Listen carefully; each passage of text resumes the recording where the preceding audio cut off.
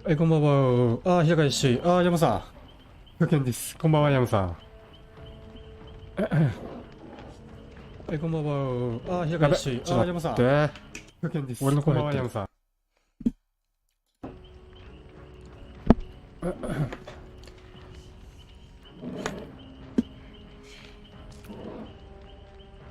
大丈夫かな。山 P。イケメンやな、山さん。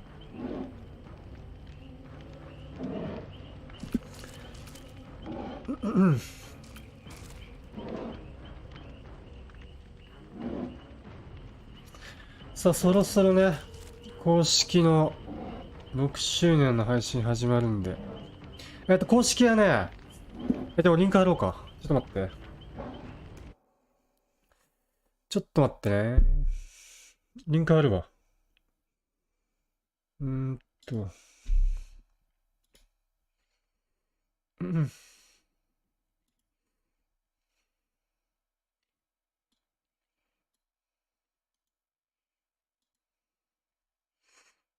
うん。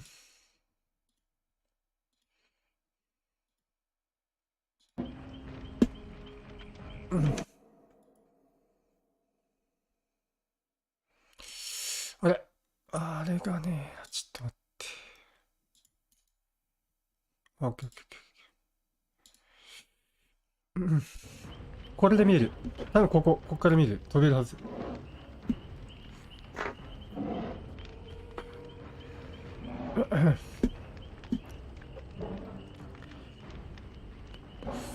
多分こっから飛べるはずなんだけどな。うん。ち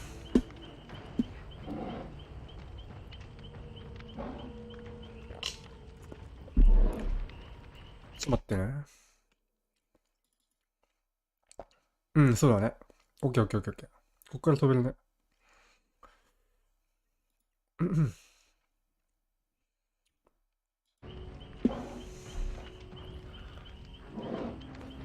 今日初めてツインズしたけど、いやー、ツインズはむずいでしょ。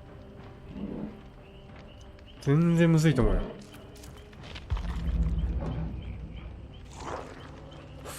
ツインズはむずいよ。どうすっかな。ちょっと2時まで待つか。うんうん。これ固定で、あれしよう。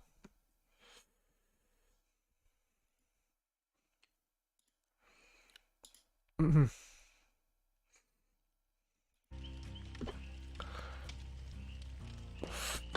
安鬼でアーカイブワールドして、なるほどね。サバが気づいてくれなかったみたいな。うんうん。これさ、俺公式の配信、YouTube で流していいのかな。どう思う？ダメかな。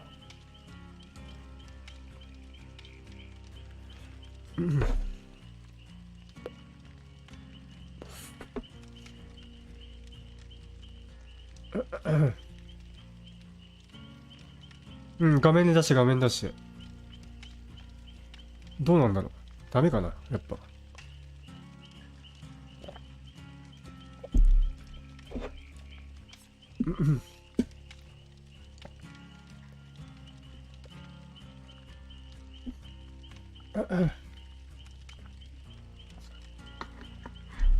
調べてみる、ありがとう。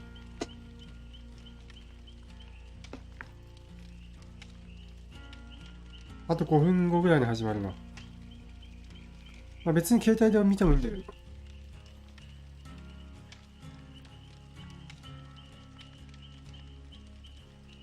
うんうん。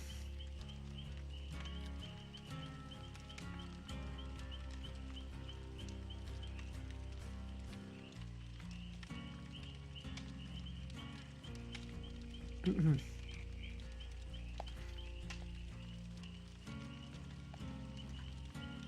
うんうん。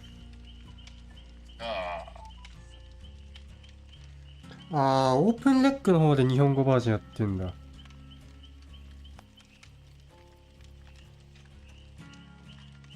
うんうん。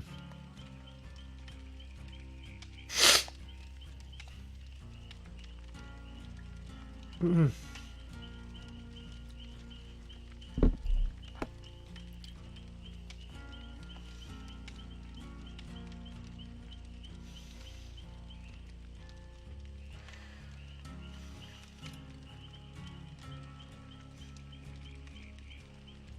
日本語バージョンはオープンデックの方っぽいね。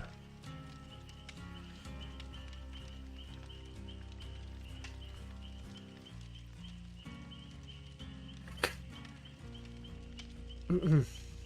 あ、ゆうくんいらっしゃい。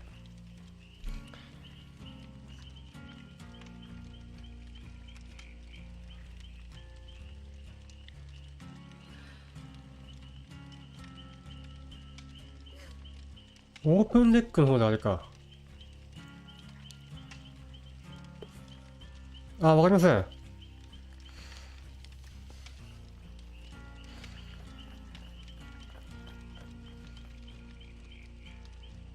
いいやつ、ダメなのがあるみたい。うーん。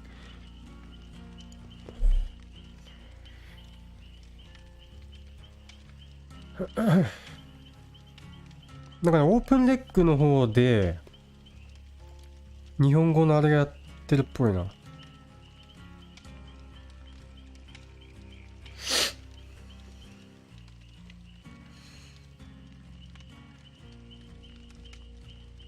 うんうん。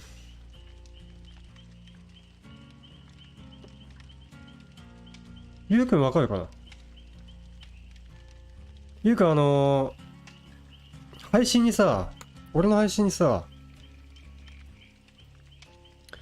6周年の流していいと思う。やっぱダメ。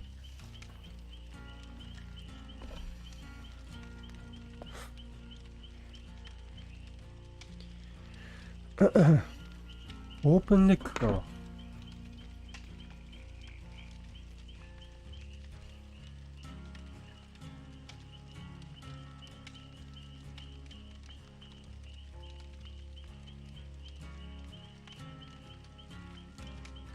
うんうん。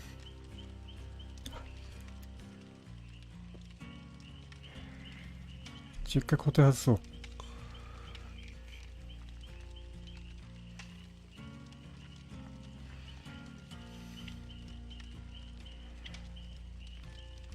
あ、載せてる人いる？マジ？い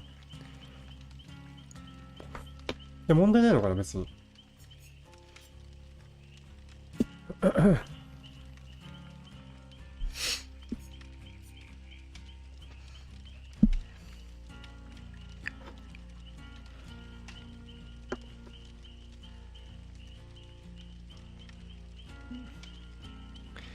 ホグギスパラ以外の所持、ホグギスパラってなんだっけ？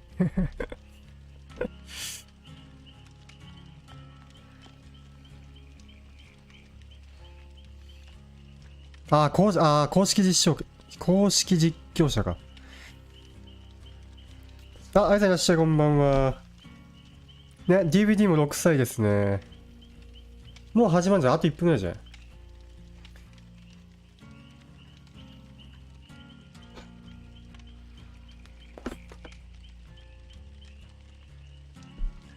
これ載せていいのかな？多分ね、芸人さんとか載せてんだよね、結構。ザワシさんとかさ。結構載せてやってる人いるんだよね。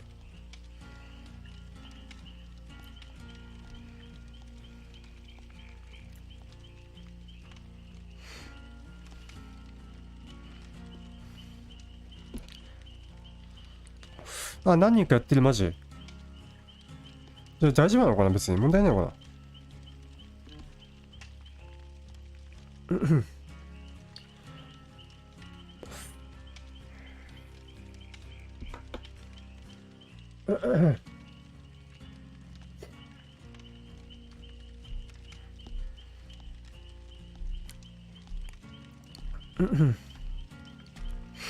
もしさ、やってさ、バンされたら嫌じゃない？広大さんとかもやってんな。あ、本当に？あ、載せてる？あ、じゃあ載せて大丈夫なのかな？陽先生、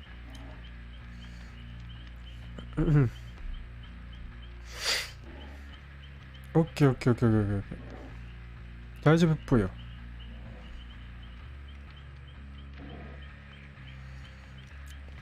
あ、高木さん、こんばんは。こんばんはって言おうとしちゃった。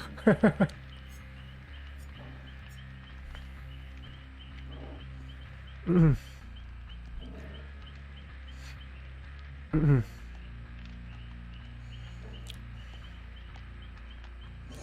じゃあ、オープンデックの方で見ようか、ちょっと後で。ミラー配信 OK だって。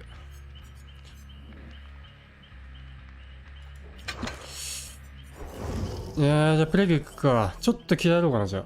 まだ時間あるもんね。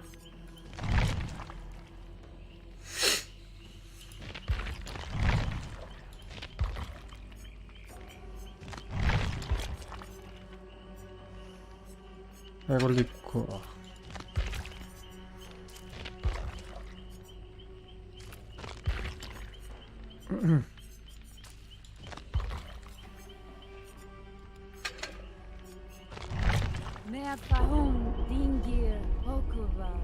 いや、ポイントは上げませんね。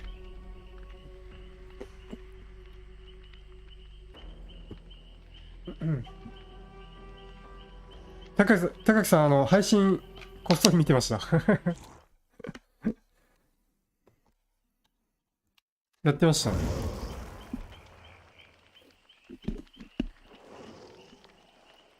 うん。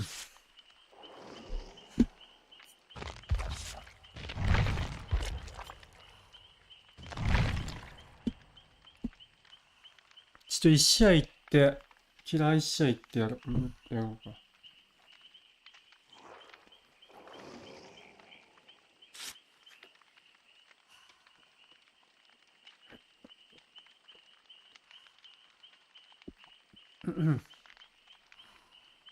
もうそういうの調べてあげないよ。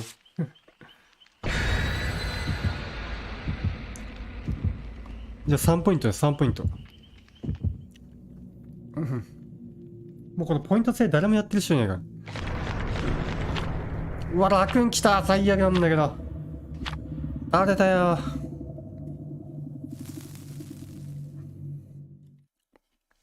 ラクーン来たわ。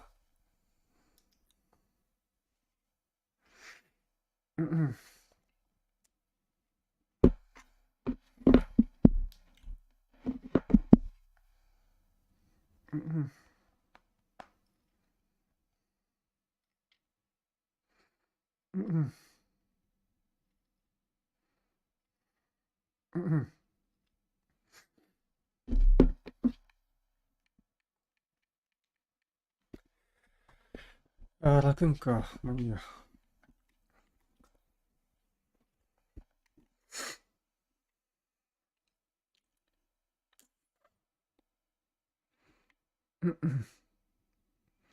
キラー久々やな、配信。キラーもね、ちょっと育ってきたんでね。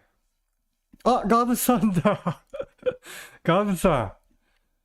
ガブさん、昨日か。ガブさん、昨日ありがとうございました。まさかガブさんだと思わなかった。ありがとうございます、ガブさん、来ていただいて。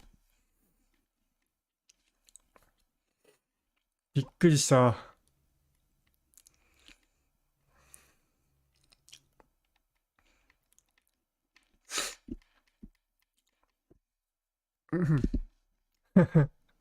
ね、リザルト見てびっくりしたわ、ガブさん。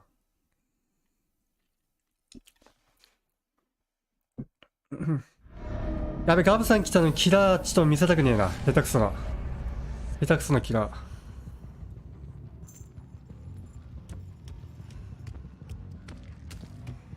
あ、面白かった、ガブさん。いや、最初のチェイス良かったと思うんだよね。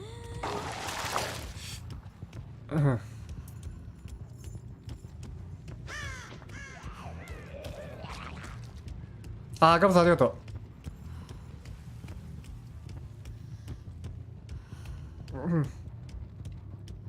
だからラックマジわかんねえ俺。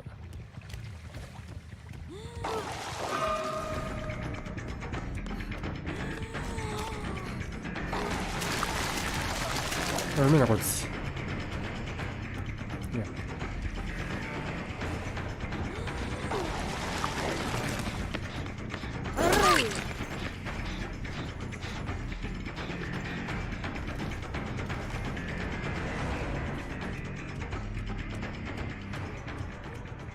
そうっすね、俺キラーあんまやんないんでちょっと下手くそなんですけど、すいませんね、下手くそだったら。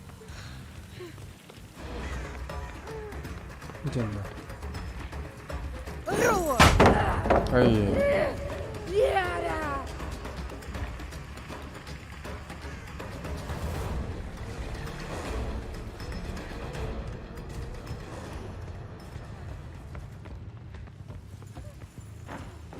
いや、これ無理だ。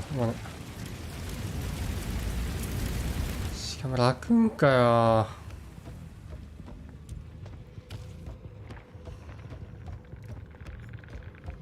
マシンな。い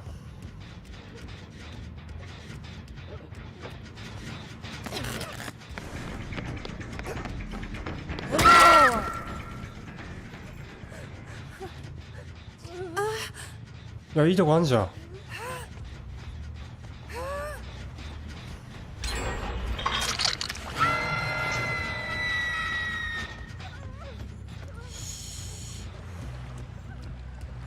そうか。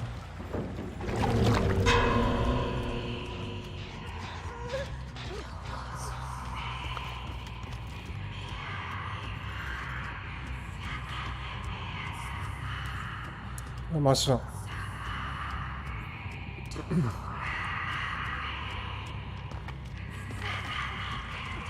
いや、いるんじゃないこれ。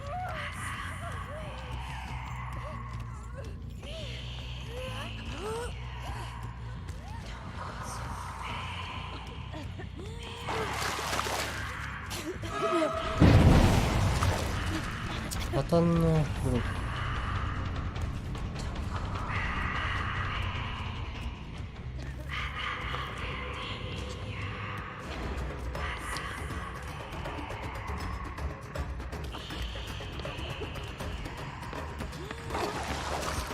ダメ。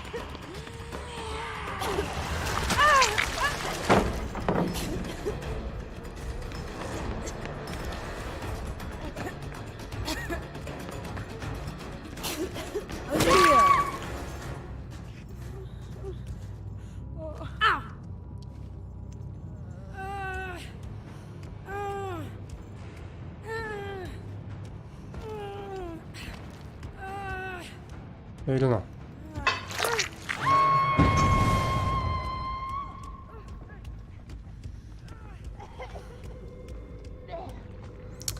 米軍。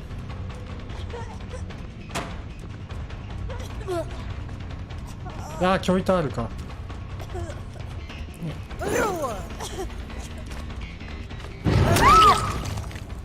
あ、松方さんこんばんは。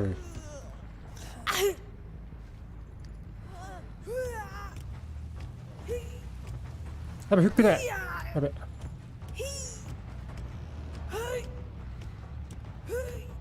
や、これ間に合うんじゃないか。間に合う。危な。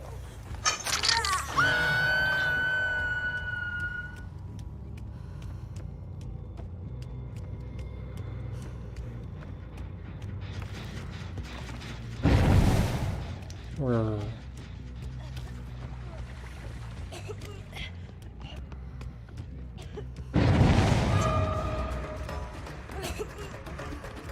そうっす。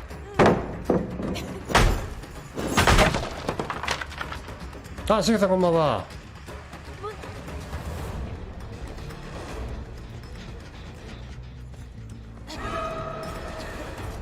通さない。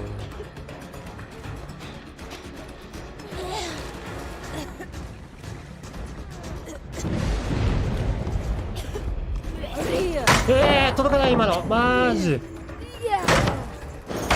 ナイスで。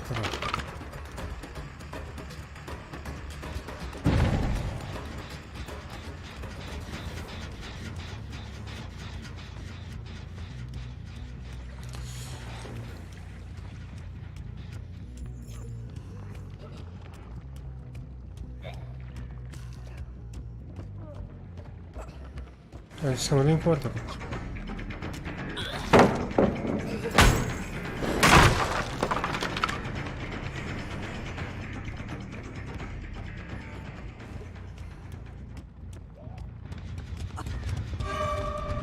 オッケー、見つけた。い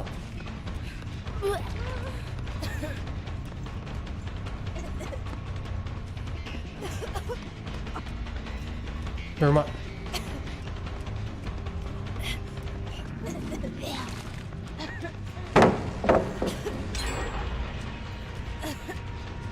いや、うめえな。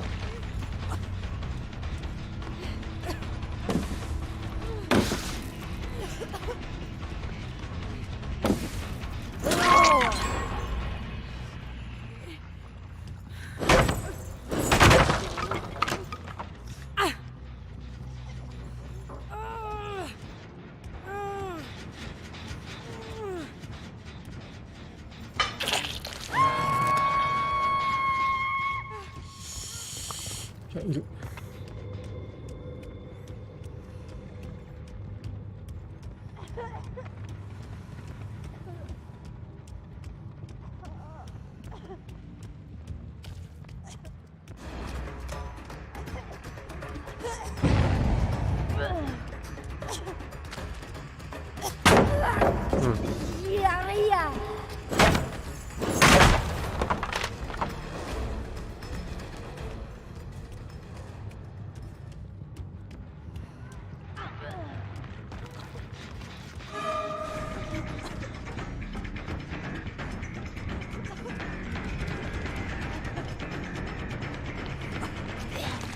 いやー、今日いた。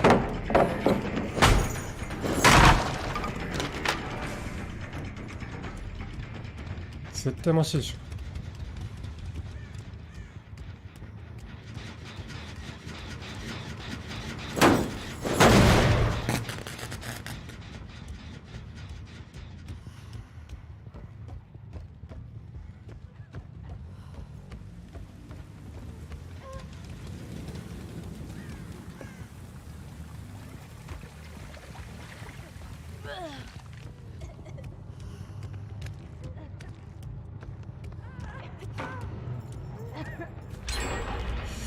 いやーついた。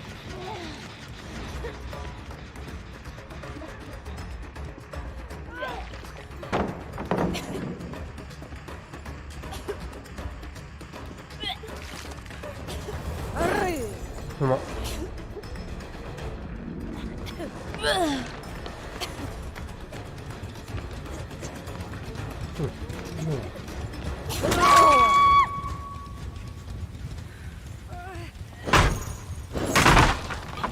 ゲームがモータルコンバット X になってる。何それ。マジで。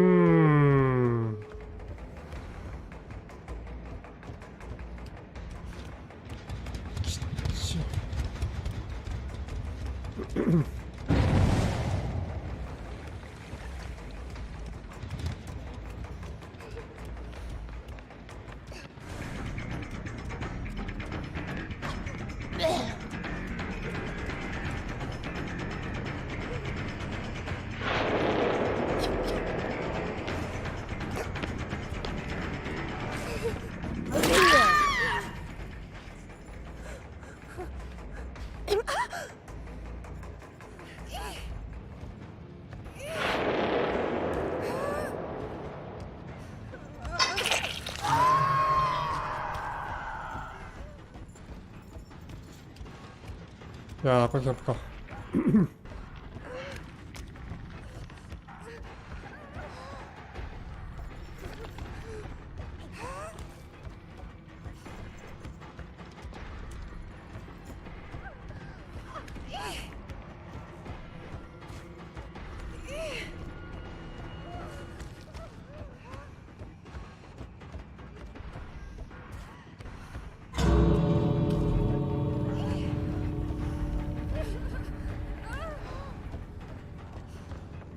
来てるね。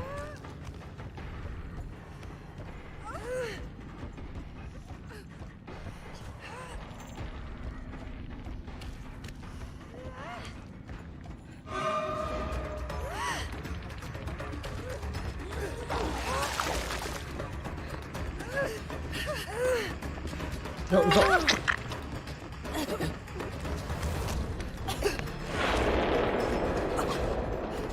いや、だる。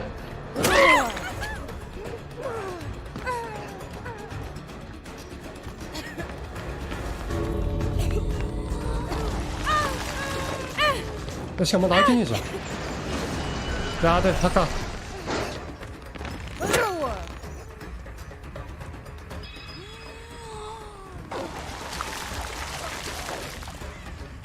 いやいや、出なさいよ。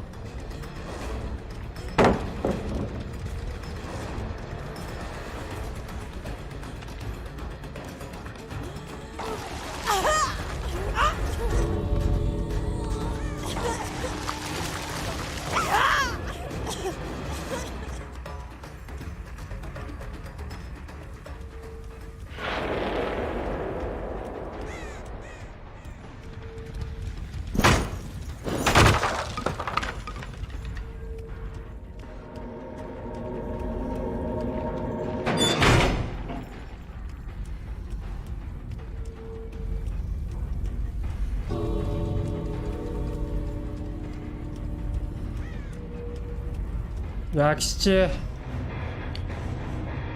ゲームがモンタルコンバット X になってる。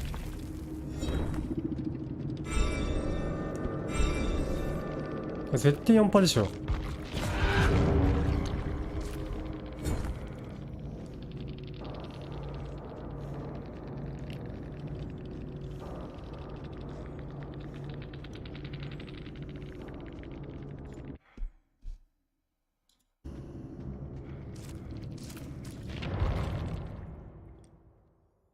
ゲームがちょっと待ってね。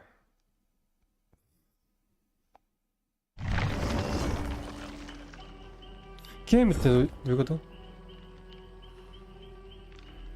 Mehr Verhung, Dingir, Okura.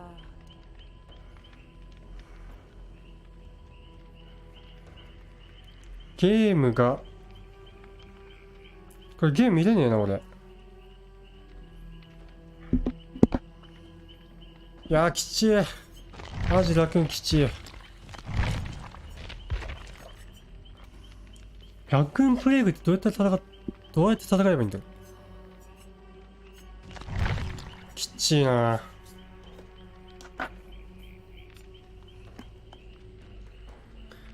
ちょっと3日さ、オープンレックのちょっと映すんで、ちょっと皆さん待っといてもらっていいですか。6周年のやつ。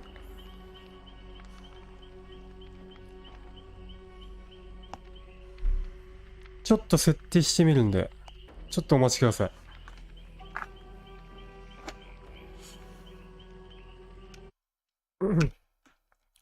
ちょっと音なくなるけど。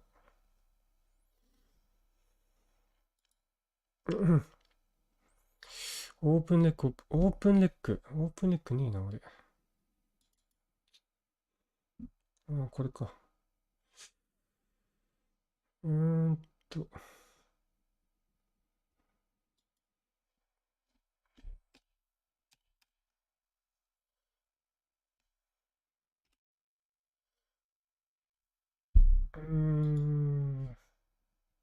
これかな。これを流せばいいのか。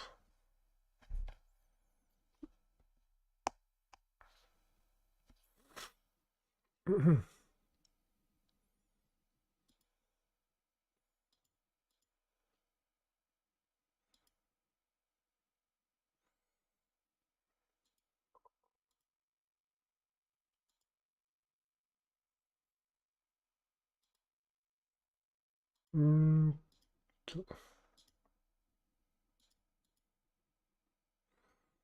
ちょっと待ってね。これじゃねえや。いや、これでもない。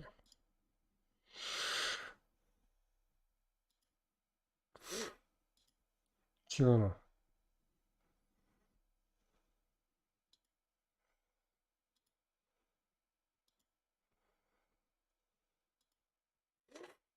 うーん。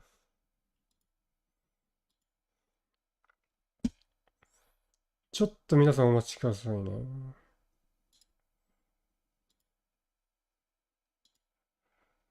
オッケーオッケー、いけた。いけたいけたいけた。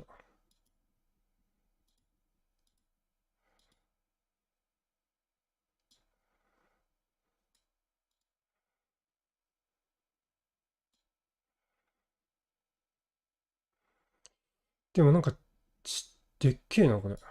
なんでこのでっかく映んだろう。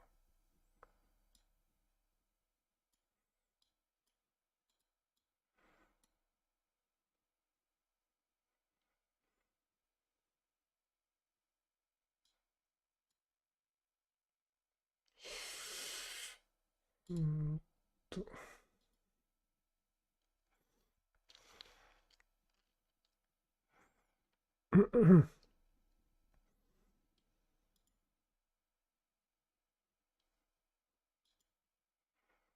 いや、でかいね。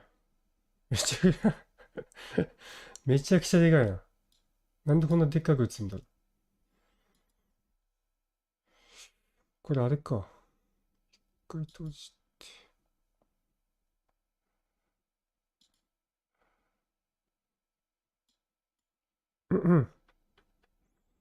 ちょっと待ってね。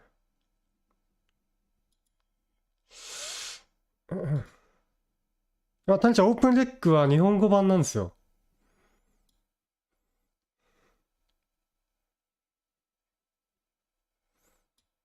これでいいか。これで見れる。これで見れるかな。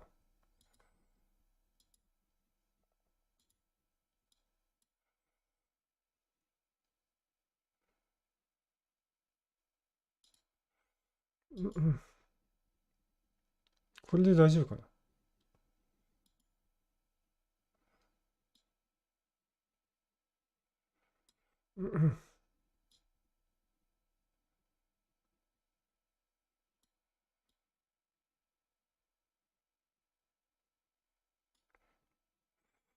右側のコメントいらない。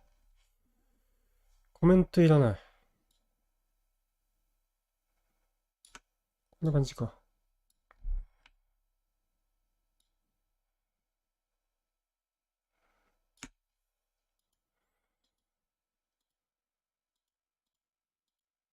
なんか変なの映ってんな。こ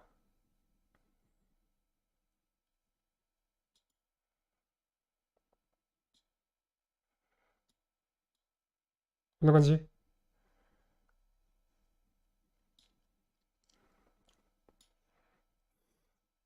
これどう？もうちょっとでっかく。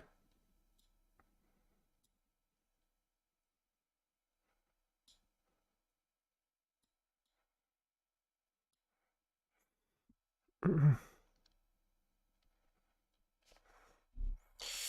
れもうちょいいらねえか。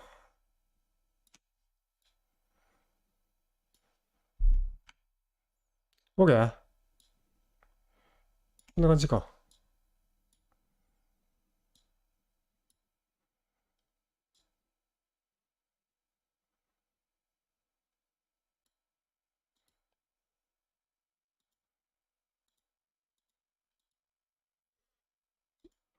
これでいけるか。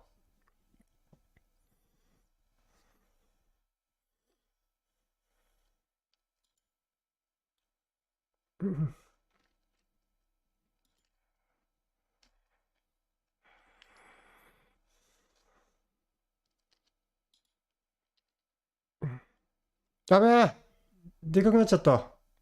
ちょっと待って。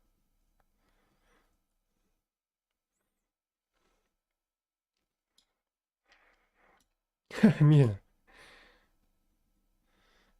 これでいける？これで見えるか。でも俺がさ、これ見れないんだよな。こうなると。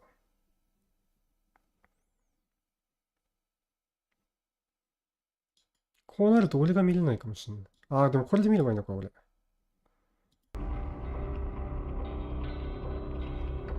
これでみんな見れる？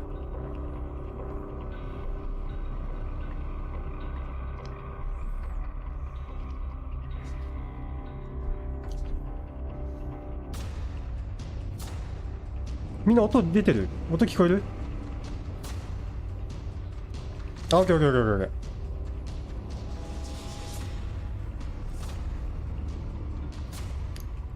音聞こえる？オープンデックの。あ、すいません、聞こえる？オッケー。じゃあこれで見ようぜ、みんな。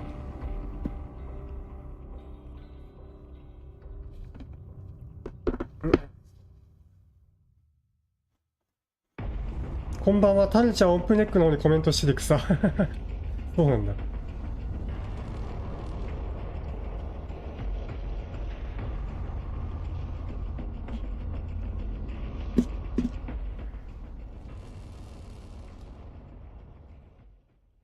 来たよ。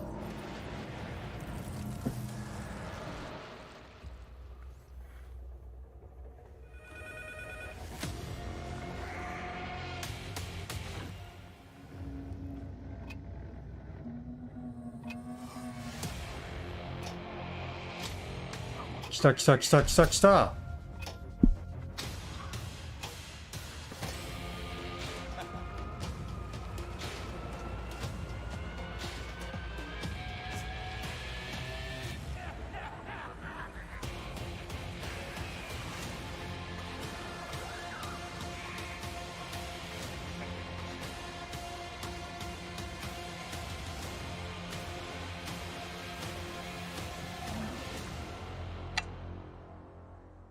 うん。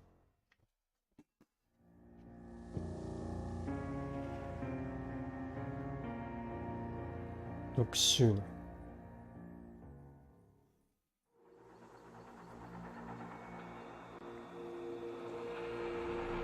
Alright, what I was trying to say before I got rudely あ、 interrupted 字幕が出る is んだ、 that 字幕 Funko が。 Pops are coming. 字幕が出るんだね。This is super exciting for us. We've been waiting on a long time to be able to announce this.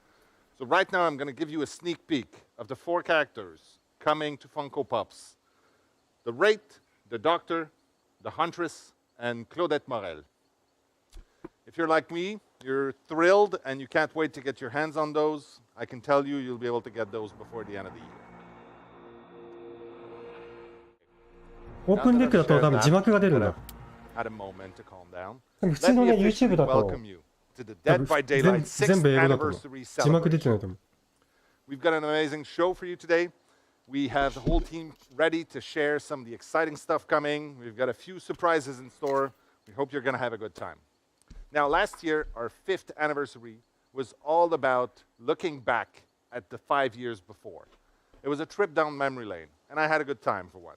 Since then, we've hit 50 million players in Dead by Daylight. That's crazy. We announced a board game that was funded in under 1 day on Kickstarter.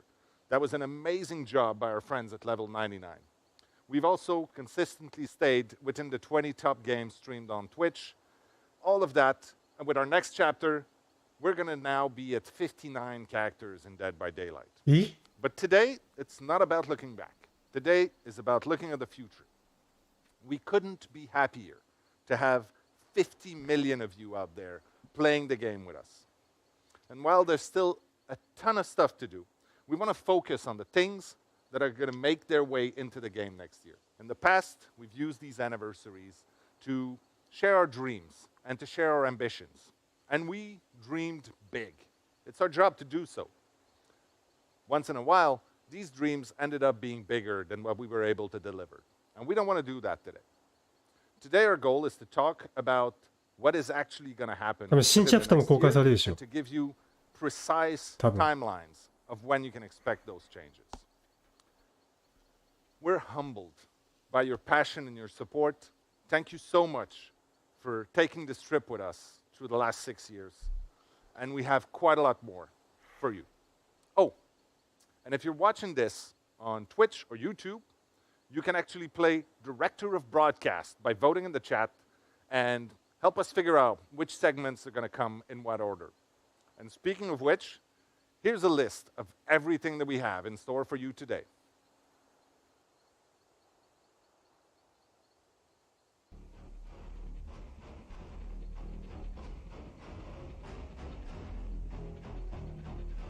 Like I said, we want you to be in control of what we talk about next. You know what? Let's try it right now. Which one of these would you prefer to have? A, some free stuff. B, something really nice.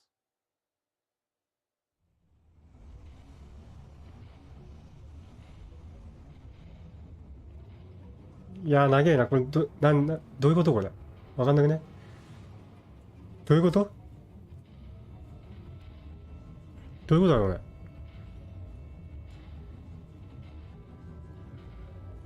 どういうことだろうこれ。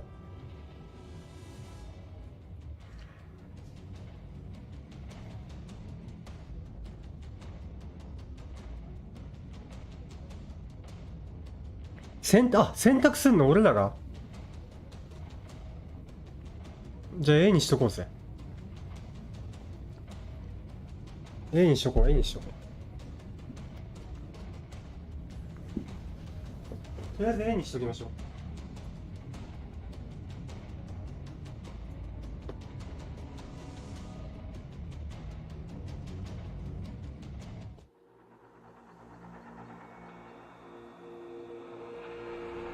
Thank you so much for joining us today in the celebration of Dead by Daylight 6th 来た anniversary. 来た。 I'm Stéphane Beauchamp, senior producer on the project, and I'm joined by Justin Brown, senior product manager on the project. In today's panel, we will have a look at the upcoming content for next year, so Dead by Daylight 7 year, the planned chapters, as well as our 4 main pillars for the game. Before we dive into that, however, this is a really good opportunity to look at our accomplishments from last year and talk a bit more about what we're particularly proud of or excited or happy that was released over the last year. For me, I'm always extremely impressed by the quality of our original content, and the Portrait of Murder chapter was another one that really left a mark on me. But that being said, year 6 was an amazing year when it comes to licensed content, with the addition of Resident Evil, Hellraiser chapter, as well as Ringu, 3 classic horror icons into our game. And it really warms my heart to see all of those different characters come together in the one and the same game. Is there anything you're particularly proud of that we did last year? Yeah, of course. The first thing that comes to mind is the updated onboarding and tutorial. seeing that come out to such a positive reaction with あ、10万 BP ゲット。あ、 really コード amazing, か。 really コードだっ rewarding たん for だ、 the し team げ that さん。 worked so hard on those features. The next would be the 2 brand new maps we introduced あ、インタさん last あり year. がとう。 It's あ、何 been こ a れ。 long time since we introduced new maps. えー。 The team totally delivered on those じゃあインタ maps, さんの小手っす visually か。 stunning. And that's not to mention the unbelievable job they did on the Haddonfield インタ rework. さん固定しちゃった。 And last but not least, it would be the Snowman event. All of the hilarious memes, movies, memories that were shared in that sort of holiday season was unbelievably amazing, and something I hope we can recreate again this year. Now, I'd like to take this moment just to mention that when we develop our roadmap, we always aim at delivering the most quality as we possibly can for you, our players. However, as it is a live tool, we are constantly having to update it due to urgent issues or new opportunities that arise throughout the year. As such, there were a few features we mentioned during last year's anniversary stream that still have not made their way into the game. Fear not, we will be talking about most of those features later today. Now, when we talk about what's coming up next year, first, I'll tell you some of the things we know we can expect throughout this next year. There will be 4 new chapters, which means 4 new killers and their survivor counterparts, of course. In addition to that, there will be 4 tomes in the archives, diving deeper into our character's lore. And with the narrative direction around the Observer's Tower going in a new direction, we're all super excited to watch that unfold. What is this all about? We'll learn more over the coming year. It's really exciting. For some of you who have been with us over the past year, the 4 pillars will probably be known to you all. They're really things we have continuously worked upon over the last 6 years of the game. So our 4 pillars composing the roadmap for this year are game health, quality of life updates, live design, as well as our events. You want to give us a bit more info about the game health? Yeah, sure, I will. I would love to, Stefan. When we talk about game health, there are some aspects of game health that will always be ongoing priorities for us, such as security improvements and game performance optimizations. But this year, we're putting an added focus on matchmaking. We want to improve the matchmake wait times as much as we can, in addition to accounting for the various play styles we see throughout our community and rewarding them as such. When we talk about matchmaking, though, it's also very much a quality of life topic, which segues very well into our second pillar. It is an amazing segue, as it was planned all along. You're a natural at that. Talking more about quality of life improvements and updates, you did talk about the roadmap and how we continuously shift things around and such. We use a lot of the feedback from the community to feed into that. And as such, CSAT surveys are a really important part for that, forums, social networks, etc., etc. When we did announce the Autobahn feature during last year's anniversary, it was met with a lot of mixed feelings from the community. And as such, we really held off a bit to make sure we were doing this in the best way possible. We know toxicity as well as cheating is something that has to continuously be looked at and addressed in the game to keep the game as safe as possible. And as such, Autobahn and improvements to those systems is an important part for us that we're going to keep looking at this year, but we want to make sure we do it in the best way possible. To dive a bit more into quality of life updates, we'll have Justin Banks and Aurélie Géraud talk a bit more about that in a future panel today, which I'm really looking forward to. But for now, is there anything you want to share with us about life design? As a live game, constant iterations in our design and live balance updates are critical to keeping the game feeling fun, fresh, and exciting for our players. In addition to that, players' behaviors are constantly evolving, and we need to adapt to accommodate those new behaviors all the time. Matt Spriggans will be up shortly to talk more about the huge updates that we have coming and planned for this year. And huge is not an understatement. Not an understatement at all. But one piece of news we're happy to break right now is that we're actively working on a major rework of the Raccoon City Police Department map that we released last year during the Resident Evil chapter. We expect to see that sometime this fall, but we will keep you updated as we near closer to the final release date. I'm very much looking forward to playing it. It's often been a difficult map to navigate and to play for players, and I'm really looking forward to see how it can actually be brought up to the So with that said, I'll jump into the events, something that really is an important aspect of the game. It allows us to move the game in a direction that's a little bit farther off the beaten path, something that's not necessarily which you'd expect from Dead by Daylight, but do that as a time-based thing allows us to really do something completely crazy sometimes and such. This is really an opportunity for us to get communities together and to generate moments you're never going to forget. Always think back of that game you played of Dead by Daylight during that specific moment of the year. As we've always done over the last few years, we'll have 4 main moments in the year that we're going to celebrate through events, which are going to be our anniversary period coming up in a few weeks from now, the Halloween period, the winter period, as well as the Lunar New Year period. These 4 events are really going to be また the 4大イ main ベン ones トあ for ん the だ year. But our cornerstone events are going to be Halloween and anniversary, since they're such big, important moments for the game. On top of those, we're also going to try and do more live activations, such as login bonuses, Blood Rush that you're all familiar with, and boosted Rift Fragments collection, so that there's a reason for everyone to come back to the game and be more excited about playing Dead by Daylight more often and be happy about the rewards they're getting through doing that. Really looking forward to this year. It's really been an amazing one for us, and thank you so much, especially for the continued support throughout those 6 years. Thank you, everyone. Daylight fans, I hope you're enjoying this 6th anniversary celebration of Dead by Daylight. I'm Matthias Claesen, I'm the director of the Recreational Fear Lab, and I'm here to talk to you about why people enjoy horror.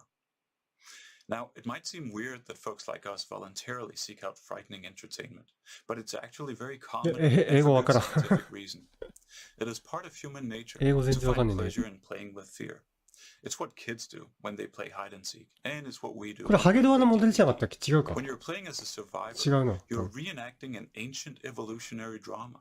You're trying to stay alive in a dangerous world by outrunning and outsmarting a bloodthirsty predator.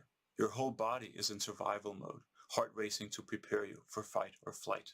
You get that invigorating adrenaline 英語わかん kick, ね and え if you escape the killer, you're rewarded with a flood of feel-good いや多分これ違うわ neurotransmitters ハゲ such ド as アのあれじゃないわ Playing 違う as か a も killer is different. You're この immersing 人じゃないわ yourself in that same ancient scenario of predation. But now it's about catching your prey and the ecstasy of the hunt. It's that same adrenaline kick, but the reward is not the nerve-tingling relief of survival. It's the exhilarating delight of victory, the thrill of the kill. So when you play DBD, you're satisfying a primal desire for threat simulation, for playing with fear. But you're also satisfying another primal desire, namely the desire for story. Because DBD isn't just about the hunt. It's also about exploring the rich and constantly evolving narrative world of the game. アフレコ Whether 無 you're 理だ out な for survival or blood, I wish you good luck on your next journey into the fog.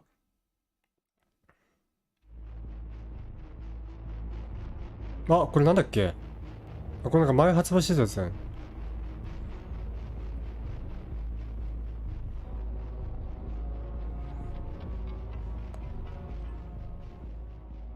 このシャツいいね The killer is coming, but the generator is almost complete. What do you do? A. Hit the last skill check. B. Run. いや年はない C. ね Let the killer grab you. これわかんねえ D. Blow up the 誰かしげさんとか英語わかんないかななんだろう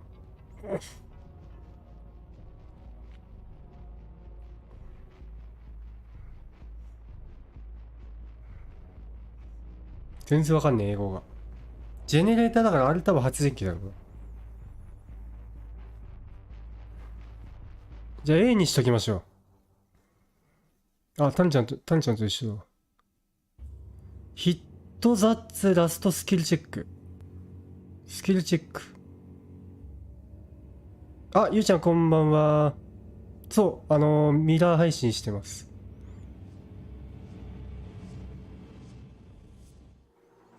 最後の発電機がつきそうだけどキラー来てるどうするああジェネが回りそうだけど Hi there. ああなるほど I'm ね Matt, design director on Dead by Daylight. I work with Dave, the creative director, and the rest of the DBD game design team on everything from updating and balancing our existing content to the development of all our new chapters and game features. I'm really happy to be back with you once more ね for 二人 this ともすごい 6th ね anniversary broadcast. The upcoming year is going to be a さす really が big one for Dead by Daylight, so I'm excited to share 3 key updates that our team of talented designers have been working on. an overhaul of our killer and survivor お perks, パークの見直しだっ a て。 rework of our approach to prestige and プレステージと progression, レベルシンクのリワーク。 finally, an update on the メ changes メモリ to の the 変更。 Memento Mori system.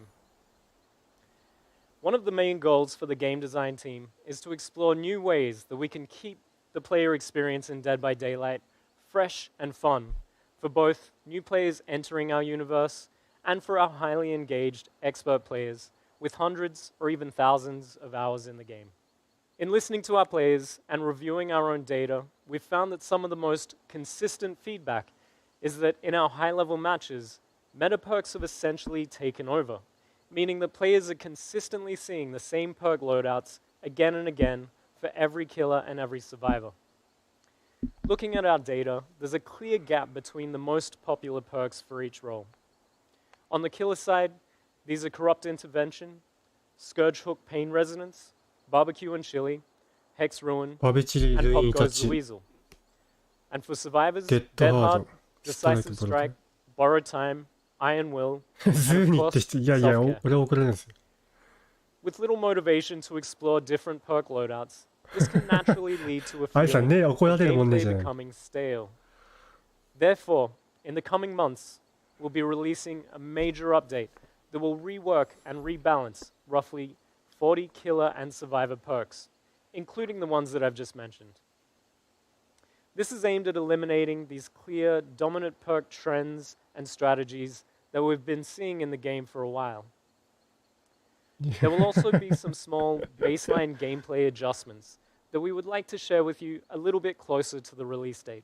え、何つってた So, パ we'll ーク keep のリワーク monitoring, keep reviewing, and keep adjusting our collection of perks in this way パークのリワーク on っ a て言って more た。 regular basis to make sure that we avoid these meta perks becoming consistent trends for extended periods, whilst opening up the gateway for new undiscovered metas to emerge. With this upcoming focus on balance, we're also working on an update to make perks easier to acquire and encourage more exploration of new combinations in perk loadouts. Ah. In an upcoming patch, 数 we'll be ヶ月後 releasing に a 大型アッ rework プデ of ート。 Dead by Daylight's prestige system, aimed at reducing the grind in the game by giving players more direct, quick, and easy access ああ、 to これいいじゃん。 perks, 早く簡単に something パー that クが will 手に。 improve the quality of life not only for our long-term dedicated players, but especially new players どういう looking 感 to じな get んだ into ろう the game. Our current prestige system is optional, and it awards a bloodied version of the base cosmetic outfit, whilst resetting the perks, add-ons, and items in the character's inventory. This update will change how this works entirely. When this feature releases, そのキャラクターの Tier 1の固有パークが will。instantly unlock that character's Tier 1 personal perks え on all ー other killers or survivors, いいじゃ making ん。 them immediately available in their めちゃくちゃいいじゃん。 loadouts. We know that our players are hoping that the RNG gods provide them with barbecue and chili in their early blood webs. However, with this feature, you simply prestige the cannibal to prestige level 1, 2, or 3全パー to クレベル unlock 相 all of 当。 Leatherface's perks at the corresponding tier for every other killer. This will significantly reduce the grind and completely eliminate the random chance needed to acquire specific teachable perks through the え blood ど web ういうことだこ system. れ。 Of course, it's worth mentioning the prestige level won't be capped at just 3, so you'll be able to show your dedication to a particular character by raising them well beyond that. Additionally, the act of prestiging Oh, will めちゃ not くちゃいい、 remove これ。 their perks, items, or add-ons. パークアイ So テ there's ム。 no longer an すげえ、 associated これもめちゃくちゃい reset い。 of the character, if you will. For those who haven't yet prestiged their characters, we're also working on a fair way to still reward players for their time investment and dedication once this update takes effect. それは嬉しいね。 Fans can expect both the prestige and perk updates to drop around the same time during a major release this summer. Finally, I would like to close things out with some news on the Mori updates that we shared last year. メメモリ。 While it's still coming, we have slightly adjusted our approach to the system based on research, feedback, あ and、ゆうちゃんいらっ prototyping しゃ iteration. い。 We've arrived at something that feels more straightforward, yet still accomplishes the same goals that we set out with. The change to the system will still remove the Mori ability from offerings, focusing instead on rewarding efficient killer play, but we'll be incorporating the Mori animation as more of a natural ending to the match. This is something that we're currently calling フィ the ニッシャー finisher メメ Mori. ントモリ When a killer downs the last survivor standing, rather than drawing things out and having them pick up and hook the survivor, we'll instead transition immediately and automatically to the killer's Mori animation, allowing them to close things out in style and in a way that you would expect from an unstoppable killing machine. あ、タマちゃん、魂じゃん。大きに。 There's also い a や few other 参加はちょっと additional 今やってません changes ね。ごめんなさ coming い。 with this system that we're not quite ready to 今ちょっ share と yet. ね、見てま But す。 we're hoping to release the new Mori system as part of our Halloween update this year. メメントなくなる。終わりがなくなるらしい。 While we couldn't cover all of the details of these updates in the span of one segment, anyone looking for more information can head over to our website, deadbydaylight.com, following the broadcast. Thank you as always for the support. We can't wait to get these updates into your hands as soon as possible to see your amazing reactions. Thanks again, and see you in the fog.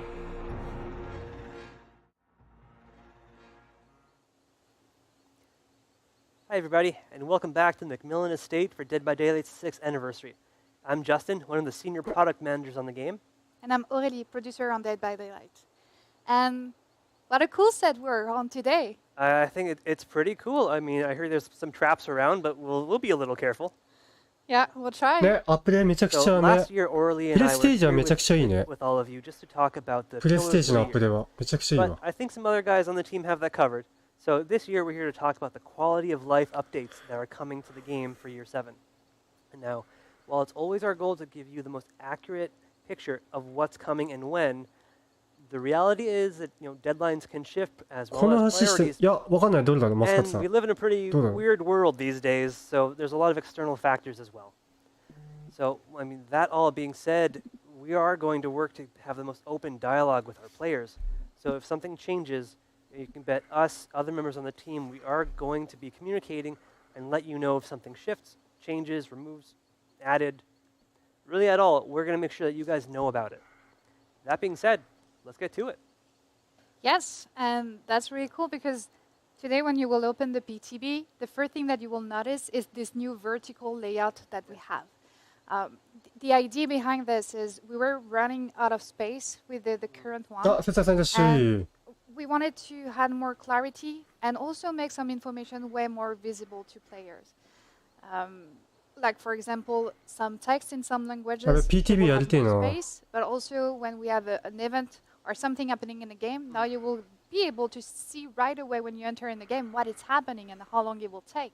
You won't have to go through different screens, navigate through the game to get access to this information. And so I think if I can kind of nail down something cool for everybody is that I don't have to go into the archives to see how long is left in the Rift, Correct. but I'll see it right on the main menu. Correct. You will have the exact timer, how long it will take until the end of the rift. And that's part of what will make just the navigation easier and the information 節田さん、本 easier 当 to ね。 find in Dead by Daylight. だいぶ様変わりしそうだね。 Another feature that will be also available 今日 today PTB あるんだ、もう。 PTB, and I think that one will be really appreciated. I think so. I think this one is one of those that players have been asking for quite some time. That's true. So that's the preset loadout.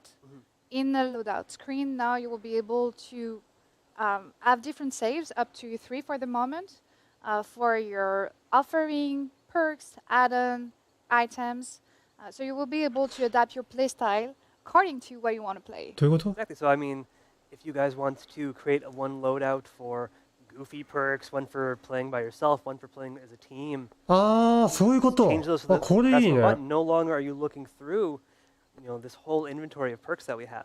Correct? It will be パ your ークを choice 固 to 定でき decide て between hardcore and グループみたいな casual の作れるん games. だね、パークの。 Something else, you'll be 多分。 also able to save loadouts for your cosmetics. So if you have different style and you're always like wondering which one to use, well, now it will be extremely useful, easy for you to. パークのグループみたいなの switch 作れる between んだ、 them. 多分。 And for both the main menu and the preset loadout, we really そう、 think 毎 that 回 the 変えな two くても、だから固 features, 定の they will bring more comfort and ease for the これはいい player. ね、めちゃくち And, ゃ。 we are really looking into これはいい feedback. So わ。 please, when you grab the PTB today, share your feedback about this two improvement.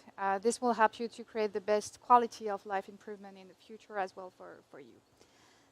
But that's for today. So what is happening for the next upcoming releases? Right. So for that, we've got some other upcoming features to share with everybody out there. So one of the main ones that we actually announced last year, as you remember, I think we were both there, was matchmaking incentives. So what we mean when we're talking about this is when players are matchmaking, we try to establish a good ratio of 4 survivors to 1 killer. And whether or not this ratio is like imbalanced one way or another depends on your server, depends on your time of day. So what we are doing is we are providing players with extra blood points to play as the role that is most needed on their server, at that time of day when they're online, which I think is going to be pretty useful for our players. Correct. And with the new layout that we just mentioned, like it will be really easy for the player to see in front, like on which queue they should go if they want to have the less waiting time. Exactly. As soon as you log in, you're going to know which role needs you the most. So if you're there for BP or if you're there just to have fun with your friends, I mean, really, we're giving you so many more options. I think it's going to be a great experience once it's introduced. よくわかんなかったよ。 Not even that, but while you're in this matchmaking, trying to get that incentive, we are doing what we're calling a game flow refactor. Very techie name, I know, but if we break it down, it's really giving you guys the opportunity to navigate around the game while you're waiting in the queue. So when you're waiting in matchmaking, your friends alone, what have you, you'll now be able to browse the store, check out some really cool outfits, some other areas of game, and even check out the archives. So if you want to change your challenges or read some lore while you're waiting, that's all up to you. Yeah, and I really love this feature because it feels like not a big change, but actually it will just bring so much comfort and remove so much frustration that I really like the fact that the navigation will be easy and you won't have any, it will be more comfortable for you to navigate. And so now we're already making it more accessible to get into the archives for players by doing this, by putting the timer for the Rift on the main menu. But we're also doing some more updates to the archives coming later this year. So 2 of the main changes that I think players will appreciate right off the bat is now you can have 1 survivor active challenge and a killer active challenge. So no switching back and forth or anything crazy like this. No starting a killer match while having a survivor challenge equipped and feeling like you've wasted your time. Actually, it will be super cool because with the matchmaking incentive you just mentioned before, well, if you see that the survivor queue is better for the moment, and you have a killer challenge on, you won't have to go back to the archive, switch the challenge just because you want to go to the survivor queue and lose time. But you could queue, and then you could change it because now we let you. And so what would happen is as you find a match, we'll give you a notification that you finish whatever you're doing, and then bring you into the match. So I think that's going to be a very fun experience for players.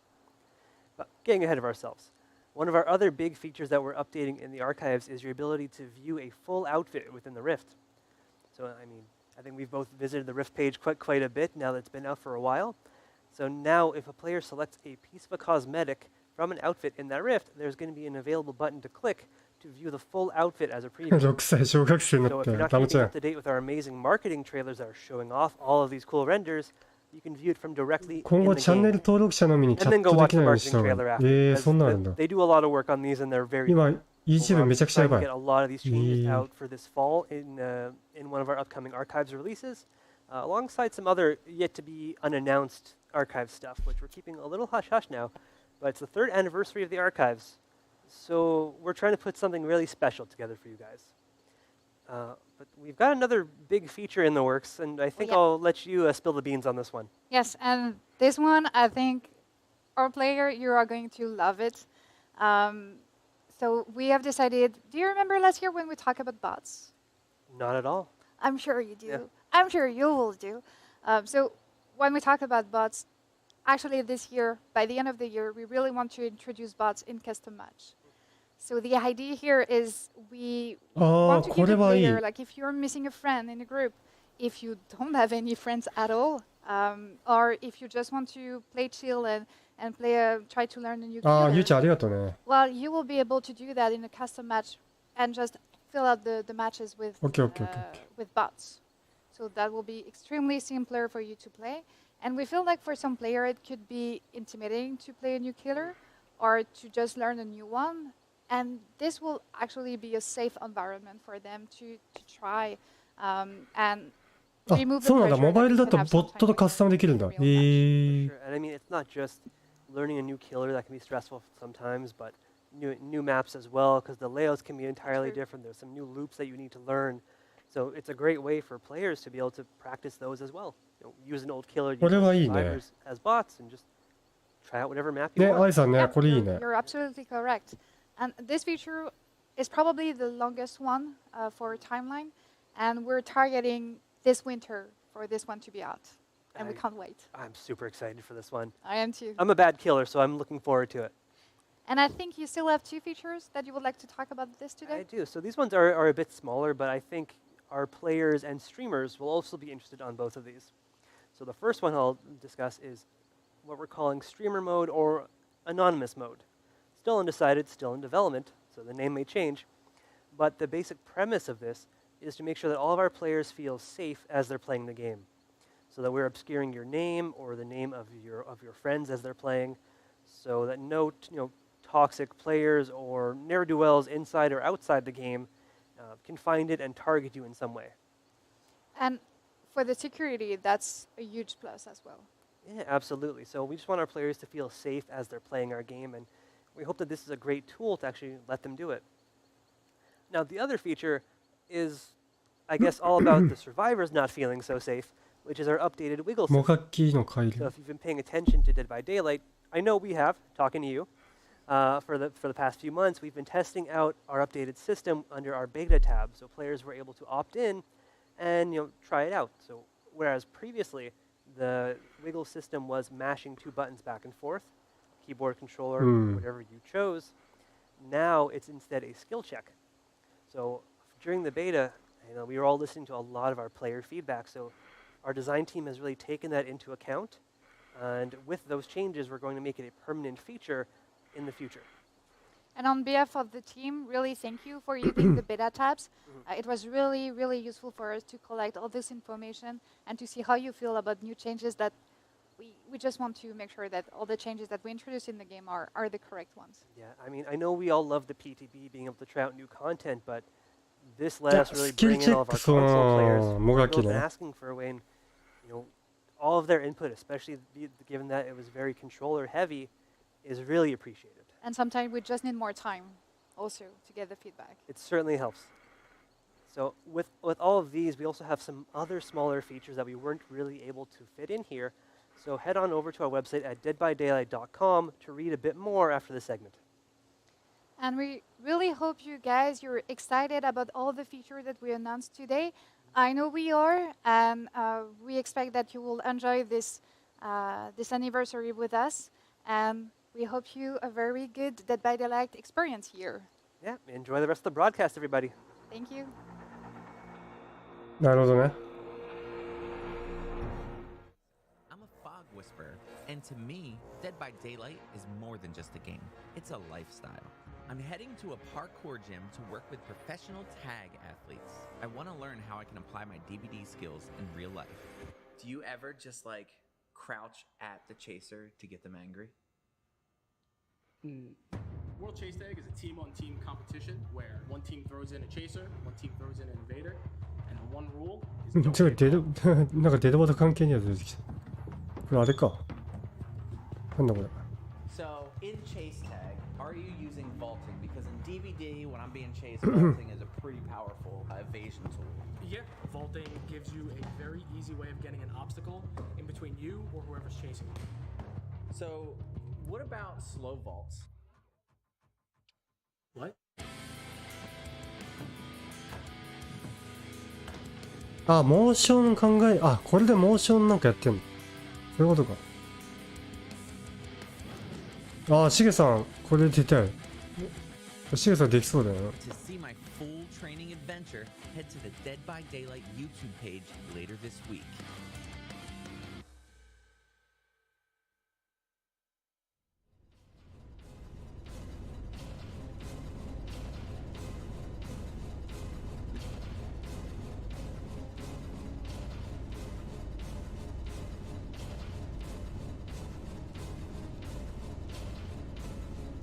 あ、こういう競技を見て、ああ、なるほどね。うん。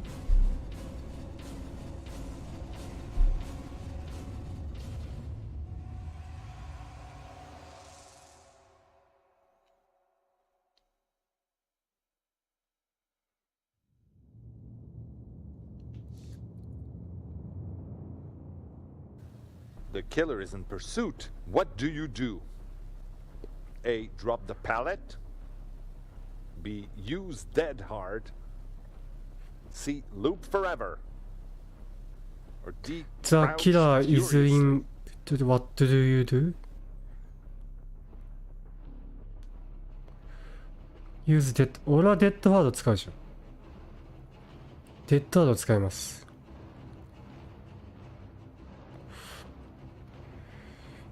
デッドハード使うわ。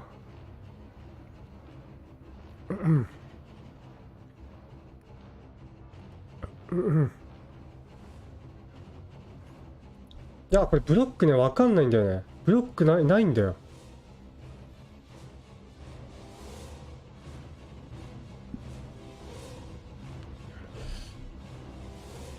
ブロックこれどうやってやるかわかんないんだよね。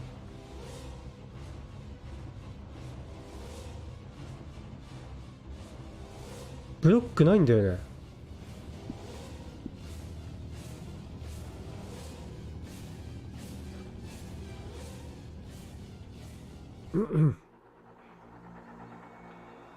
あ、スマホから Hello everyone, I'm Joe Ashley, the associate producer on Dead by Daylight. I'm joined by あ、コメントタッチね。 our director, and also Rose, our project manager. A big part of what makes Dead by Daylight so great are the characters. And telling the stories is one of the best part of our job. While a lot of storytelling is happened through lore, there's also a way for us to tell the story through the art and the visual. Today, we want to share with you a bit about the process of the collection that inspires us. We want to break some news about new announcement of a brand new collection we've been anxious to share with you guys for a while. Yes, thank you, Josh. Well, パソコンならコメントの横に点々があるからそれを押 talk す。 about like what's behind the several outfits and collection we provide to players during the year. So, artistically, the approach is different when we work on our own contents and when we work with licenses. When we do our own, we なんだ often こい use つ this マ as a ジ way で。 to put our own spin to icons and events everybody's familiar with. A great example is the Halo Blight collection. It's really our take on Halloween. You know, rather than creating cosmetics around traditional vampires, witches, werewolves, we decided to do something more unique, to tell a unique story, and we have like our killers. We made them more horrific due to a substance linked to the entity. The result, I think, is unexpected, more original. The lore and art direction have been reinforced at the same time, andあ、あいつ we BB get もら to えた celebrate Halloween in a way that's very true to Dead by Daylight. So on my side, the product goal is to create collections like this for all seasons. These collections would be something that we could return to and add to every year, but on our own terms, in a way that's creative for Xavier, but also not feeling like too generic or too easy. Maybe Joash, you 配信中の share 設 with 定で us チャンネル登録しか different steps on the コメントできないように production する to とい create う。 these visuals. Sure thing. So as you know, Rose had got a good idea of what the type of collection that she wants. So afterward, I think the first step is to talk to the narrative team. The idea behind it is to make sure that we have a good idea and make sure also that it's kind of related to the character. So the cosmetic that we want is related to the character, the story background, and the lore. Afterward, we need to talk to the concept artists. They're the one who're going to put on paper pretty much with the art director and the concept art to put on paper pretty much the idea that we want as cosmetics. So and also this is the time for us to put in detail what we want. So meaning like the accessories, the detail, and the type of material that we want. Once we're done, the character team can use those concepts to start their modeling phase. So pretty much to have the 3D model ready. So in the case of the Fire Moon Festival, we created this in tribute to the Mid-Autumn Festival that is celebrated in so many Asian countries.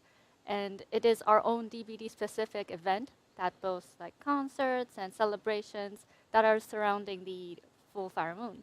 And it's a celebration of life and also a reflection upon death. Yeah. So another part of creating this event ourselves was to be able to include a wider variety of characters into the collection.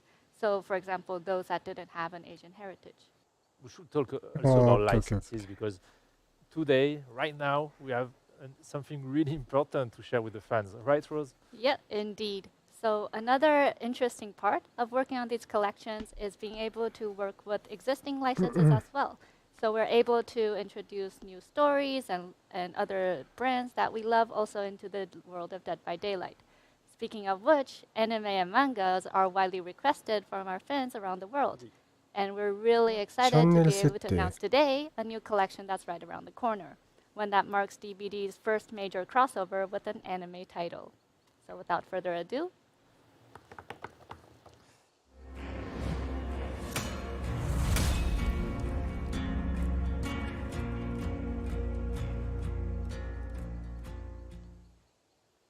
So many of us on Dead by Daylight team are big fan of anime, especially Attack on Titan. The process of creating new outfit based on the new collection based on Dead by Daylight has been really, really すげえ exciting. って何俺見てなかった俺。 We thrilled to be including 10 different 何 outfits for both 何どうした survivors どうした and killers. 見てなかっ And た。 also, we need to say some surprise for later on. I think we can still give 進撃の some taste of the 巨人とコラボ concept art for Attack on Titan. Oh yeah. Because working on Attack on Titan was a great challenge. but really マジで exciting one. すげえじゃん。 First, we had to assimilate like the iconic aspect of the 2D art direction from the show and adapt it on 3D, making sure like the コラボ characters remain themselves even キラー誰 like 来んの DBD え characters. 何新チャプ And ター because they are not legendary outfits, the goal was not to Yeah,新チャプ reskin ター them and transform them into something way too different from our 新チャプ more ター進 realistic 撃 art の巨人 direction. So we then came with bigger eyes, etc. We felt it マジ more か like okay, we could create like great cosplay of this character. Our mindset was more, what if our DBD characters were part of the Attack on Titan universe, and from who are they closer in their personalities and appearances? So あ it 衣 was 装 really とか important ね for us to select some of our favorite characters from Attack on Titan, and so we could focus on some aspect of each to match our DBD personalities. We have Eren, 衣装 one か of 衣 the 装 hero of the show, and we have Dwight. Dwight, in a sense, is one of our heroes also on DVD. He's here since years, and we kept the details of Dwight, like having the iconic glasses, the messy hair. おお And すげえ even with the equipment of Attack on Titan, we made sure like the equipment isn't straight, and we have like nothing's perfect because it's Dwight. We have Angie. For her, it was easier because we have Zarina also, and it was a perfect match. She's a scientist かっけえこれ誰 that investigates on Titans. かっこよくないこれ And ザリーナかな with Zarina, like they are both あザリーナだ very かっ inquisitive こ and いいこれ investigators that worked well. To keep the details of Zarina herself, we gave her eye patch, but not the glasses ザ because リーナかっ she こいいね doesn't 今の wear glasses. The armor Titan is there, we have か it っこい as い a 誰これ power cosmetic for め the ちゃくちゃかっけえんだけど And not only was a good match because we apply this 誰 skin in one of our largest killer of the game, but also we were able to use his crystal form for the rage. 今のキラーでしょ And while the base of the crystals are blue in the show, we tinge them with a red VFX to represent the traditional Oni blood rage for the game. 鬼か That's it for us. We hope you enjoyed the Hey. behind the look scene and also our new collection that we just showed you. Of course, we're gonna かっこいい。 keep an eye for more Attack on Titan news. めちゃくちゃかっけえ心臓を捧げよう。急に日本語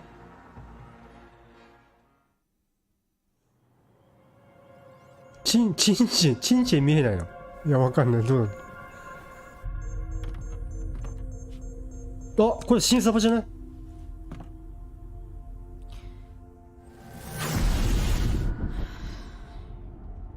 新サバじゃない？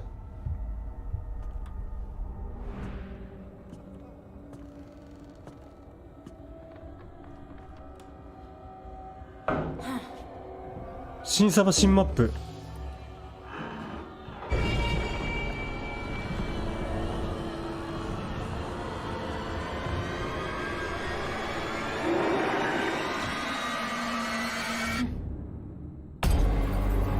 来たー。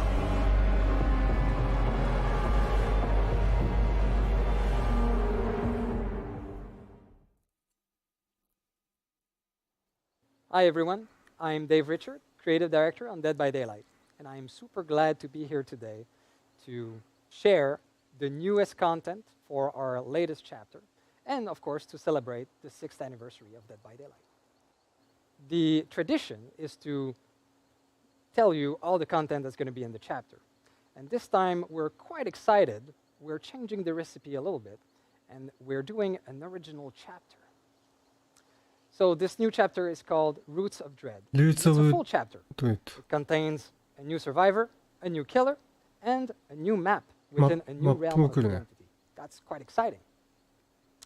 So the story for the chapter revolves around a town, a perfect town. Well, a town that seems to be perfect. But of course, the residents are hiding something terrible. They're hiding secrets and a darkness. And when that darkness starts to bubble up to the surface, it creates our newest killer. Let's talk about it a little bit. So the Dredge is inspired by the Boogeyman, a story that is global and is known around many cultures. It's a domestic fear. It's a monster that is really close to us, that is in our familiar environment, inside our house, under our bed, in our wardrobes. And that's the type of creature we wanted to feature and create. So it is the physical representation of the darkness of the whole town, of their secrets. And it is a weird and strange creature, a monster. It has an impossible biology featuring various limbs, heads, different parts. It is emotionless, and it's impossible to plead for your life when in front of this creature. We wanted to make sure to create a visceral scare when facing this creature. It's a bit like when you're having a nightmare, and you know it was super scary when you wake up, but you can't exactly put your finger on what it was that you've seen. The visual design of the Dredge is quite unique. It's a first for Dead by Daylight killers. It's a monster, recreated by different limbs, different heads, claws, pincers, tentacles, and we wanted to make sure that you, the player, would be able to customize as you wanted this monster. What's really cool as well for the cosmetic is that we are able to explore themes that are organic, but also constructs, like this amazing cosmetic that features dolls. All right, now let's move on to the power of the Dredge. So when playing the Dredge, we wanted you to feel like you're the embodiment of darkness, of fear itself. We wanted to recreate that feeling of a monster that's really close to us, that lives in your house. And so there are two phases to the power. The first phase is the ability to use lockers to teleport from and to. So of course, this is great for map movement. You'll be able to travel the map really quickly. But it's also great to surprise survivors that are nearby lockers, and even survivors that are hiding inside the lockers. The second phase of the power is called Night Cycle, and this is where it gets really interesting. So based on action the Dredge will make and some passive abilities, the Night Cycle will build on... When it is finally completed, Night Cycle will trigger, and a darkness will engulf the survivor. This darkness makes it very difficult to navigate, especially in chases. And the only thing the survivor can see in the distance will be the Dredge itself. So that's really creepy, and will for sure make the survivor make mistakes. Of course, the Dredge comes with 3 unique perks. We won't go into the details of these perks today, but I can say that they are themed around chaos, secrets, and corruption. Okay, now let's move on to our newest survivor. She's called Hattie Core. And you might know her from some archive entry that appeared in the past. She appeared 3 times in the archive, actually. So Hattie has a dual heritage. She is born in northern India, but was raised by her adoptive family in Quebec. And so this will be an interesting background to explore through our different cosmetic and also through future archive entries. Hattie has a very unique ability to see bleeds. These are areas of the world where the entities intersect with our world. And so Hattie had her share of paranormal adventures and encounters with dreadful beasts from the entity's world, strange creature. And actually we can see on her body all sort of scratch and marks from these encounters. Of course, Hattie will come with 3 unique perks added to the roster of abilities that the survivors are able to equip and use. These are themed around paranormal insight, proficiency with occult items, and her own temerity. And finally, let's talk about the map. So this time around, we're really excited to introduce a new realm for this chapter. So really, we are going back to the roots of horror, to a classic, something that we see numerous times into different horror novels, movies, and other horror material. And this is a small American town. So we wanted to make sure that we created something domestic, something familiar. And so for the Dredge map called the Garden of Joy, we are featuring one of the houses of the perfect town that we talked about earlier. This house looks perfect from the outside. It is like a ghost sitting in the middle of a gloomy forest created by the entity. And when you go inside that house, you'll see how twisted and wrong it is, just like the residents that are hiding all of this darkness in secret.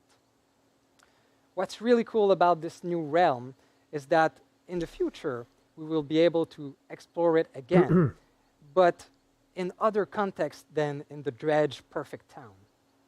So this realm is built from different memories, from different characters. And so we'll be able to explore different cities wrapped inside that same realm.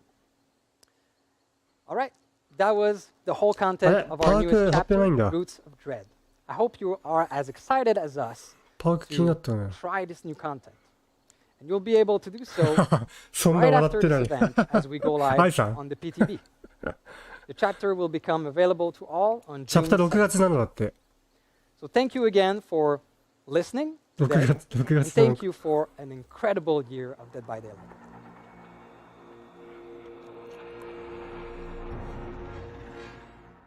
Dr. Italo Brown, emergency physician, and this is Dead by Daylight.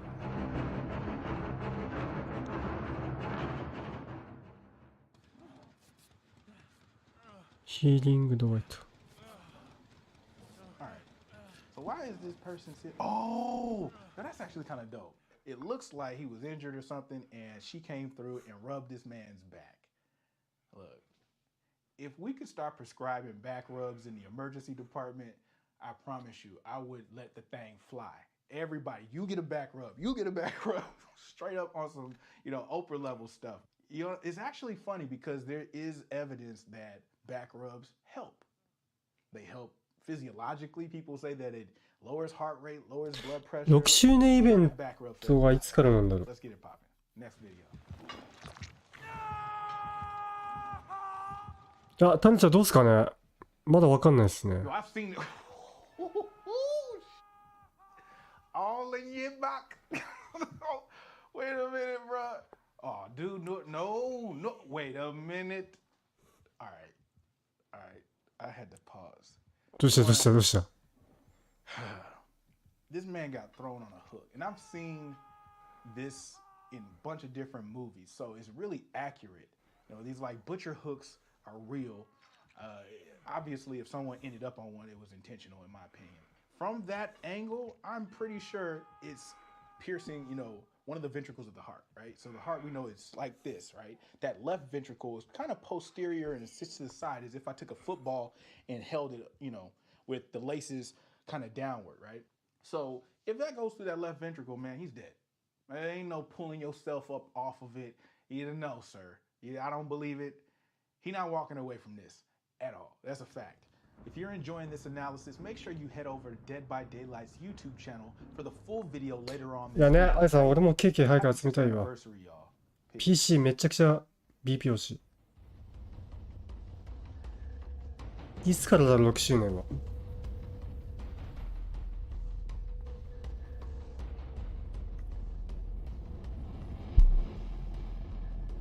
いや、何言ってか分かんなかったね。全部英語だったし。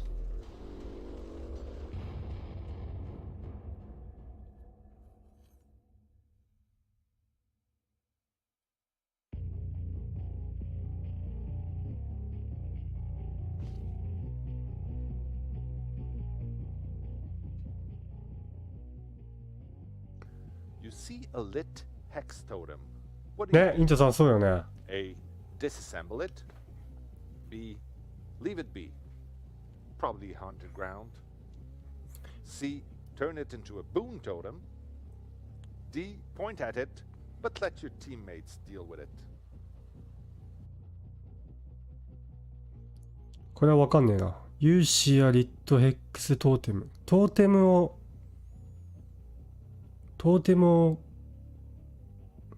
なんだ ?A 一択 ?A 一択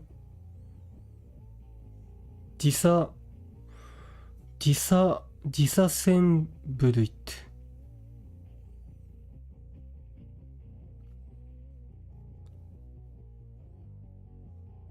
あ、もう一点もあります。どうします？ああ、そういうことね。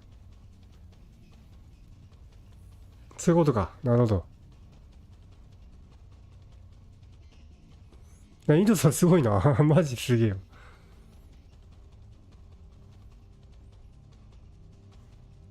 A は何？もぎますって感じ？ああ、A だね。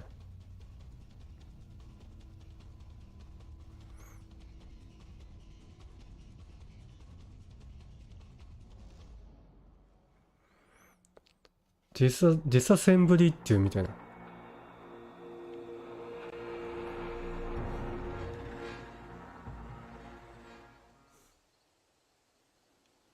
Hey there, everybody.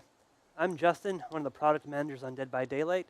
Still stuck in this fog from earlier. This time joined by a new partner. Hi, I'm May. I am a Twitch lurking dog破壊様子見。すげえ。So, since a Dead by Daylight その4択だったん wouldn't だ。 be the same without a celebration in the fog, both May and myself are here to share with you what's going on for the Dead by Daylight 6th anniversary in-game event. お、6周年来たよ。 So, last year we had a really fun one, but the team has taken a hard look at what worked and what didn't, and we're trying to find ways to take it even further for the 6th anniversary, which is actually starting on our real anniversary this year. 外国の AV、いや、外国の AV はないっす I think ね。 it's really cool.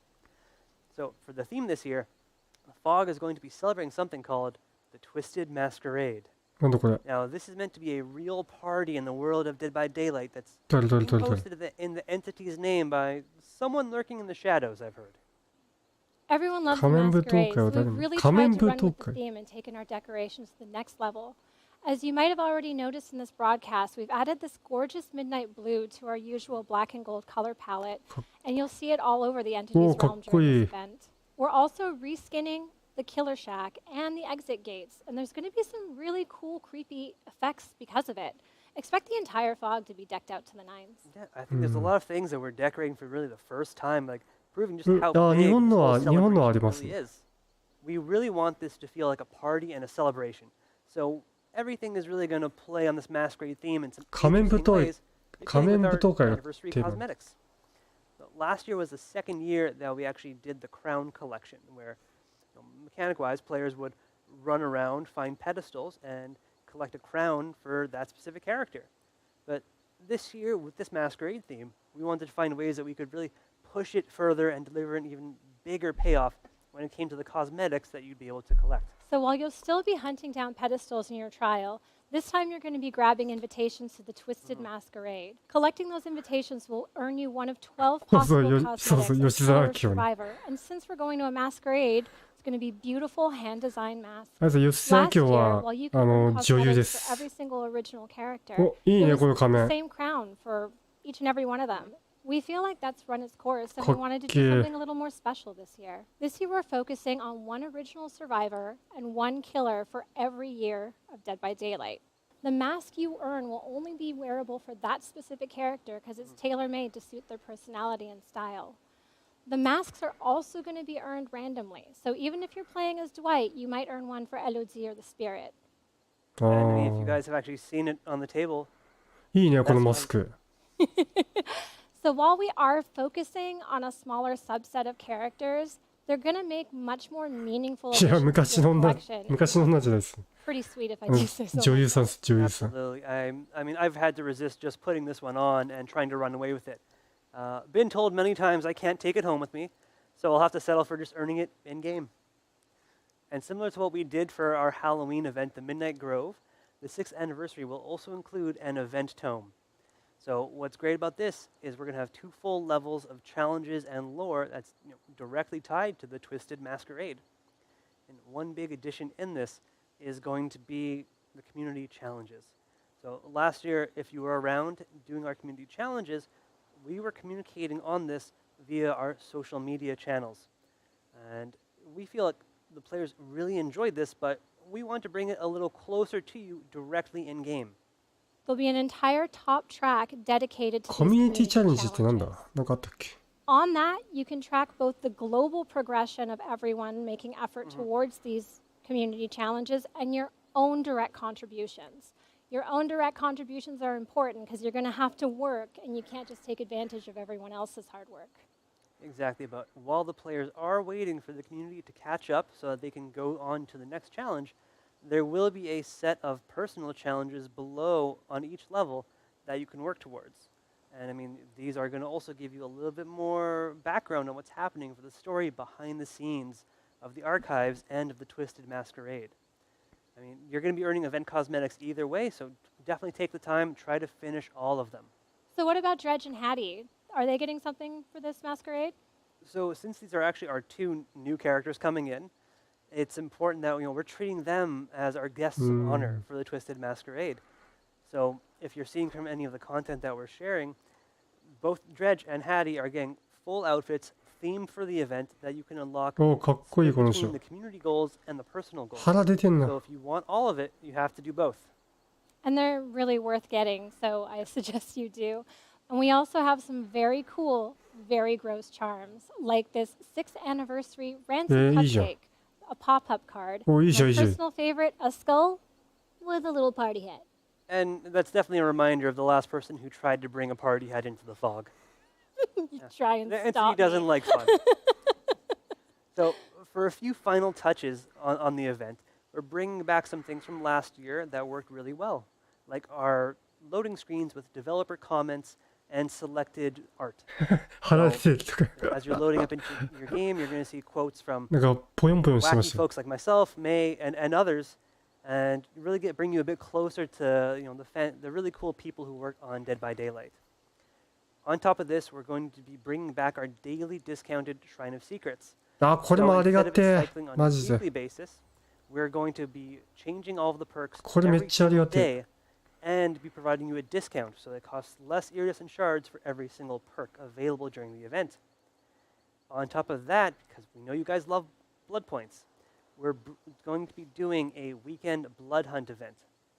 And then, again, still not done, we're going to be giving a lot of login currencies. So, if that's not enough blood points for you, not enough rift いや、ポイント、 fragments, いや、 not ダメ enough じゃないですよ。 iridescent shards, いや、全 players 然い will い be ですけ able ど。 to earn more of these just by logging ぽよ in. んぽよんかわいいじゃん。 It's かわいいかわい definitely い。 not the time to save your pennies for a rainy day. There's so much fun stuff to get. Take advantage. But for now, on behalf of だ everyone, から筋肉質よりかはぽよんぽよん thanks してた方がいい again です for。another amazing year of Dead by Daylight. And we'll see you in the fog on June 16th for the Twisted Masquerade. We'll see you there.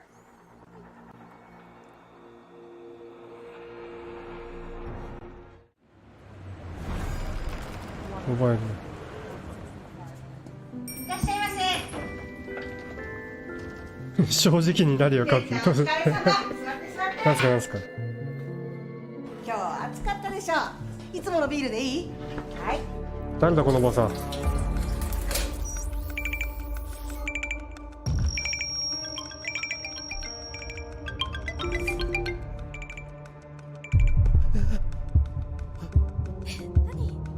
心臓が助けて。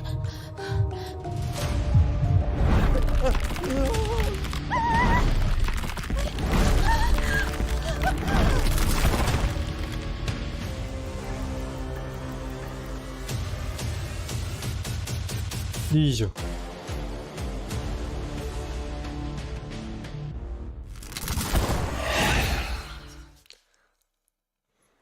We're very excited to share some great news about the DBD mobile game. So we had a big update in Japan at the end of April, and the results are amazing. We want to progressively release this to the rest of the world too. あとモバイルの In the CM だった United 多分。 States, there will be a closed beta test in the next few weeks, so stay tuned for that. You should know there's going to be quite a lot of new features in this version of the game. Leaderboards, quick matches, team system. We're also improving many aspects of the game.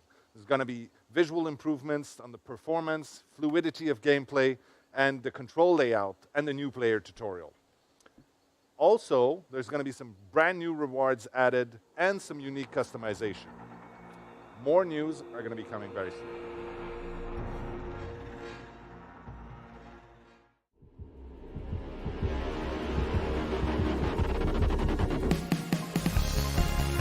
何どうしたどうした。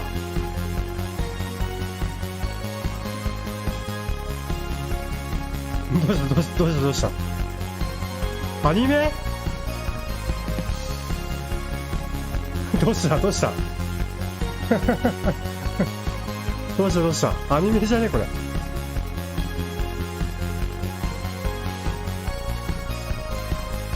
アニメじゃねえか。なんだこれ。カミングディスサマー。なんだこれ。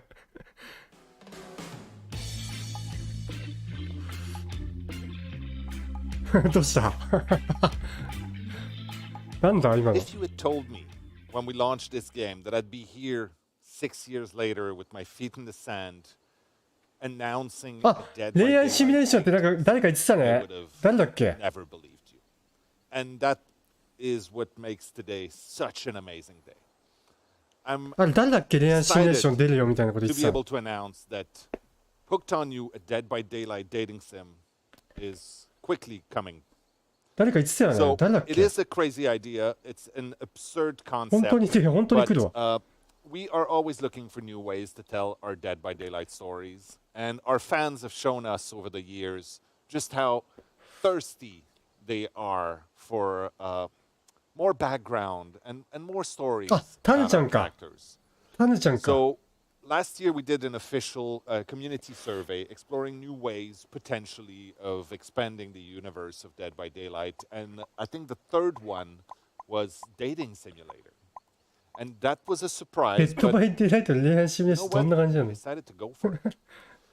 This was a tall order. We needed to find the right people to do this justice, to really treat this properly so that it didn't turn out as insane as it sounds. So we decided to go with some specialists out there, some people that made a little game called I Love You, Colonel Sanders, that was very well received. And I'm very happy to have with me today Alexei from PsyOp to talk a little bit. He's the creative director for the upcoming Dead by Daylight dating sim. Thank you for having me. I'm really excited that I got to create such a unique take on such a really serious and kind of grim world and bring it into a little bit of hearts and butterflies and shine some rosy, warm light on it. That's awesome. So yes, you're absolutely right. We created a very grim universe, and we asked you to do something extremely silly with it. Yeah.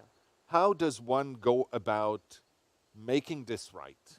Sure. Well, I like to say that when making a project that seems as off-kilter and unexpected as this, the big gimmick for me is that there is no gimmick. It is a serious game that we take really 多分ね、seriously when we Steam 版 create だ it, けっぽいね、 and 多 we 分。 treat all of the Steam 版し characters か出ないっぽい with ね、 a これ。 sense of humor, but with sort of deep respect as well, so that we can make a really compelling game that does justice to the expectations that fans have and the expectations that these characters would have if they were written well. 足。 So it's a matter of really finding a new, interesting context in which these characters can actually express a different side of themselves. Yeah, so the story that we're creating is very much not a canon story for the Dead by Daylight. Important to put it out there. Want to make sure that's clear. That being said, we want to create something that really does justice to the truths that have been established. So we started someplace as far away as we could by thinking about, what is the brightest and happiest kind of take on this world? Well, maybe it's something like the beach episode of a sitcom or an anime series, and then kind of pull our way back into that main core experience of what's going through these killers or survivors' minds at any given moment, and try and make sense of those two worlds playing together and see what kind of crazy stuff comes from it.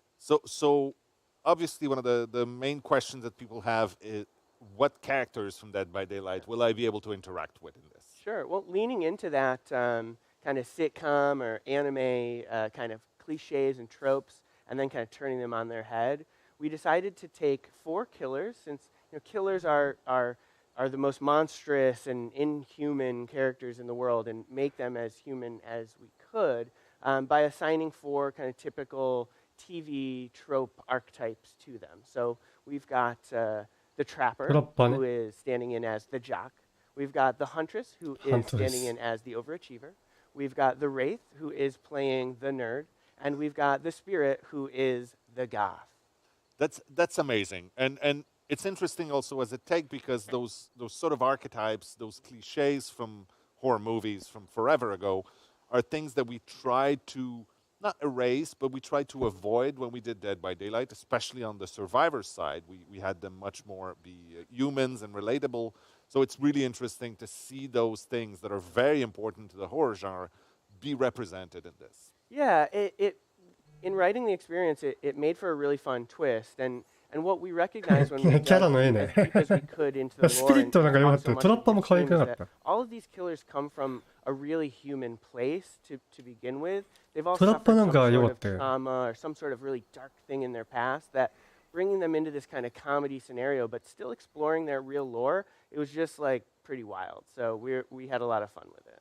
Very cool. And who, as the player, like it was an interesting choice to figure out who the player would be in this scenario. Well, we want to let the player play as themselves. So this is an interactive branching story, and you will get to make decisions that define who you are. There is no canon version of yourself, and we thought that was a great way to really do justice to the huge amount of diversity and variety in the Dead by Daylight audience. Yeah. And so we wanted to make sure that the 4 killers who you get to romance really represent 4 very different types of relationship.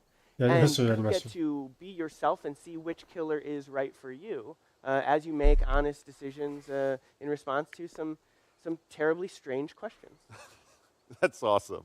A very important piece of also building that world and really giving the ambiance, the gravitas it needed, is the music. Yeah.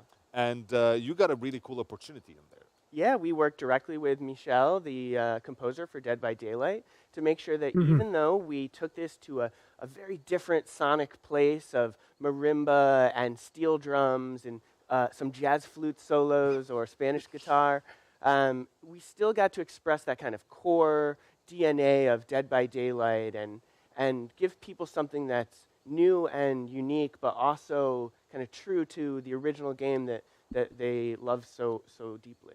Yeah, Michel was kind of happy to be able to try his hand at a few different styles that he hadn't. And I think he surprised both of us with the jazz flute. It may seem like an odd thing to say about something that sounds and looks so different, but we wanted to make sure that it really feels fresh but authentic.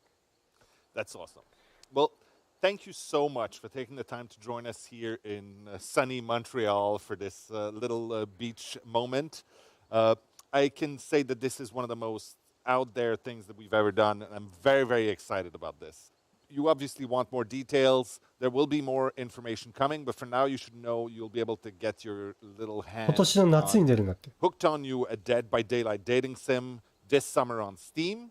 And if you do that, you'll also get a unique charm in Dead by Daylight after that. Now, thank you again to all of our fans. Thank you for making this possible for us. And for once, I will say, I'll see you on the beach.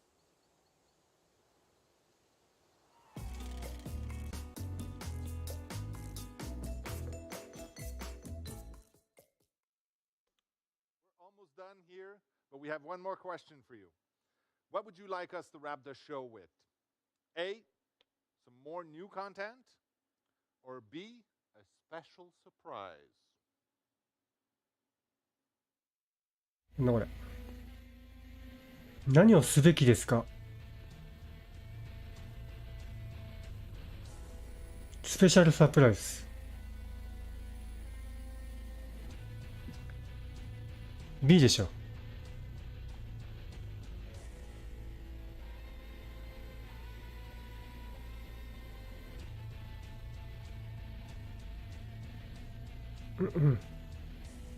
何で締めくくるか。なるほど。B。B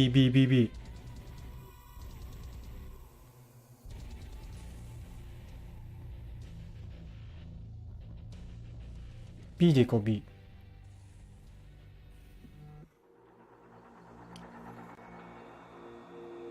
Well, that's a wrap for our 6th anniversary broadcast, and to an amazing year of Dead by Daylight. I hope you enjoyed yourself. The PTB for our latest chapter, The Roots of Dread, PTB is 来たの。 live now, so go try it, have fun. Again, a huge thank you to our entire team and to you, our amazing community. You know, time really flies. It seems like just yesterday that during our 5th anniversary, we revealed to you that we were going to do a Resident Evil chapter. Your reaction was so good at the time that we wondered, why stop there? やっぱバイオコラボ来るんじゃない？ 2。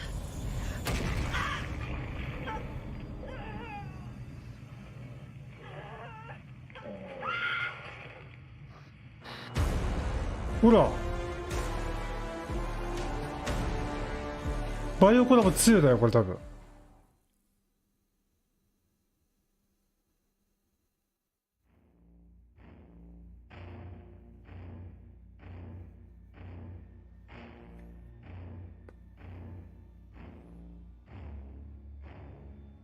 バイオコラボまた来んじゃない？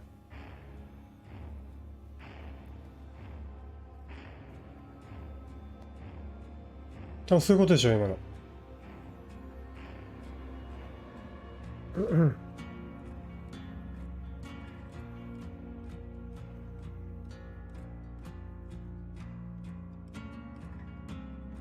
バイオ2弾だね。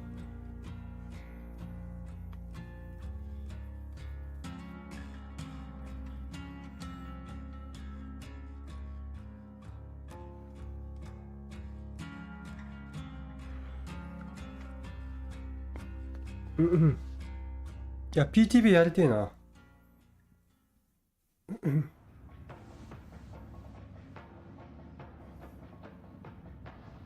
You know, your classic horror characters that you. Oh my god! Jesus Christ! I blinded him, I stunned him, so I was able to run away. See, did he get me? なんだこれ。It's a family photo, okay? 誰この人。Was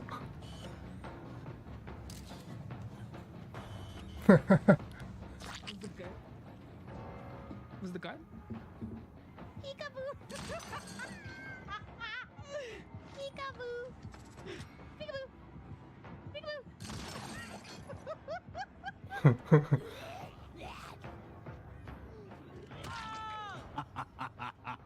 I will gift 20 subs if the hatch spawns right here.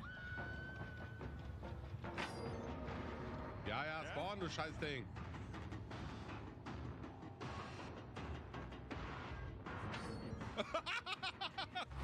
Ah, なるさん。なるさん、こんばんは。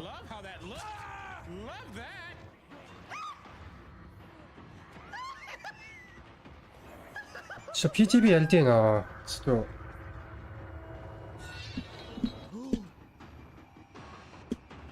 Watch this. What? No way! Look at him go, dude. It's shaking. もう多分終わりでしょ。6周年記念。 Oh, is he taking a judge? He's sentencing people. Objection! Objection, Your Honor! Objection! Honorable mention to Judge Bubba. もうこれ終わりだよね、もうね。多分。誰こいつ。 Oh my goodness. Stay away from that, man. あ、最後に見る。 Do not touch my bone. Oh, he's got Blood Warden, baby. Oh, let's go!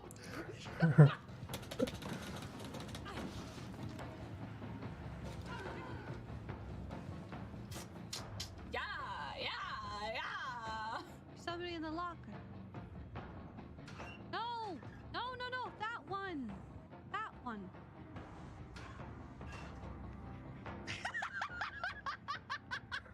Eu queria uma parede safe pra ficar aqui até o Maker Choice acabar. Meu Deus, isso foi horrível! 外人さ、リアクションでかすぎじゃん。 What is he expecting from this?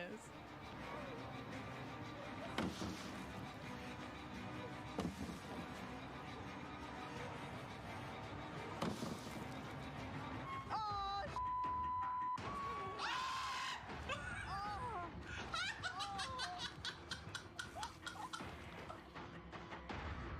あ、なるさん、本当っすか。ありがとうございます。来ていただいて。ありがとうございます、なるさん。いや、この前ね、山さんのとこでね。もうちょっとしたら、サバやるんで、もしよかったら。あ、なるくん、こんばんは。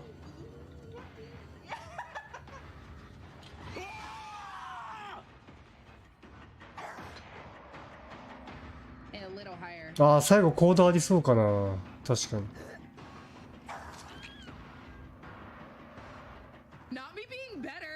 いや、覚えてますよ、それは。それは覚えてる。Wait, I want to do it. The box.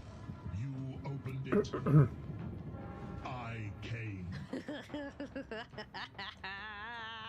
Yeah, you did. Oh God. What? Got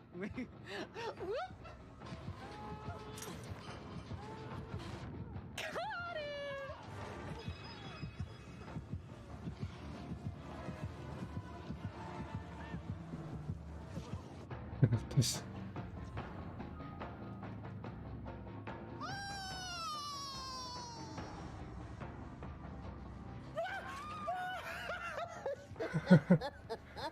Why did I do that? No! But why? If I get this, bro. ああ、全然いいですよ。挨拶来ていただいてありがとうございます。なるさん。全然大丈夫ですよ。ありがとうございます。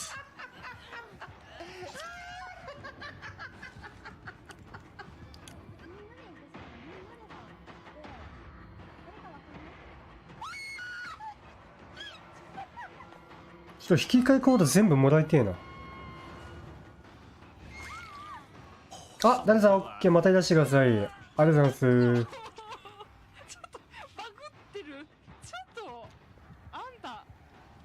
あ、登録もあざす。ありがとうございます。ゆっくりなチェイスしてるな。すげえ、ベルクルさんとか出てる。ゆっくりなチェイスしてるな、これ。いや、これスローモーションなのかな。Hey, Papa, you a spanking? Spankies! Spank, spank, spank, spank!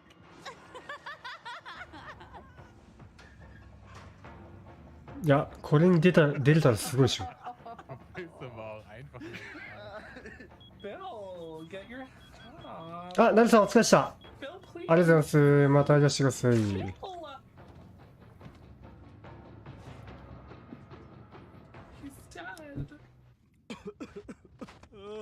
I don't don't feel so well. Ew, and I stink. Oh, great, you're here to unhook me. I just did my nails, so you can understand my situation. Yeah, no problem, I guess. There are others, like Felix. I'd unhook you, but then I'd be sick too. Yeah, but you could cleanse after and then we can... He's gone. Meg! Nope. Right. 終わりかな。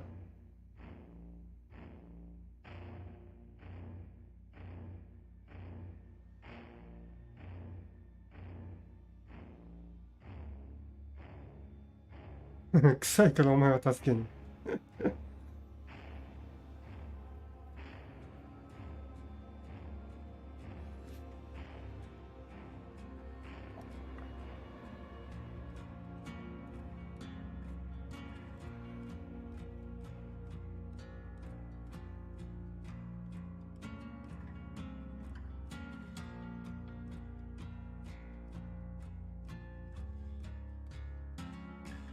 いやいや、このミンちゃんやばくね。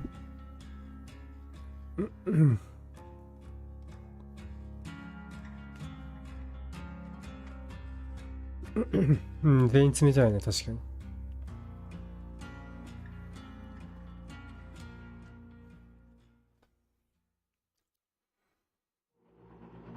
あ、終わったかな。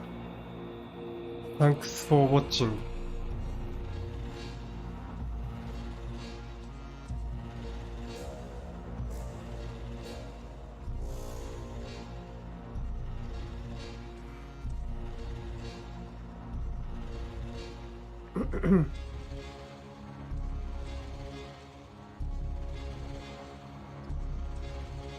うん、多分終わりじゃないこれ。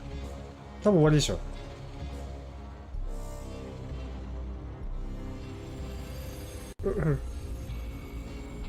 多分終わりだと思うよ、もう。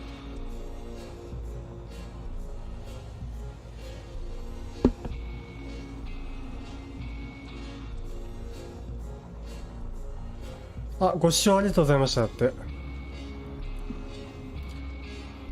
いやー、よかったねー。終わったわ。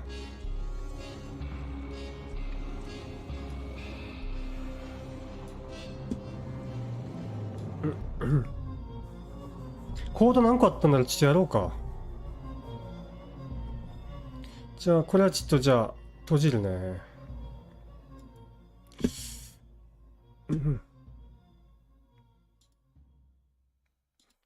いやー、よかったね。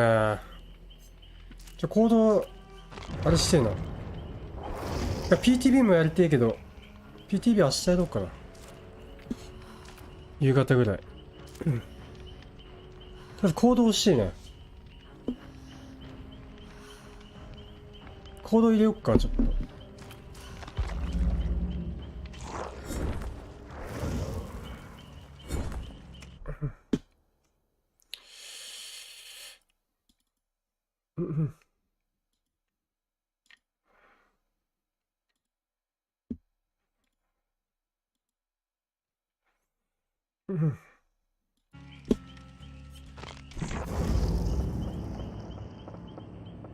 どうだっけ。イントさんが教えてくれたやつが、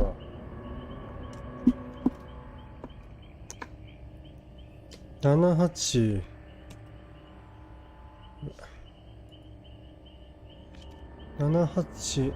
SNOX、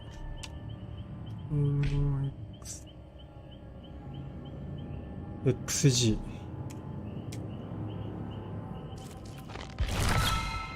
来た。コード何個出た？ツイッターとかで上がってねえかな。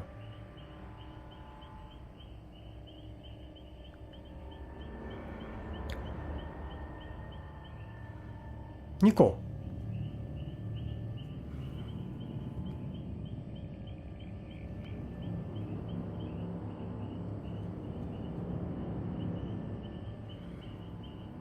あとはなんだ。ああ、インドさんありがとう。助かる。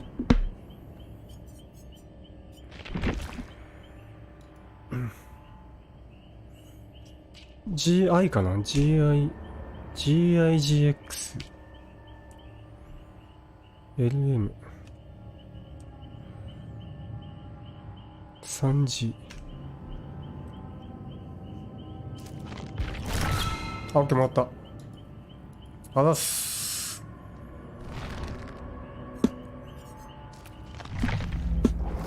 いやー、楽しみだね、4周年。4周年じゃねえや、6周年か。さばえるか。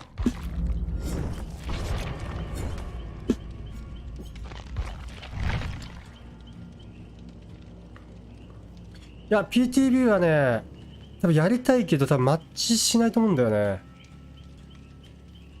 キラー特に。だから明日、休みだから、夕方ぐらいやろうかな。できたら。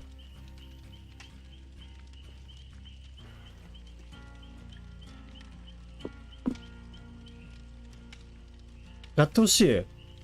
多分ね、ちょっとアップで多分時間かかるんだよな。別にやってもいいんだけど、アップでちょっと時間かかるかもしんない。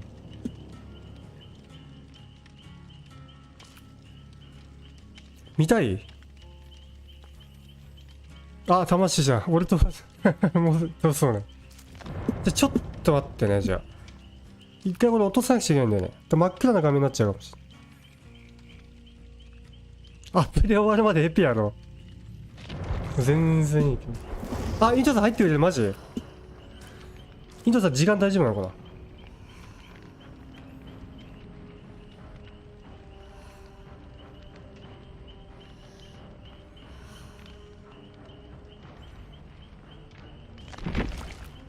一回アップでどんぐらいかかるか。スチーム。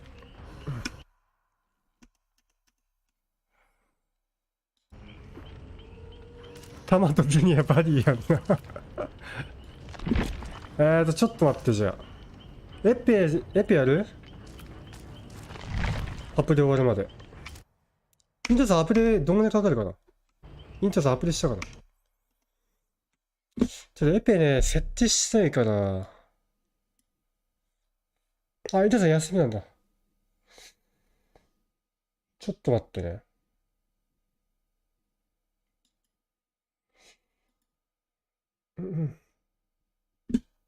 あ、すぐ終わった、マジで。ちょっと一回、じゃあ閉じるよ。一回真っ暗になる、多分、画面。ち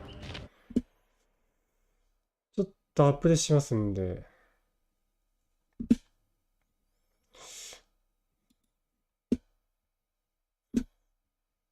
ちょっと待ってね。いろいろちょっと設定しないといけないんで、お待ちください。ごめんね、ちょっと真っ暗だけど。これさ、デドバの、あれどうやってやんだっけ？管理か。はいはい。ベータ。クリックです。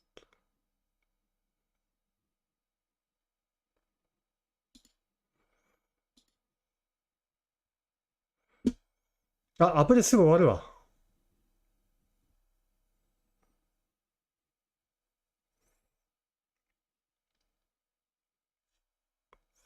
いや、アプリすぐ終わるっぽい。すぐできるわ、多分。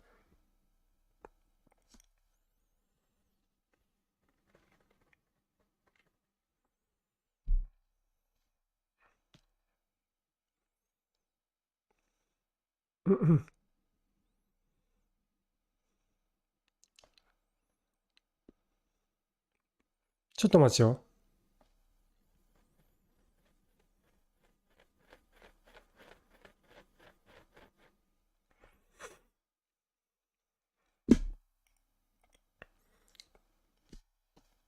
まあ、エペもやってもいいんだけど、まあ、明日やろうか。エペも。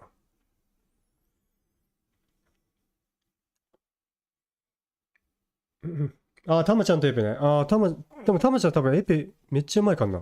普通にだって1000ダメとか言ってたでしょ。アップで気ぃつけや。オッケーオッケーオッケー。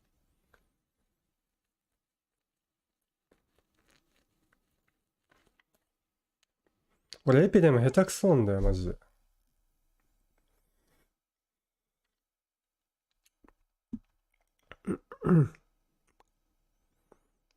もうちょい待って、もうちょっとできる、多分。そう、たまちゃんね、うまいんだよね、エペ。ツイッターで見たけど、普通に1000ダメとか当たってて。ハンマーも取れんじゃない、たまちゃん。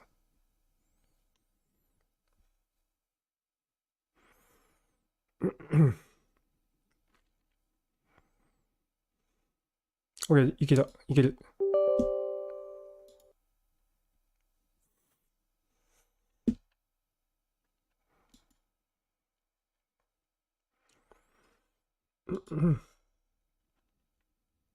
ハンマーは2000ダメージ、あれさ、2000ダメ。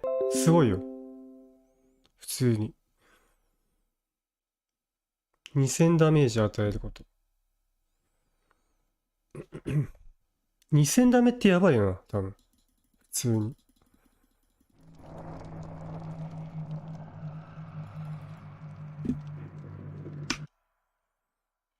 うん。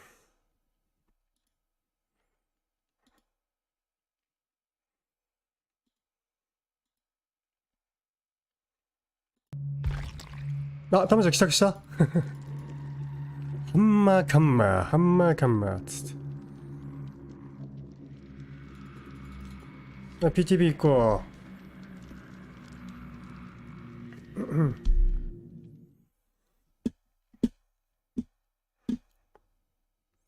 ハンマーカンマー、ハンマーカンマー。来たー。ちょっとパーク見るか。おお、すげえ。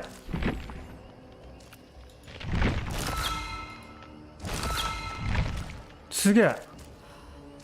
ハンマーカンマー、ハンマーカンマー。すげえすげえすげえ、こんな感じになってる。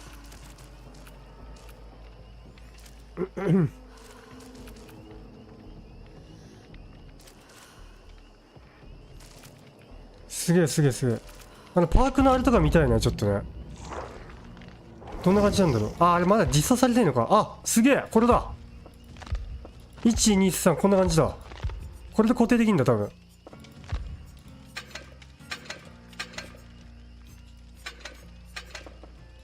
これめちゃくちゃいいね。マジで。これめちゃくちゃいいわ。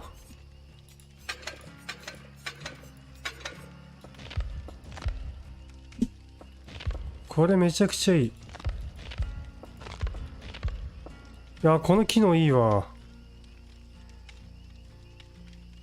ね、これ良くない？めちゃくちゃ。あと何変わったんだ？ね、パーク組みやすいよね、ゆうくんね。これ便利だね。あと何変わったって言ったっけ？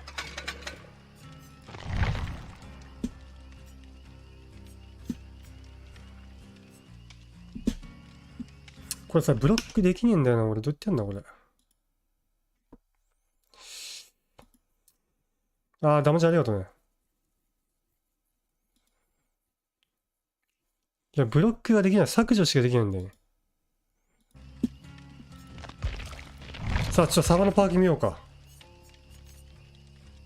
サバいねえじゃん。あれ？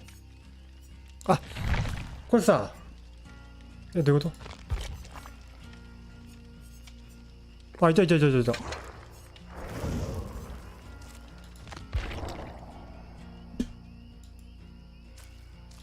はい。インナーフォーカス。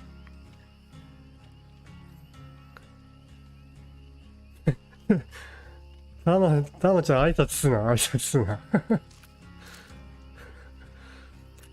3メートル範囲内にいる他の生存者赤い傷マークが見える。32メートル範囲内にいる他の生存者が1段階負傷すると、殺人鬼の中32秒間見えるようになる。どういう、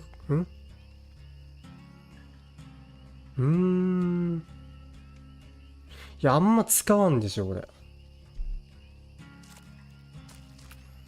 あんま使わんな、これ多分な。ミナコ、ハリミナコね。マジ、ほんとおばさんだよ、これ。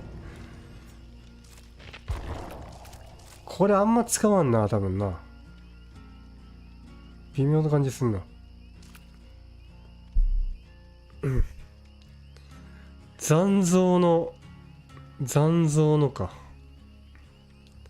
殺人鬼に目くらましアクションに成功すると20秒間ステータス効果を付与する。目くらまし。このパークを装備していると1回の儀式につき解放済みのチェスト1個を調べることが可能になり、通常の懐中電灯1つを確実に入手する。まあ誰かつすんならって感じだよね。多分。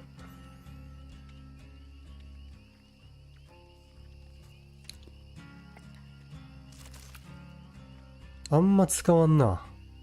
微妙な感じじゃない。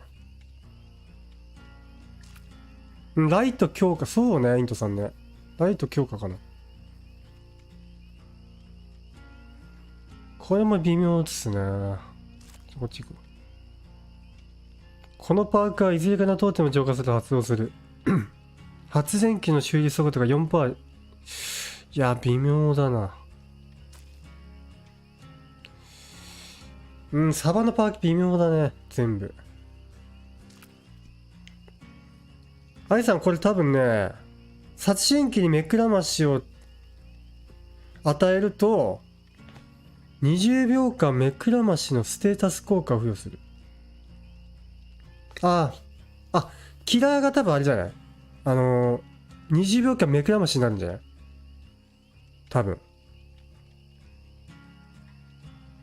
そういうことでしょ。多分。だから25秒とか30秒ぐらいずっと目くらましって感じじゃない？いや、これうざいな、このパークちょっと。そういうことか。オーラが見えなくなるか。そういうことか。なるほどね。インタさん、そうか。そういうことか。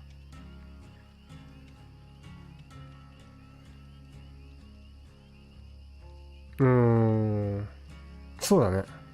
目くらましのステータス効果だからそうだね。使ってみないと分かんないな、これ。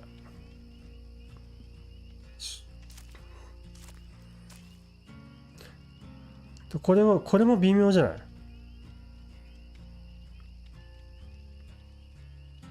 で、イントさん入ってくれるっていうから、後でちょっと実験してみようか。これも微妙だよな。発電機の修理速度が 4% です。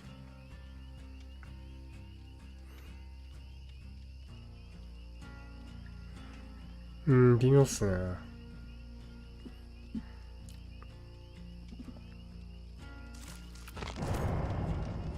すげえな、こいつマジで。4% 重複するのかな？そうなったらさ、有能とか組み合わせたらめっちゃ速くない？そうなったらね、やばいね。重複するんだったら。キラーが20秒。そうね。ゆうくん、そうな。そうだわ。キラーやらなくなるわな。その通りだわ。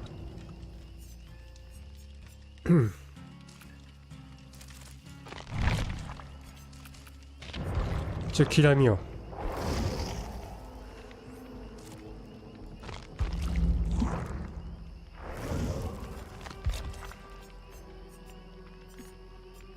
ドレッジ来た。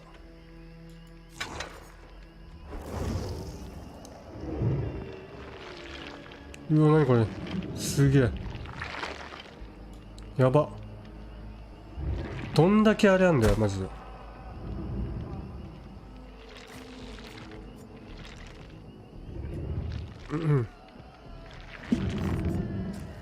こんな感じですね。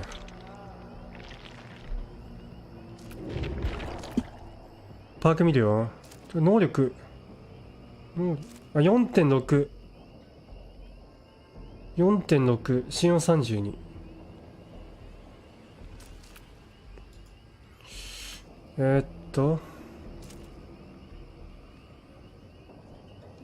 パーク見るか。とりあえず。あなたの教員範囲で生存者がパレットの高速乗り換えを行うと、これいいんじゃない？どうなんやろ。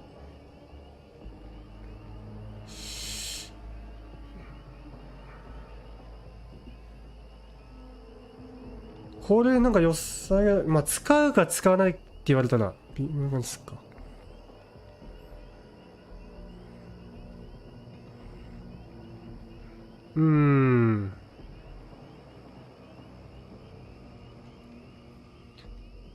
だからあれだよ、例えばさ、板グルとかでさ、超えるとすんじゃん、高速で。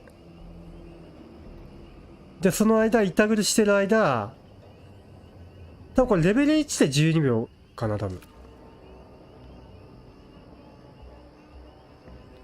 レベル1で12秒っぽくない？どうなの？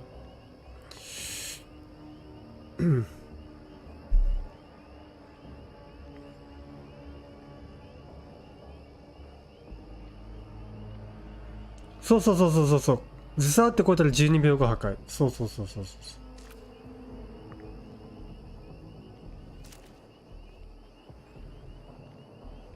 これロッカーを開けたとき、いずれかのロッカーから16メートル範囲の全てで。はいはい。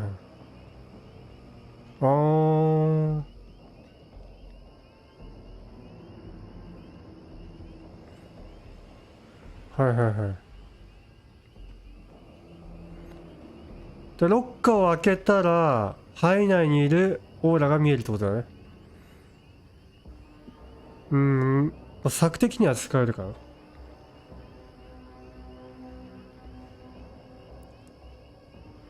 なるほどね。あなたの教員範囲で治療アクションを行った生存者、目くらましをインクし。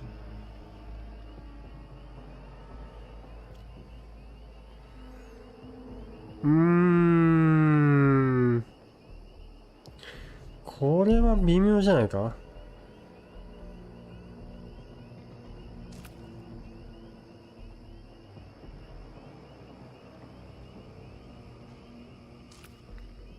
微妙じゃない？どう？ああ、そうね、アイアンメイデン、そうね、アイアンメイデン、まあでも、アイアンメイデンとこれを2つパーク割いちゃうから、そうなったらまあいらないよね。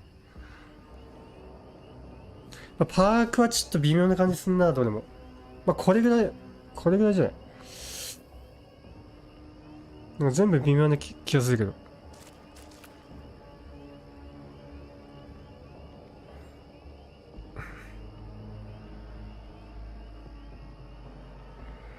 まあこれもまあ強いっちゃ強いか。疲労つくからね、デッハが打てなくなるから。あれだよ、教員範囲の信用がしてるときに、セルキアとかすると、目くらまし効果と疲労がつくっていうパーク。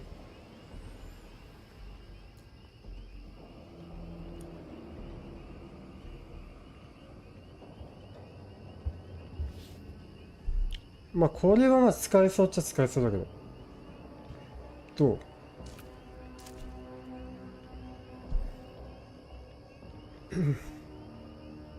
う？治療中断しても10秒ね、持続。そうね。能力。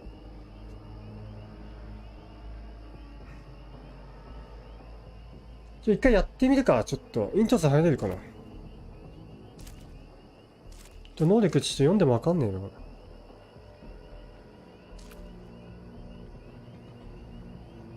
や、悶絶並みに使えるやつ多分ないな。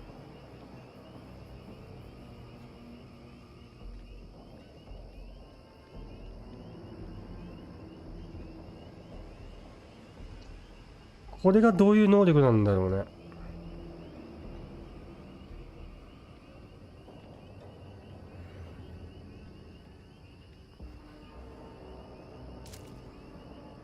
能力がよくわかんない。なるくん PTB です。PTB。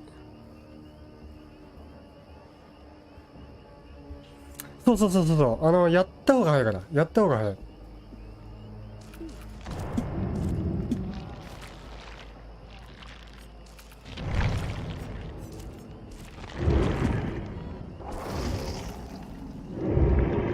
あ、何かも入る ?PTB。カスタムでちょっと、あれしよう。あ、新マップもいけるよ。多分。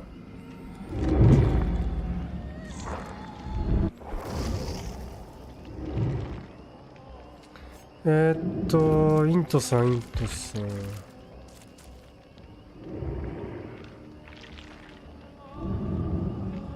あ、確認中なんだ。オッケーオッケーオッケー。新マップ見たいよね。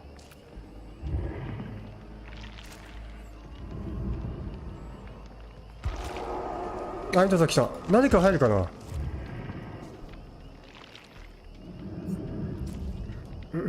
じゃあ新マップ行こうか。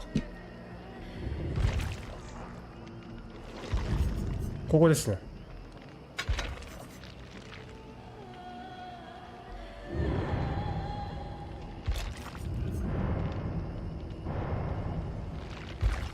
あれ、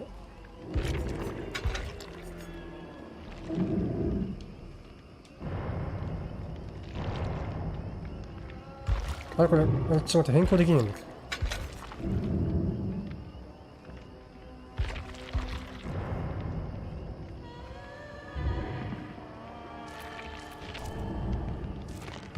おいおいおい。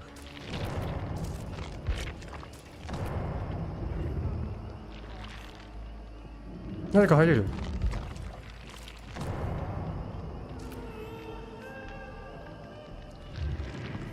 あ、できました、OK。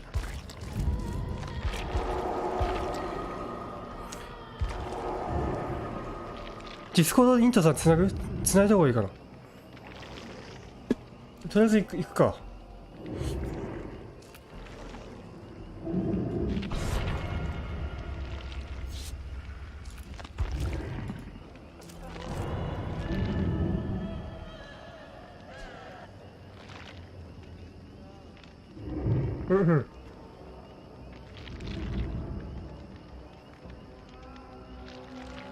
あ、メメントな。あ、メメント持ってくわ、じゃあ。ちょっと待って。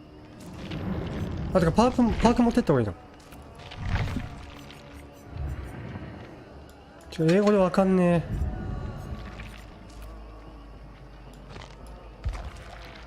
どれだ、新パーク。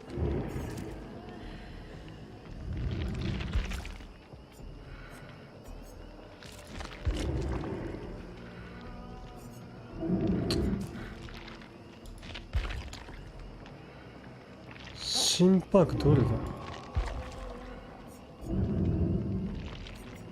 いや、マップ探索みたいな感じで行きます。あともう一個なんだっけ。これか。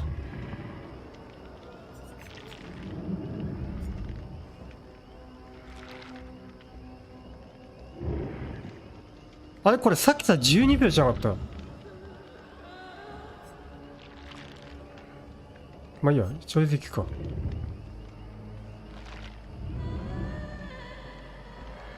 どっから開けた時出てくるのかな。まあいいや、それで行こう。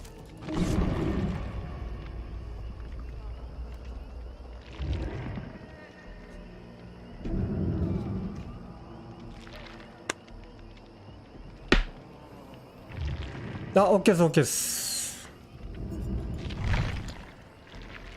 あ、メメント、ちょっと待って。あ、アドオン持ってこうか。いや、アドオンいいや。ね、20秒になってるよね。さっき12秒だったもんね。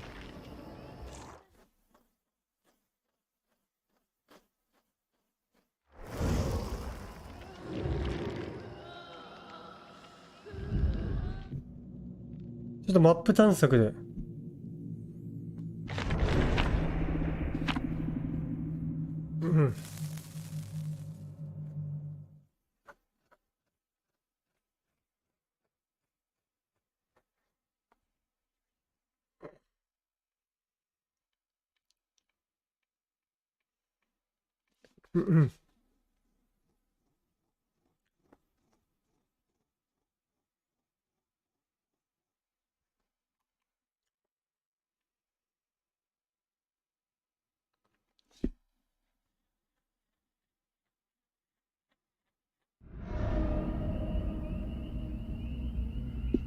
よー、すげえ。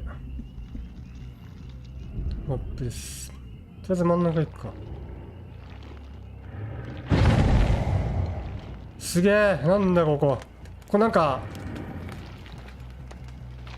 すげえ、あ、こんな感じなんだ。で、能力が英語でわかんねえ。何これ、どうやってやんの？すげえ、何、どういうこと？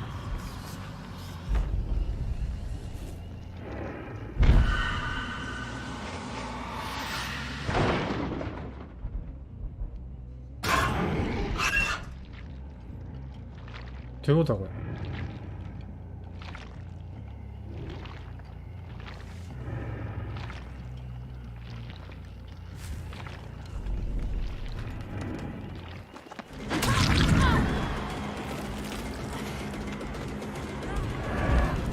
これはどうすんだ。なんか発動したの。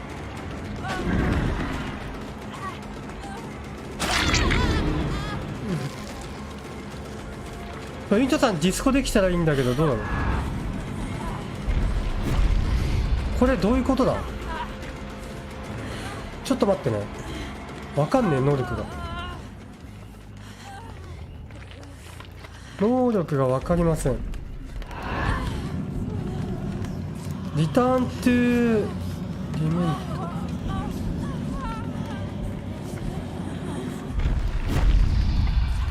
これどういうこと？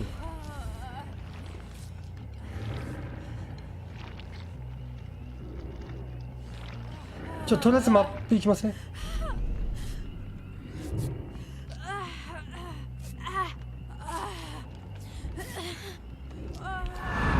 時将かよ。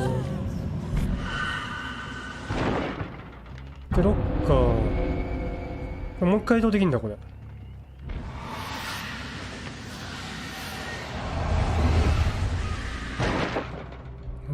もう一回できるの？何回？おお、誰かいる。すげえ、誰かいる。何これ。これ委員長さんどうなってんのこれ今。あ、掴んでんだ俺。なるほど。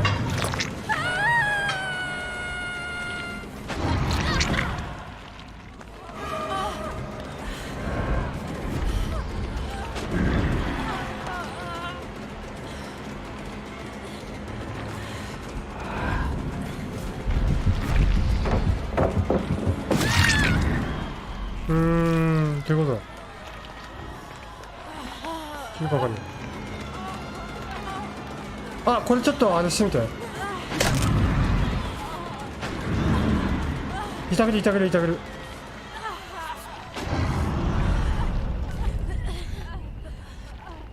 いや、高速で乗り越えてほしいな。い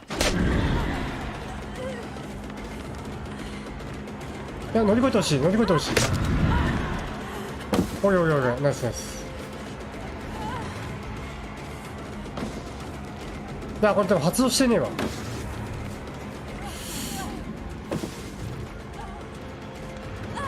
や、無理だな。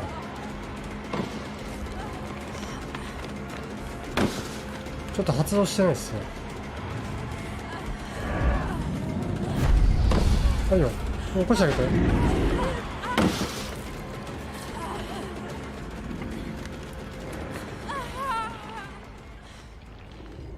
ちょっとマップ探索しません？ちょっと。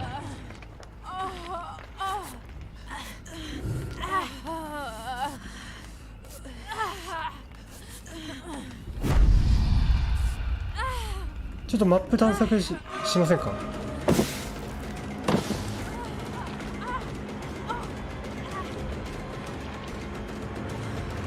なんかすげえ、なんかあれみたいじゃん、サンダーマウンテンみたいな。あ、ここ弱いね。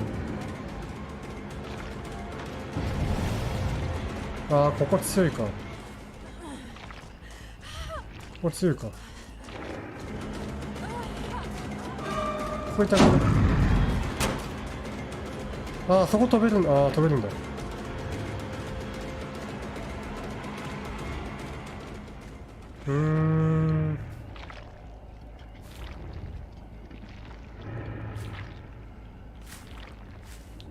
こがジャングルジムみたいな感じか。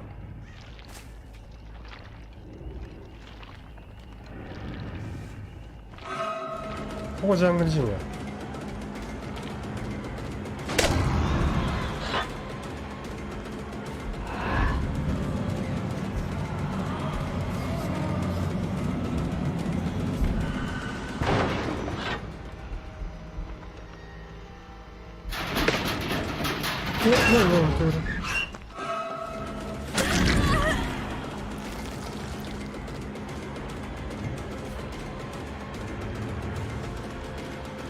普通にチェイスしよう。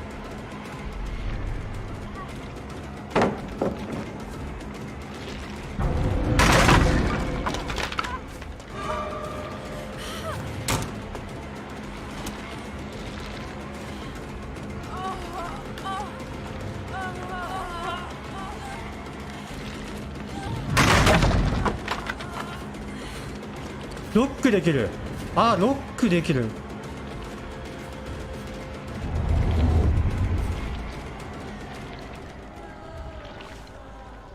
あー、こんな感じなんだ。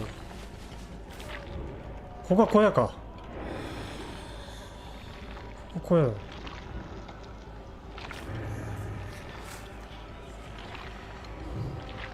なるほどね。一応割と広いな。割と広いわ。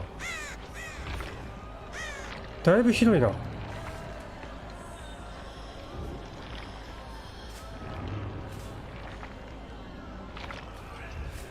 ここゲートか。これゲートだね。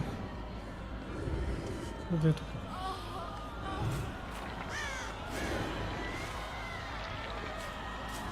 ここなんだ。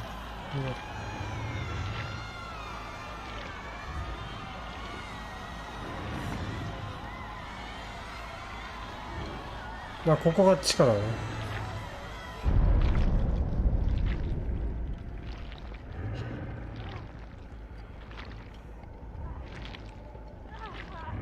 じゃあここ暗。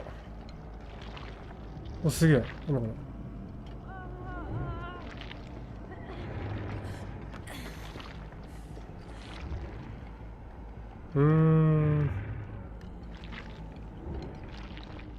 らこの窓強えわ。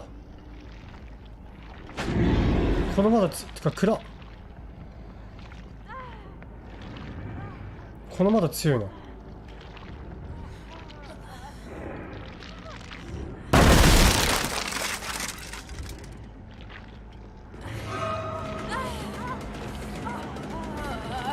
暗い暗い暗い。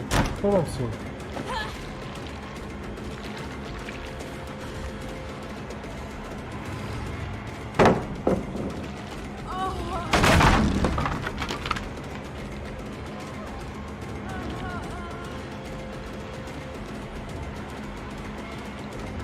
どこ行ったどこ行った。どうぞ。先生師匠。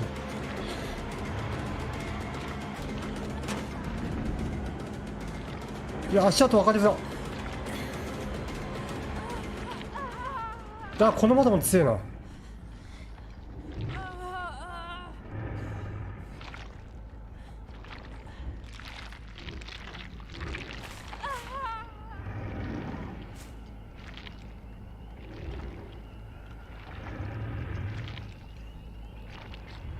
いや、めちゃくちゃ広いな、このマップ。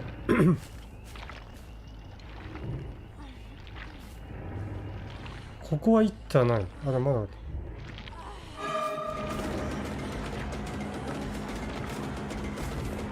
めちゃくちゃ広いな。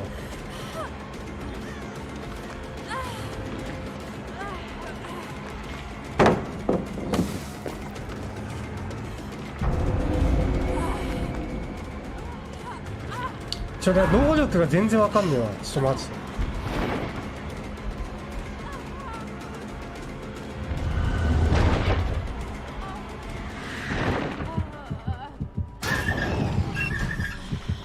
これなるとどうなんの？いまいちわかるんだ。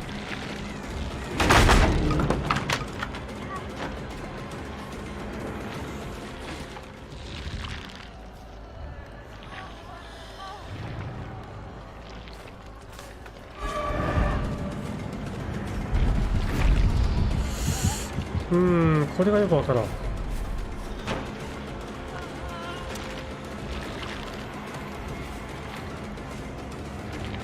足跡見える。ちょっとよくわかんないんでメメントしていいっすかね。ちょっとメメントしていい？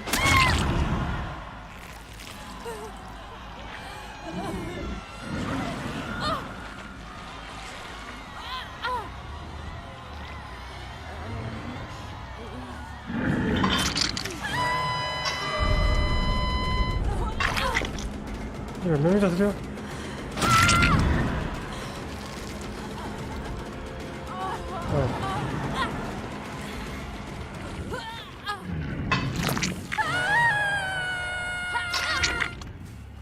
オッケー。メメントするわ。いきまーす、メメント。ちょっと、あっちの方がいいな。ひどい方がいいな。ちょっと、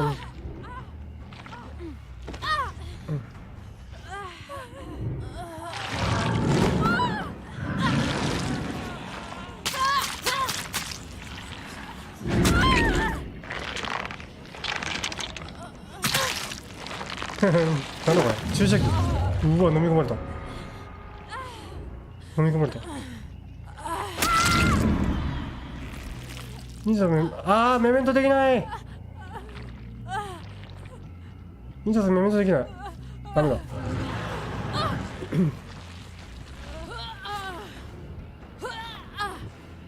からメメント微妙じゃない？ちょっと。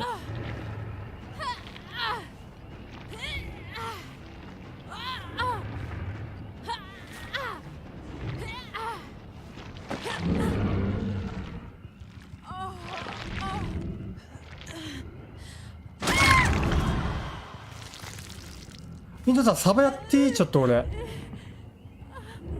サバやっていい？サバ。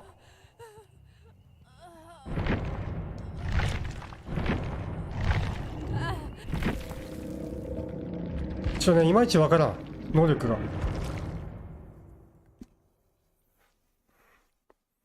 能力もう一回見ていいかな。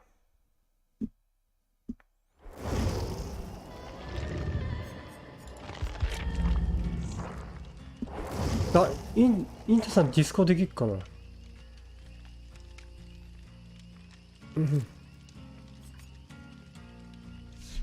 キラーどっちでもいいよ。インタさんでもナデ君でもどちらでもお任せします。能力がね、ちょっといまいちわからん。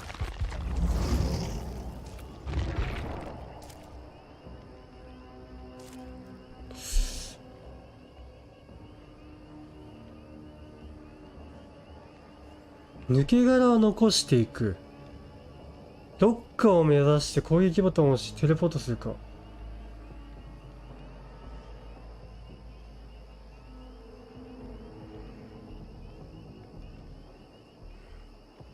ロッカーに入った状態で他のロッカーに狙い定めてくる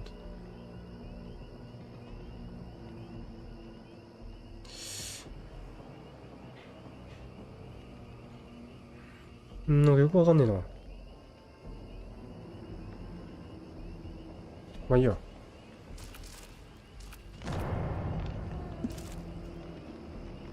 キラタレにナレ君に行くんだっけ？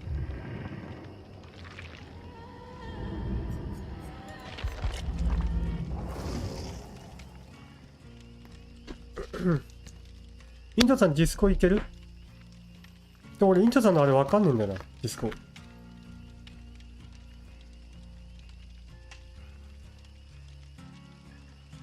オッケーオッケーオッケーオッケーオッケー。了解了解。ごめん。ちょっとパーク。い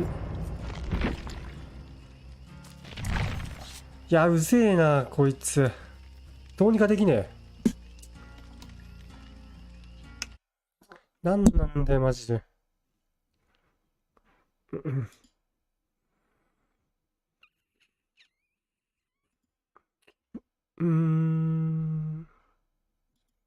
ちょっとごめんね。ユーザータイムアウトじゃダメなのかな。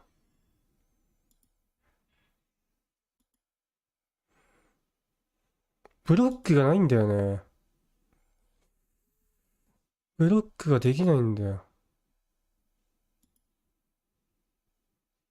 ああ、そういうことか。なるほどな。はいはいはい。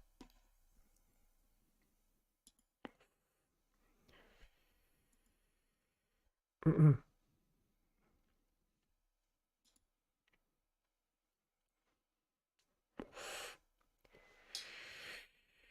うんうん。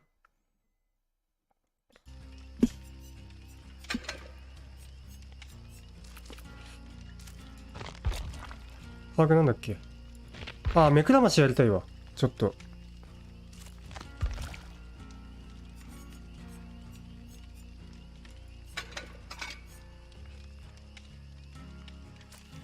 あ、メメント、はい。お願いします、なるくん。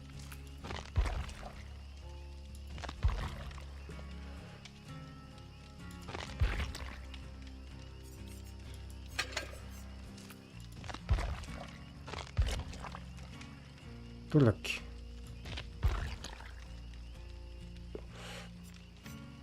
そう、アドオンは俺さっきつけてなかったんだよね、なんも。パークどれだ。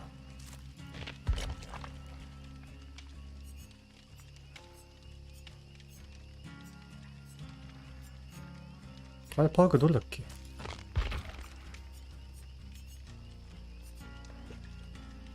あ、これか。これとあとどれ。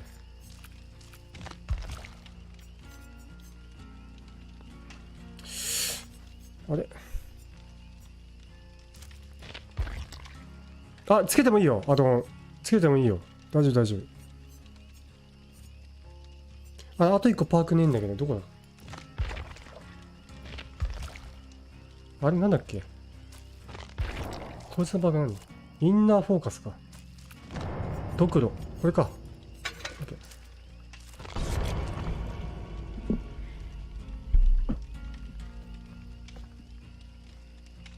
あ、なんでも大丈夫。別になんでも OK。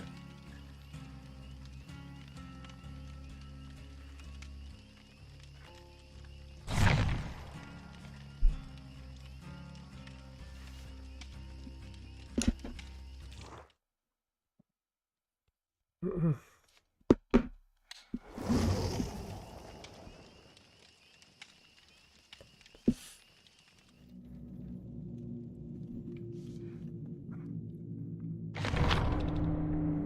うんうん。これ英語だからちょっとわかんねえな、マジで。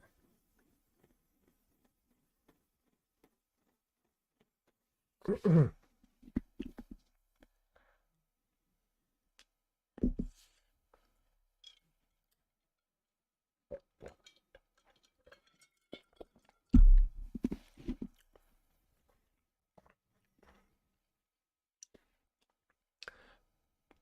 で、メメントない。あ、じゃあ、まあ、いいやいいや。あ、やり直してもいいよ。やります一回倒しするじゃん。一回倒ししようか。ごめんね。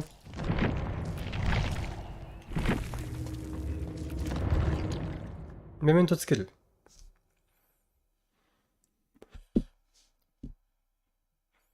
うんうん。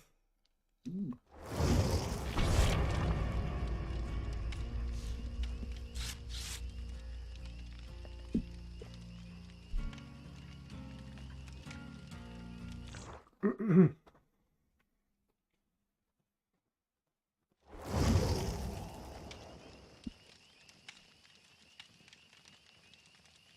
オッケーオッケーオッケーオッケー。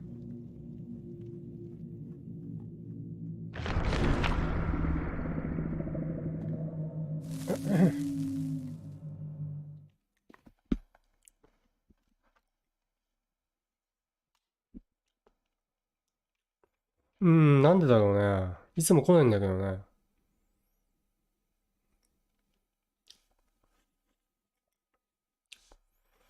うんうん。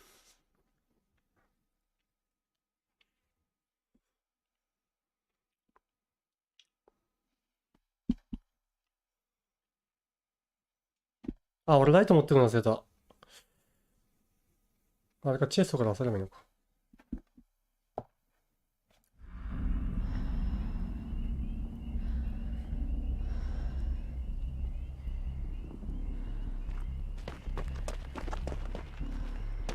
ライト欲しい、ライト。あ、すげえ、足跡見える。これか、パーク。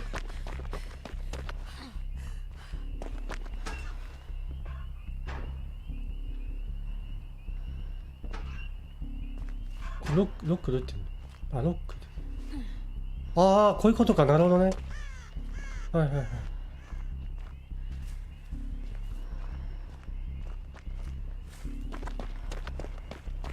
ああ、絆つけてくれよかったな。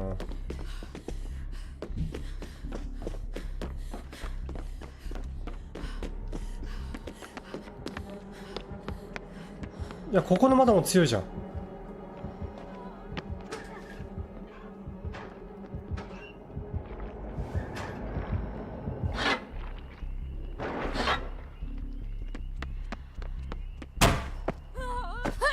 ここの窓強いな。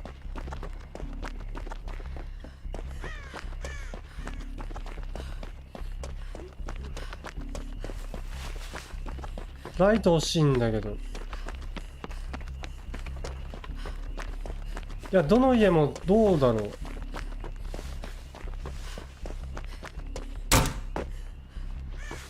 そうだ。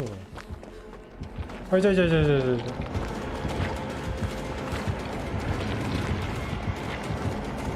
いや、怖え。なんだこいつ。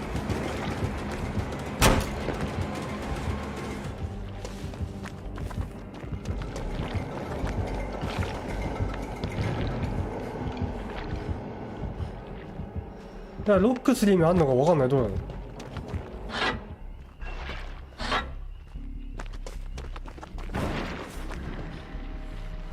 おお、出てきたー。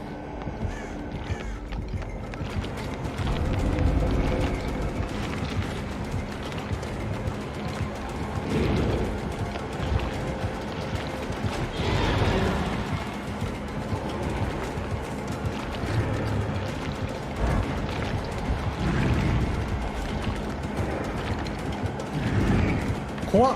チェイス。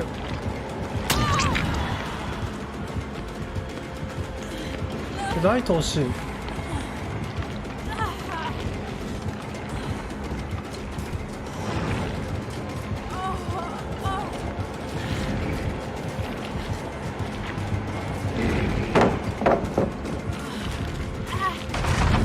おお、何これ。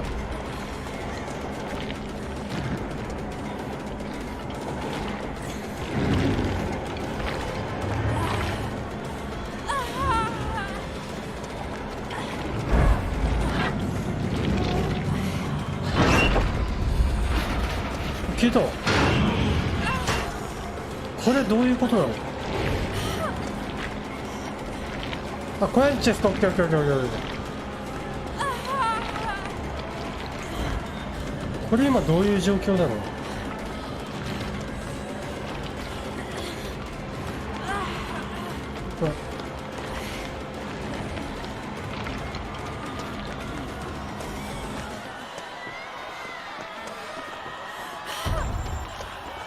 あ、無防備になった。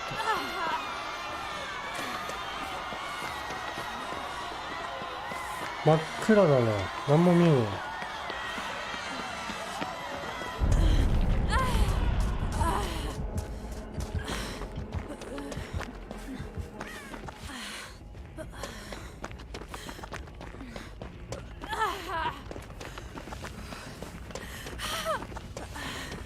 ライト欲しいな。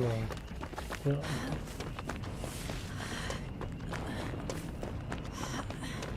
今のじゃん。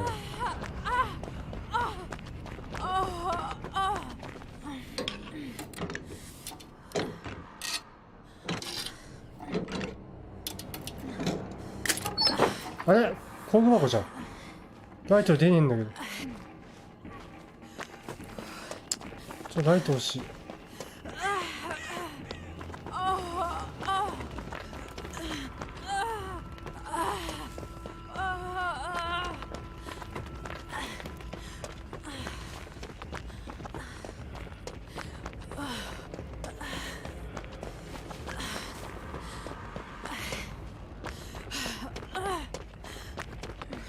ああ、見たいね。見たいかも。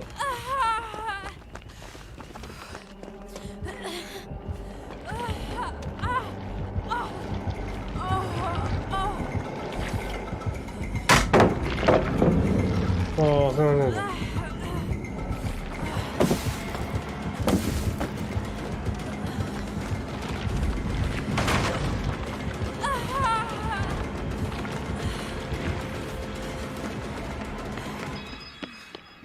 チェスト探そうか。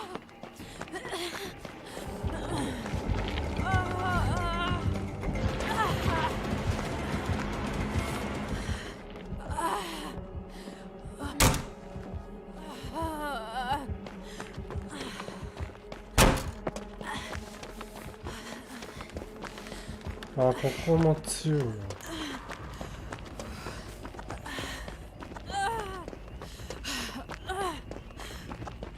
チェスト。固有の地下、オッケー。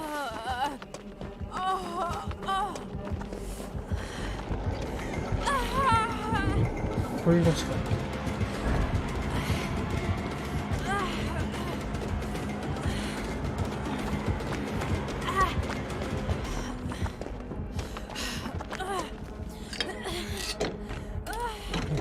もっと家の中見たい。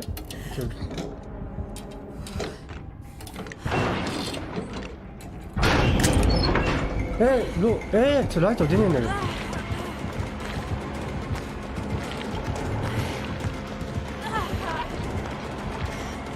家の中こんな感じなの。家何個あるんだろう、わかんねえ。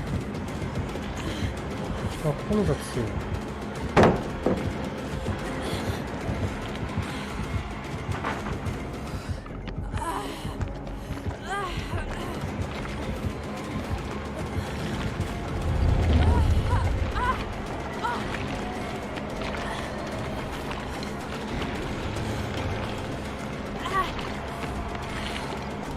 家多分固有とこことも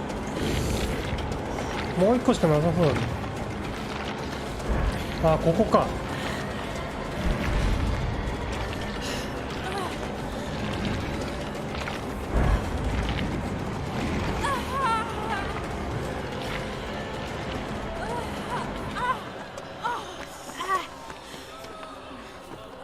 うん、そうね。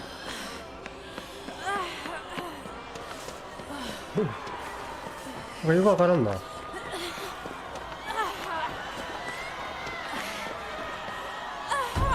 こゲートだね。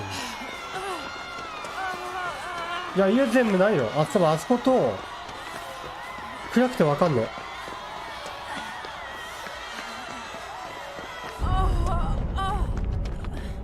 多分ここだけじゃない家。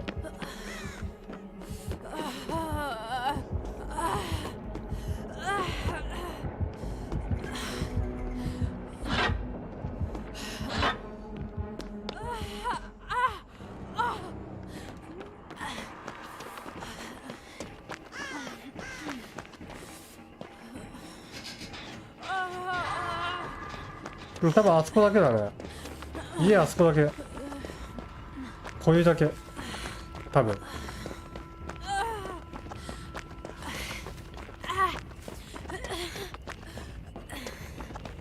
じゃあメメントしてもらおうか。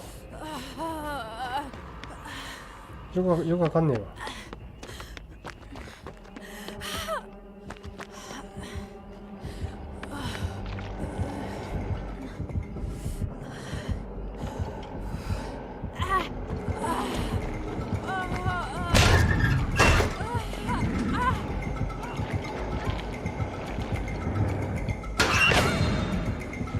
普通に開けちゃったよ。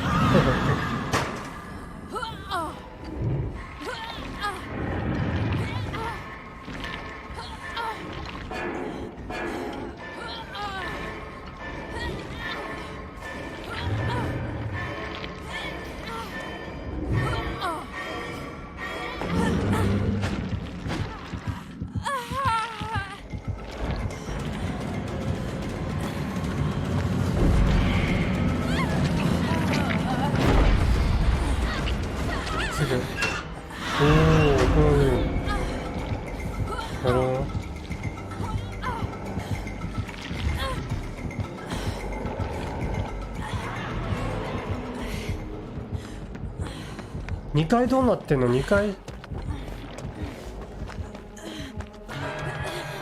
これ救助しないの。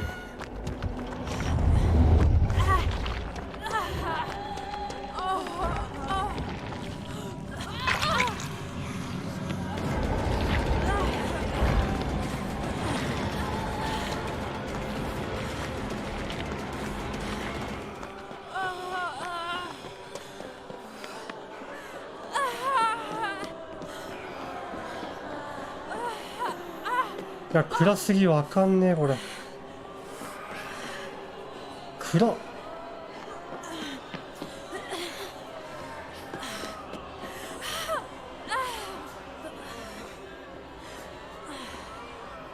2回怖っ。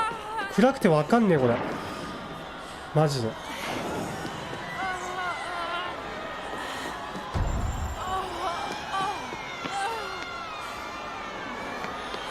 いや、音怖すぎでしょこれ。マジほらげよ。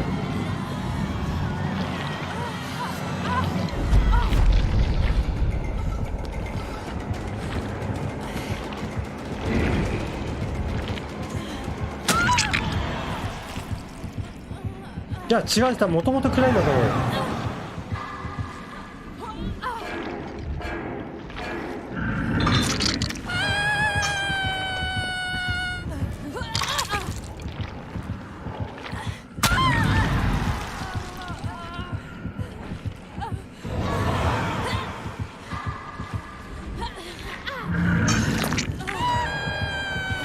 家怖いね。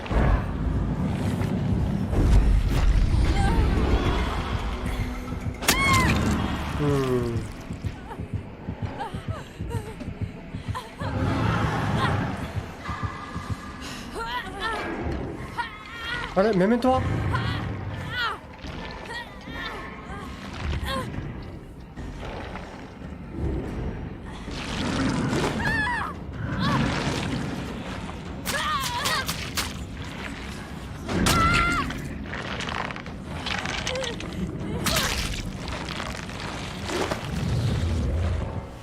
飲み込まれた。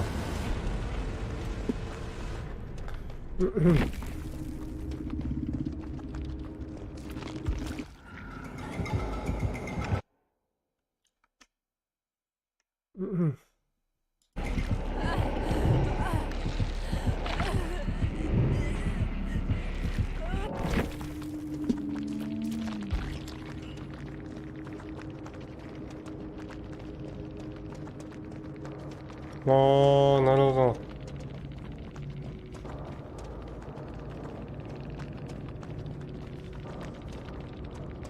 日没ってなんだろうね、わかんねえ。ライトできなかった。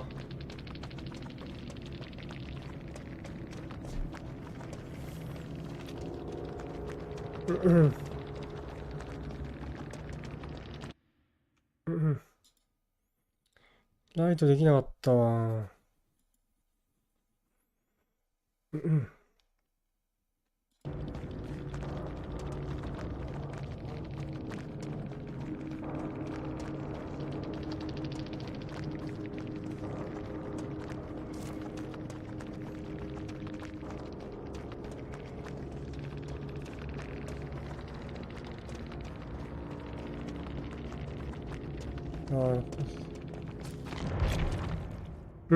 最初から持ってればよかった。で、ライトだけやっていいじゃん。ライトのやつだけ。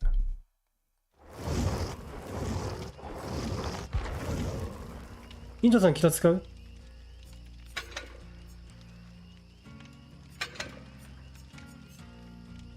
ライトだけ持ってくわ。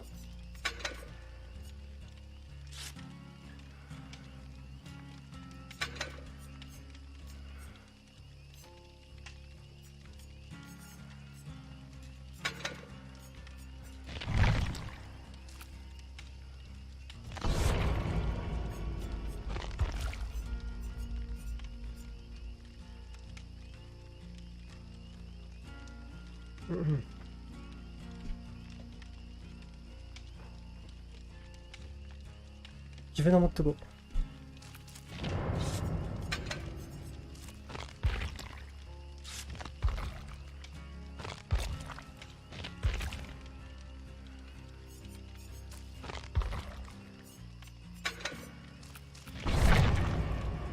みなこ可愛くそうな。確かに。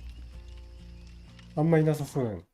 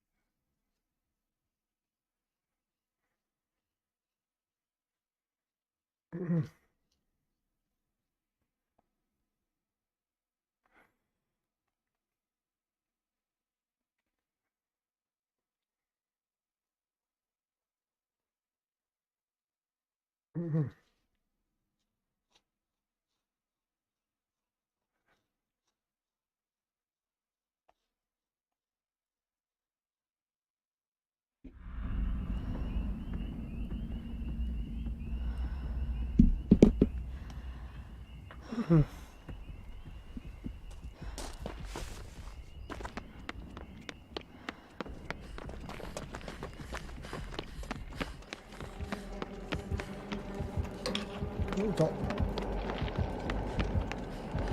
見ればわかるかな。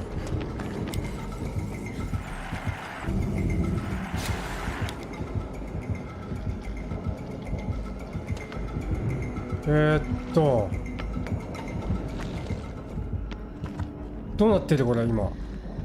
わかんね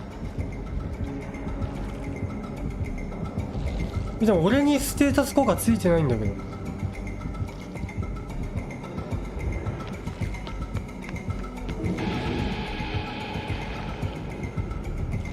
あ、サバと同じ目くらまし。なるほどね。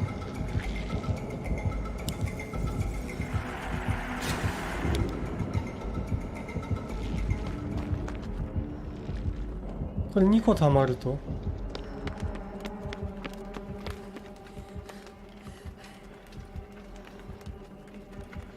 キラーにつきます。ってことはそういうことか。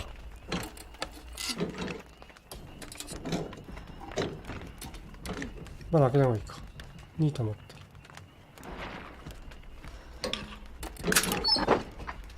これライトでも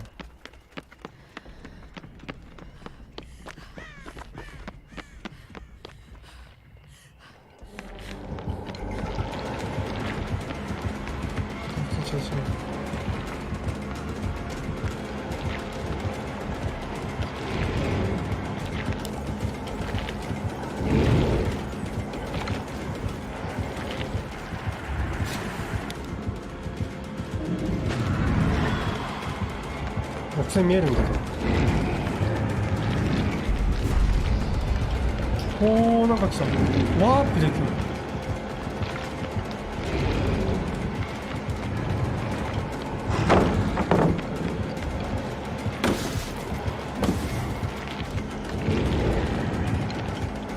間違いない。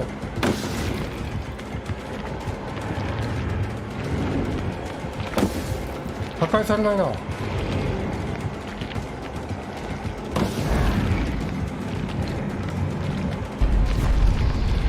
あー、なるほど。ワープしてくるんだ。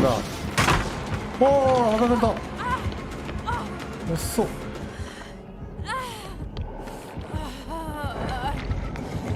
あんま使えんの。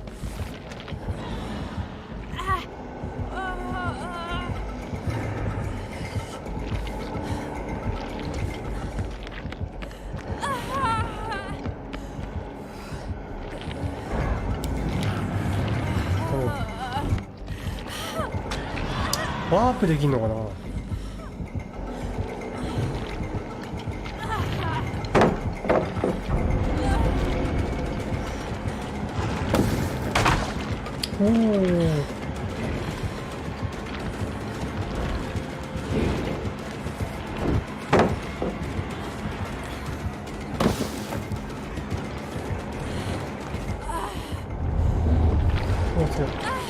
これはにします。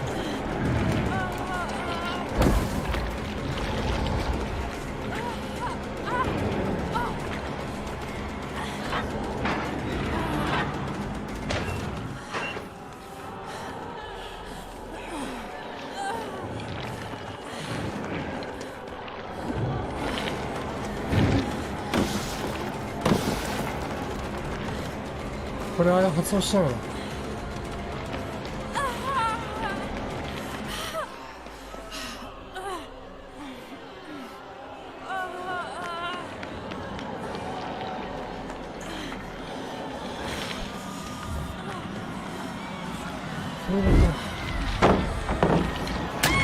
おー、なるほどね。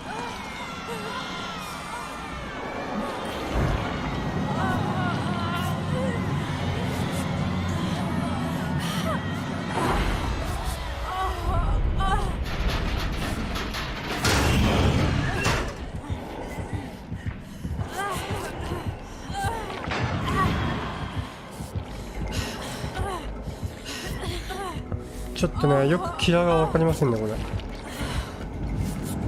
多分なんか弱そう、キラー。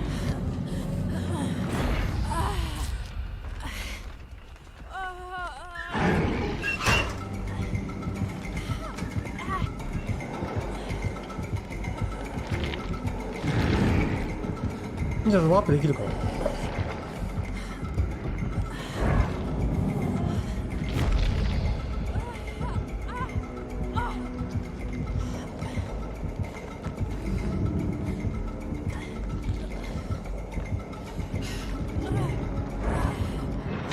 おー、来た。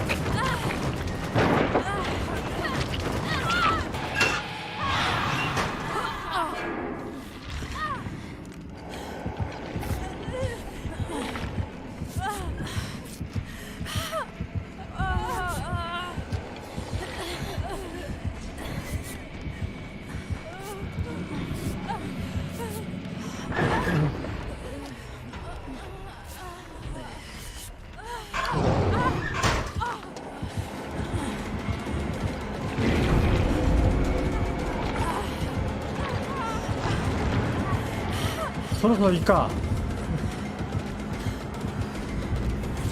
そろそろやめる？もういいでしょう。それでワープできるんだね、多分。いやー、うぜえな、こいつ、マジで。ブロックして。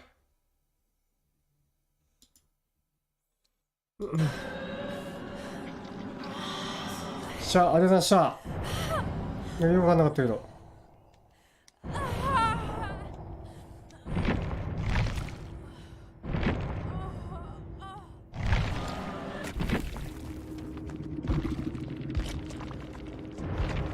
あ、いただ、ありがとう。だからキラーなんか弱そうだね。マジで。ブロックしてもあかんと、ああ、そういうことね。意味ねえか。うん。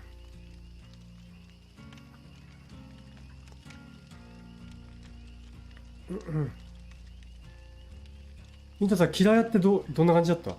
分かった、なんか。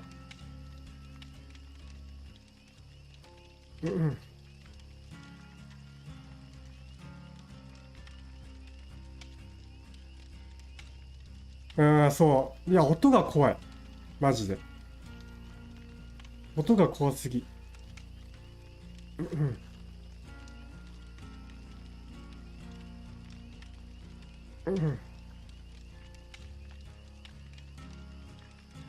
途中目の前のロッカーに出てきた時心臓止まるかと思った。ロッカー移動って正直どうなんやろうな。微妙な気がするけど。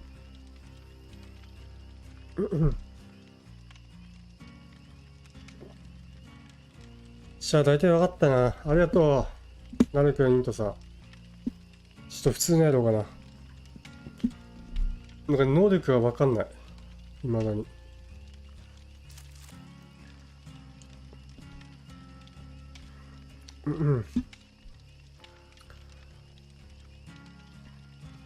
能力後攻撃ボタンで抜け殻へ。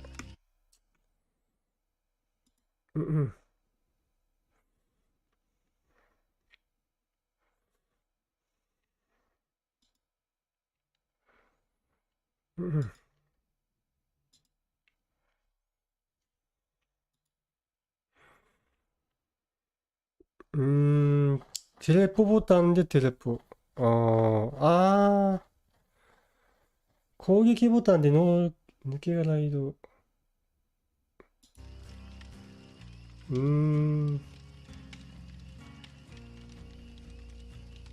ああ、イタグルか。なるほどね。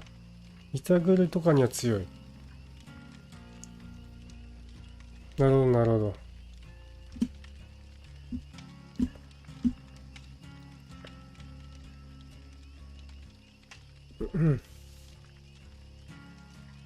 いやー、こいつうぜえな、マジで。ブロックの仕方がわからん、マジ。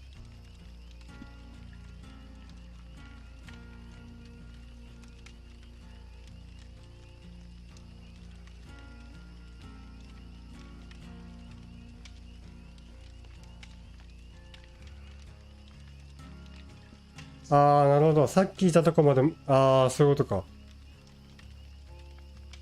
なるほどね。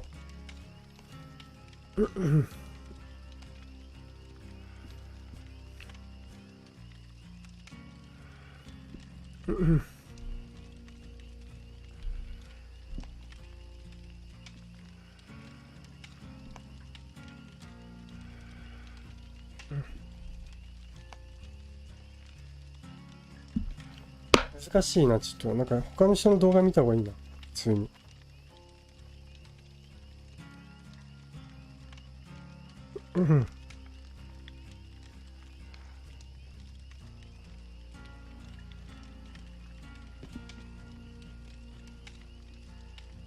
じゃあ普通にやろうかな。多分マッチしないでしょ。マッチするかな、サバ。サバはするか。でも普通のやるか。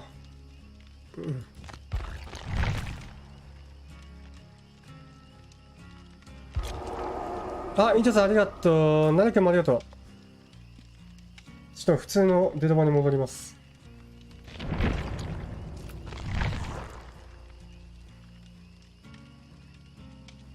普通の出玉やろ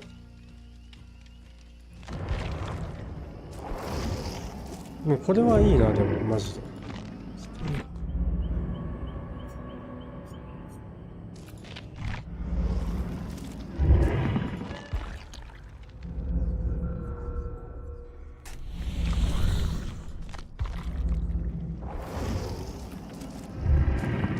うん、これはいいわ。全然いい。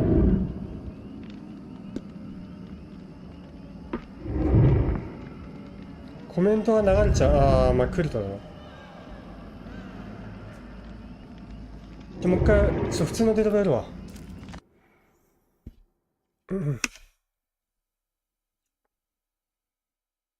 え、マジでマッチ中のアーカイブいじれんの？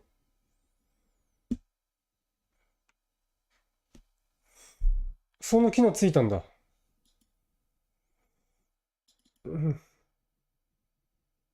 いや、それはめちゃくちゃいいな、でも。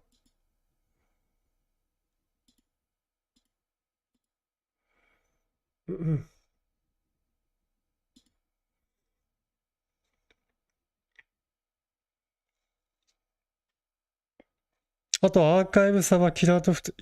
マジでそれもできるようになったんだ。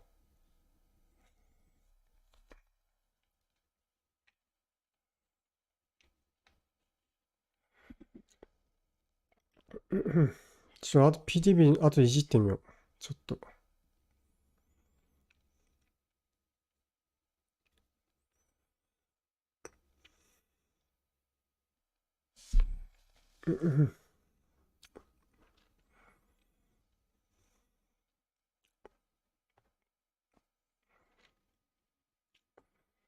あ、俺も戻してます、なるくん。ちょっと今。ちょっと、今アップデというか。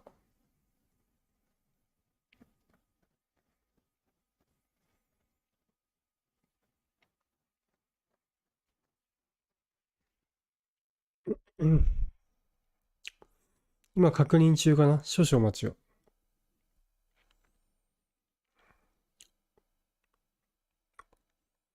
これさ、普通のデータバに戻るときなんか、またアップデートするのめんどくさいよね。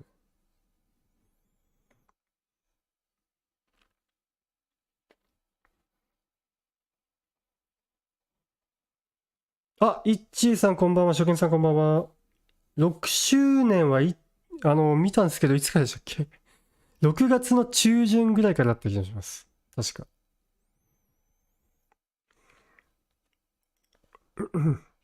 ちょっと今、アップデート中なんでお待ちください。あ、イントさんありがとうございました。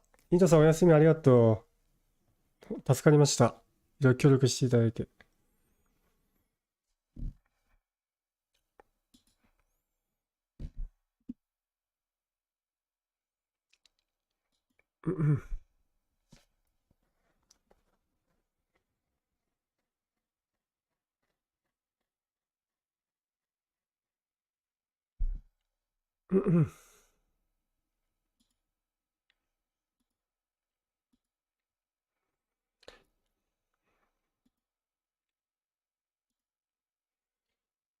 今日からのイベントは多分ないんじゃないですかね。多分。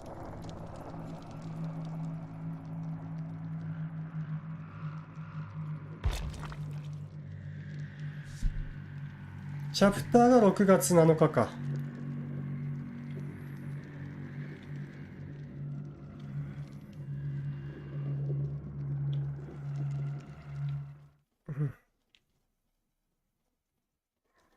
あ、そうそうそうそう、今日から PTB。そうね。そうそうそうそう。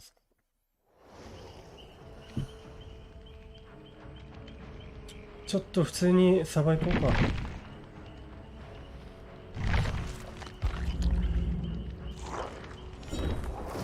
あ、イントさんおやすみなさい。ありがとうございました。イントさんありがとう。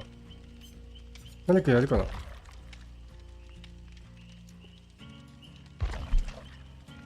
誰かやります？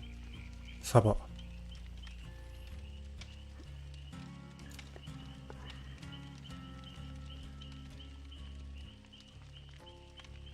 あ、オッケーオッケーオッケー。はい。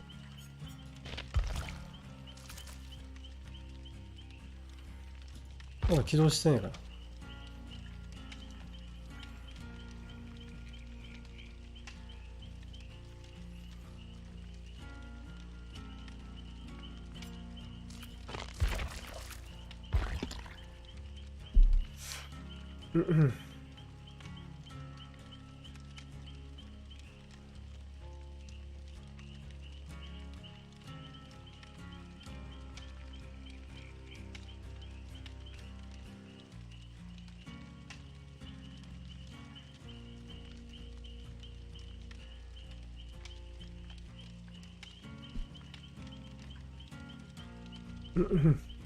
オッケー。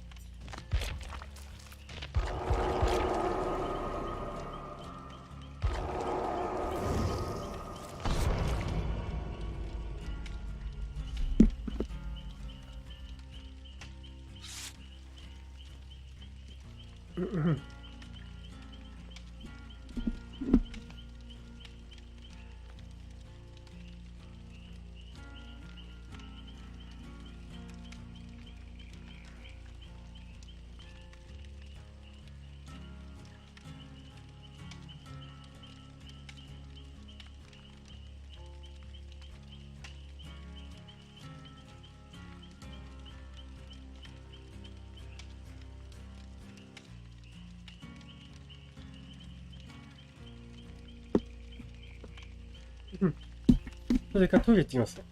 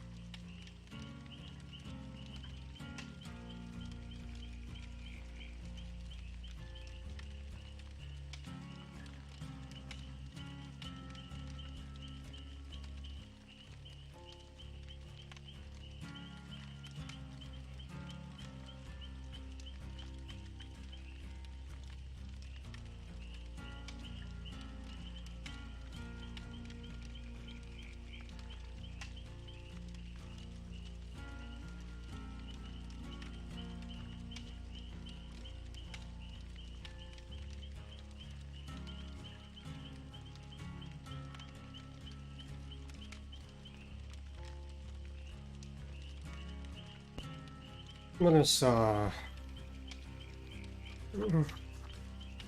みんな寝たかもね、もしかしたら。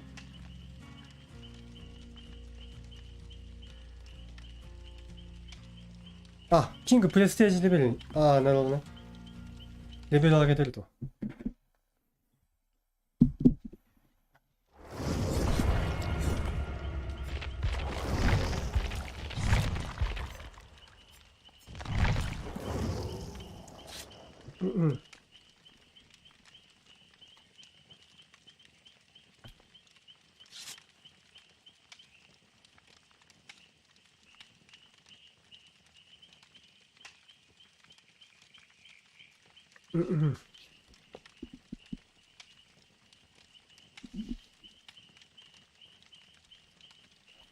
あ、ライトオッケー。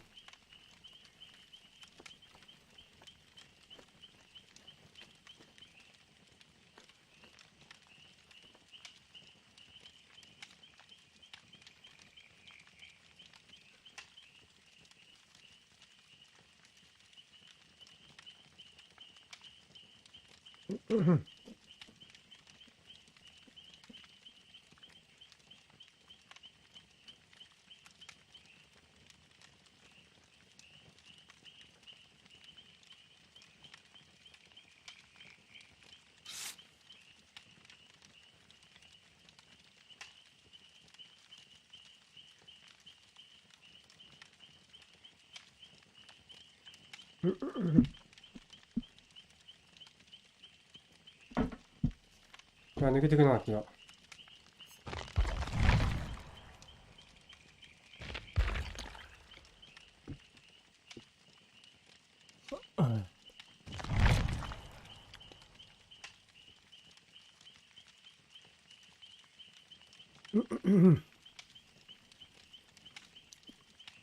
いやー、違うでしょ、多分。一人しかないと思ってないし。誰くんのせいじゃないと思う。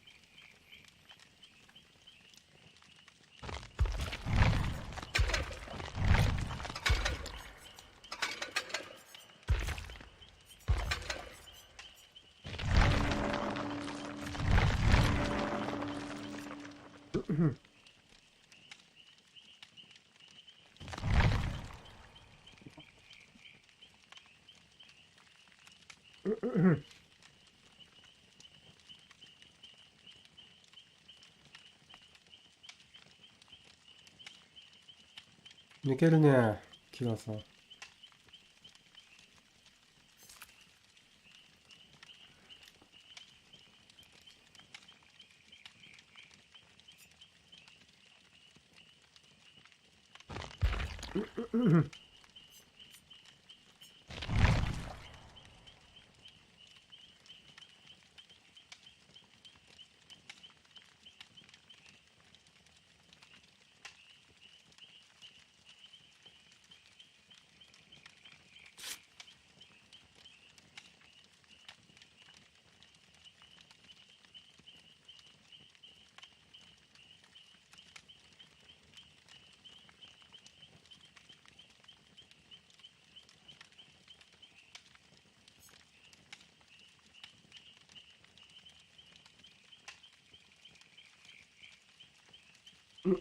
またかよ。こんだけ抜けるね。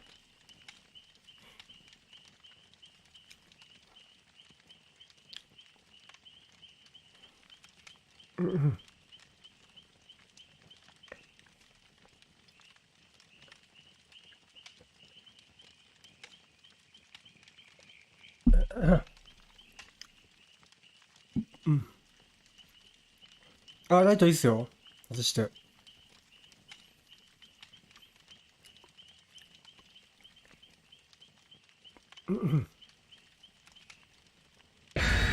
あ、来た。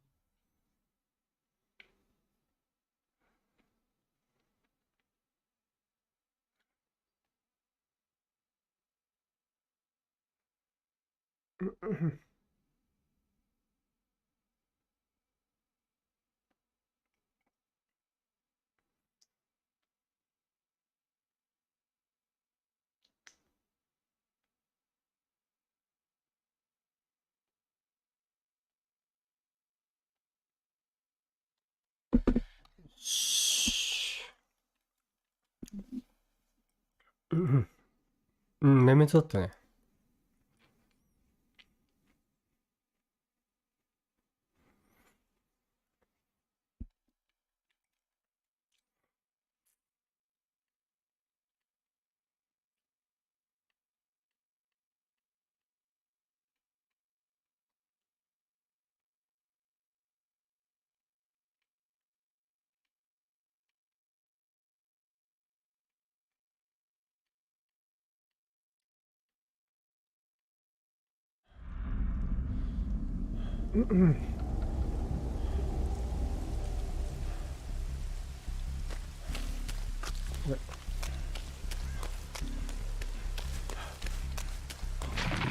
え、誰か遅くな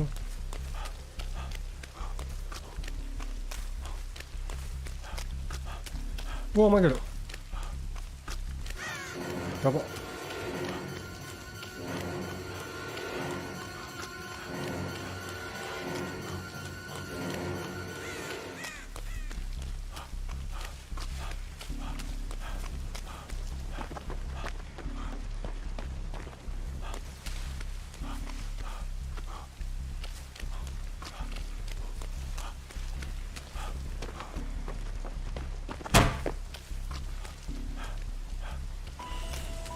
ああ、楽しいな。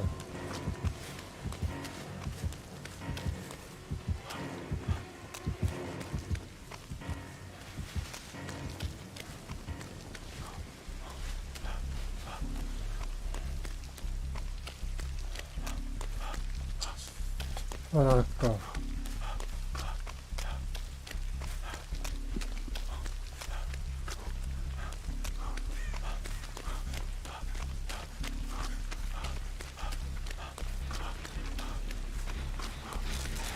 いや、マイケル来てるな。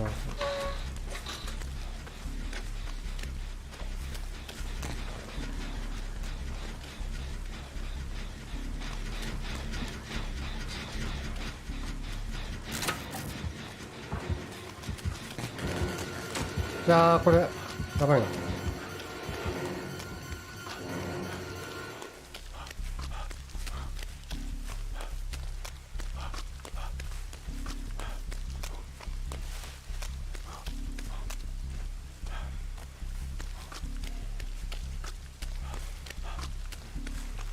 だらけ長くね。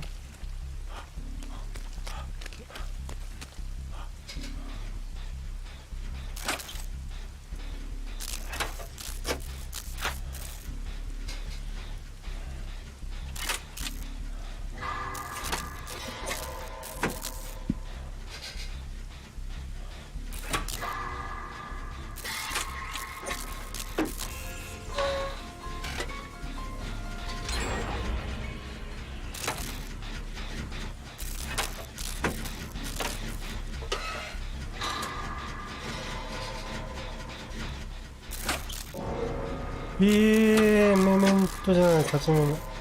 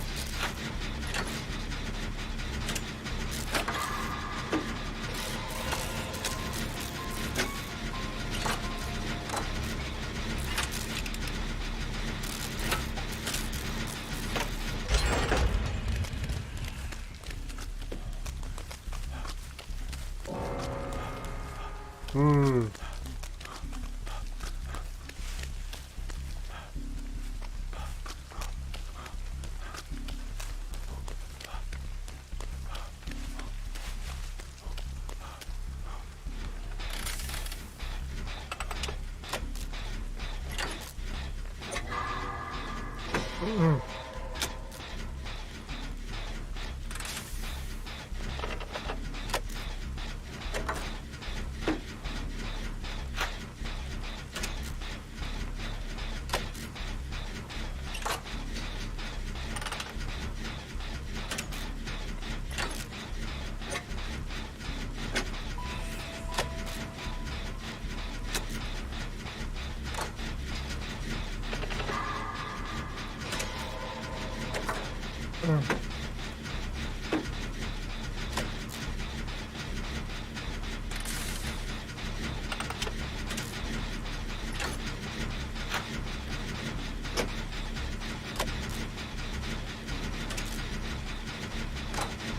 なんか終わりてんのかな。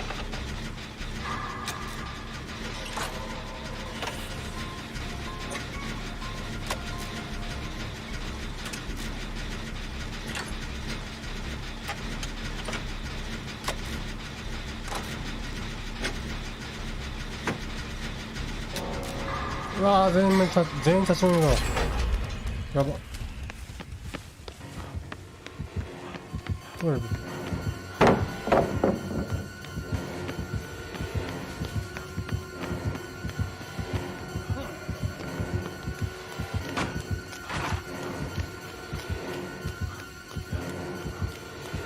急げるか？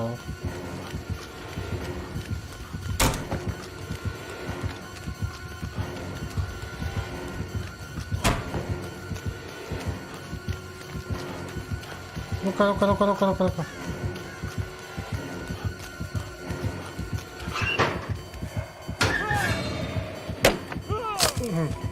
ああ、もうちょっと切れてたの。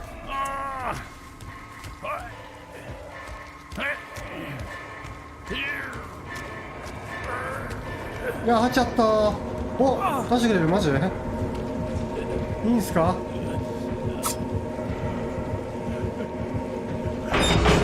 閉めんのかい。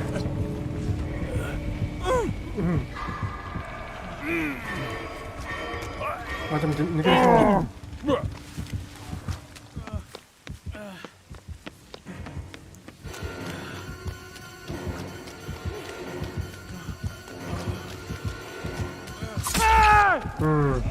足ある。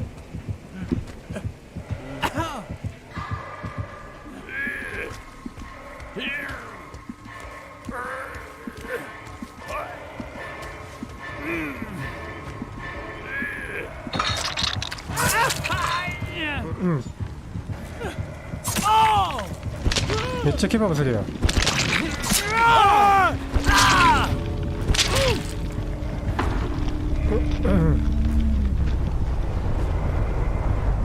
優しいと思ったら、まあ俺が出ればよかったんだけど、モーションが出なかっ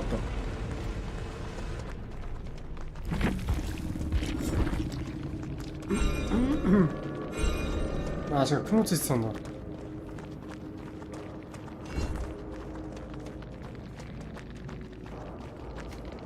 るほど。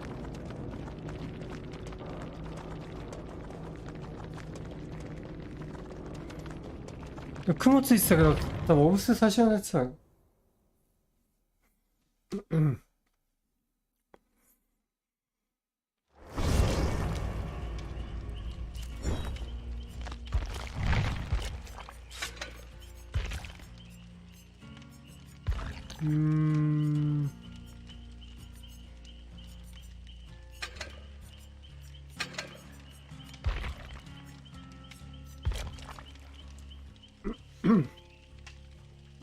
ちょっと眠いね。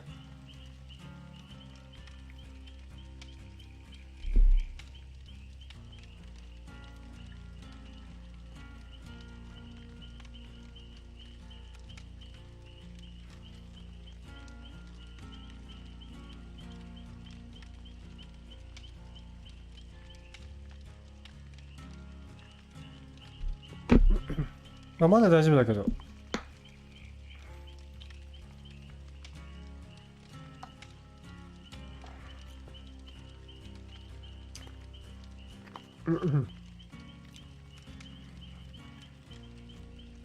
あ、プレステージ回せる？まあでも次でいつかのアップデートでプレステージに得点変わるから、あれ楽しみだ。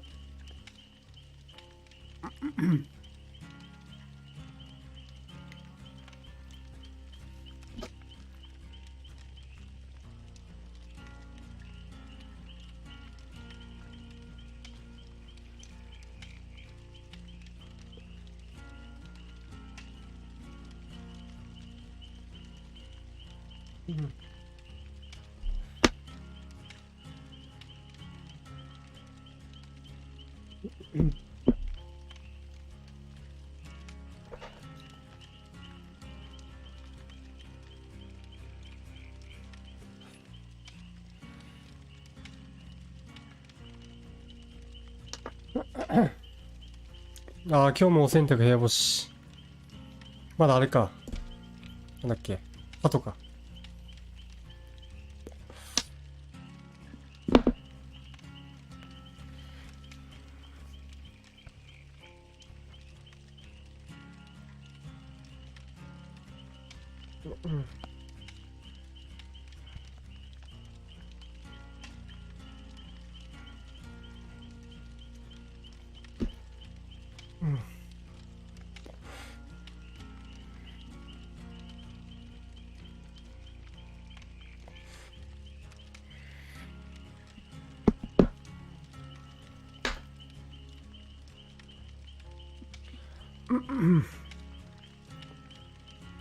気持ち悪いからベランダまた掃除し、ああ、なるほど。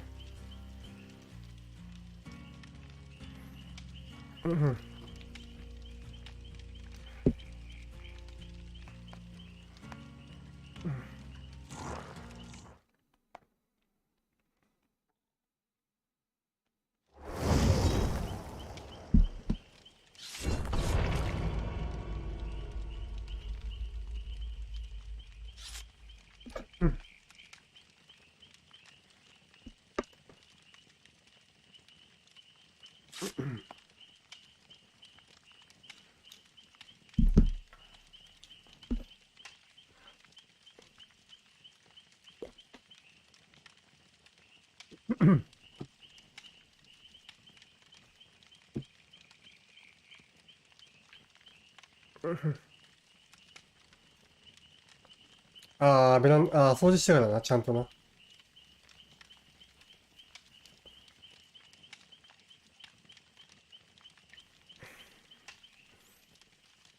最高ランクの電池とライトも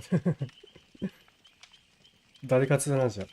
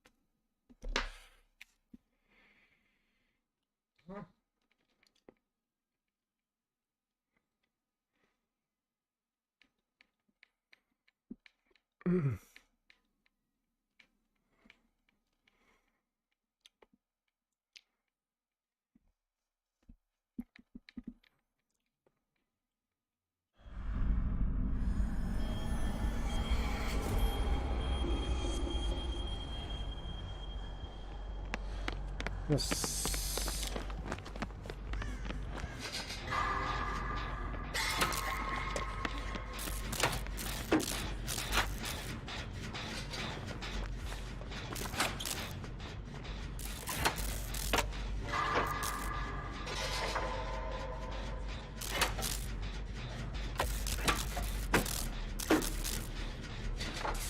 うわ、ビッグか。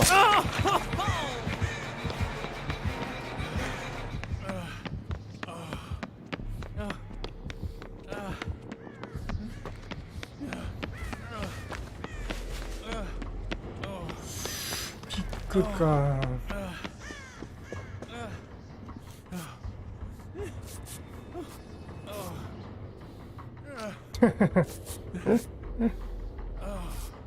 あんま驚かない。今のはあれだった、大丈夫だった。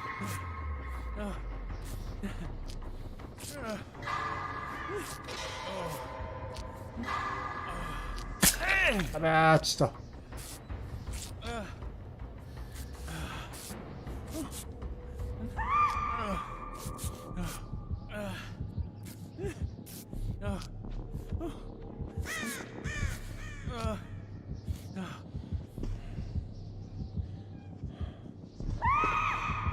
えどういうこと？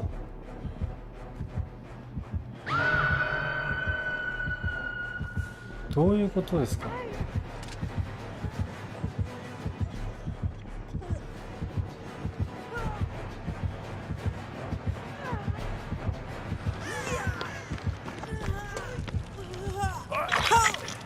リーダーか、珍しい。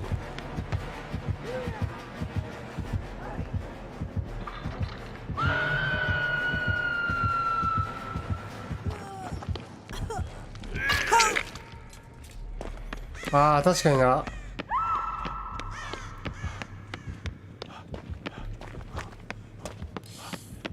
あ、全然回らんな。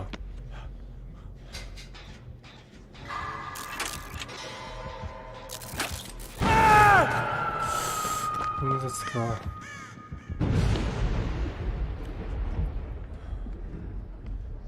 いしょ。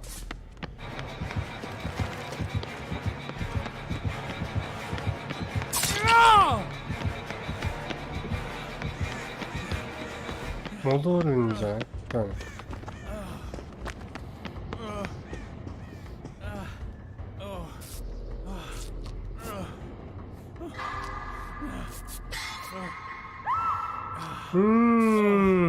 やばいね。うわー、切断したー。マジかよ。きちいなこれ。あ、ナイス。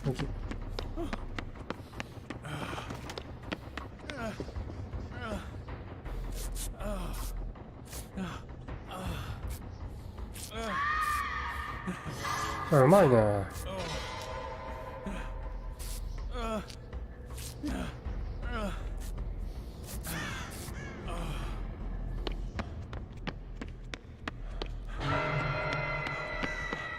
気づくないっす。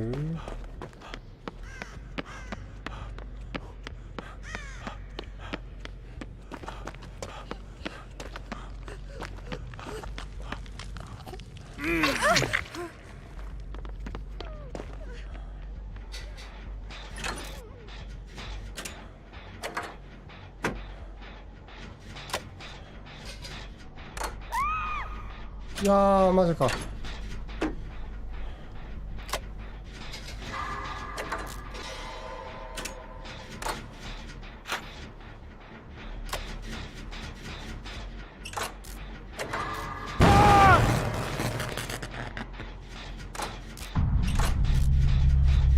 いやー、これはきちいぞ。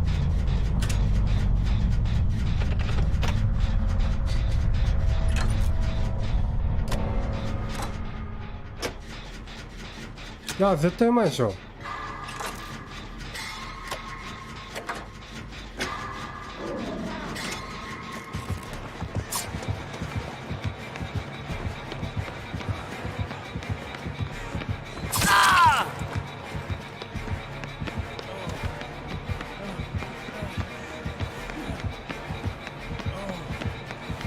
そういう人は全然ね、やべ。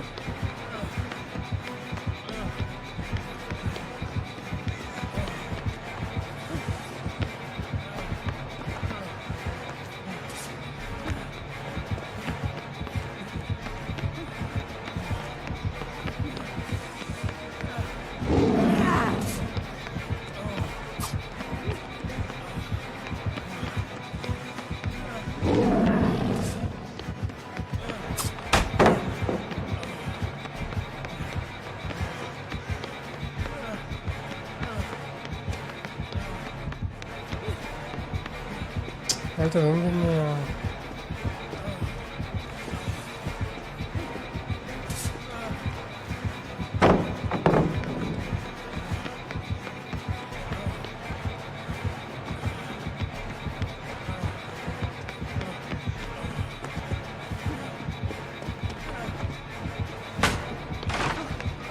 じゃこし。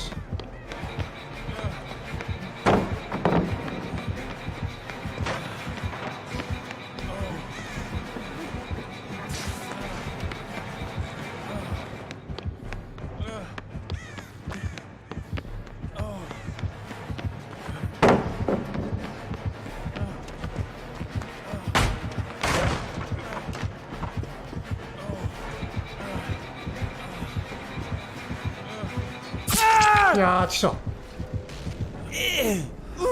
うん。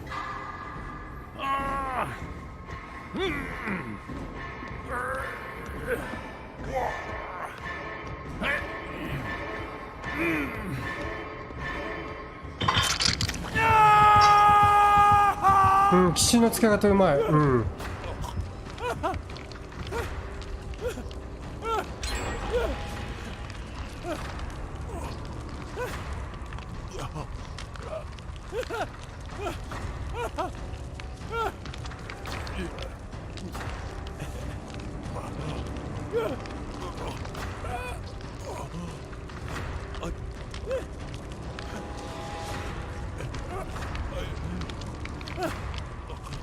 お、しかも来てくれる。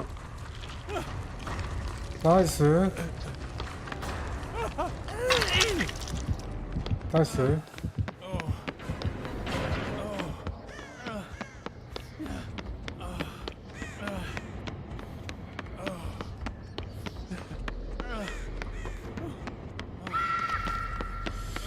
いやー、きっちいなこれマジで。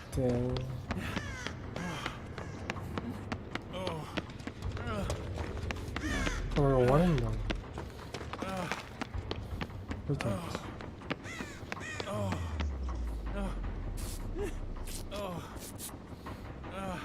あ、釣る。バビチなんだっけ。まあいいや。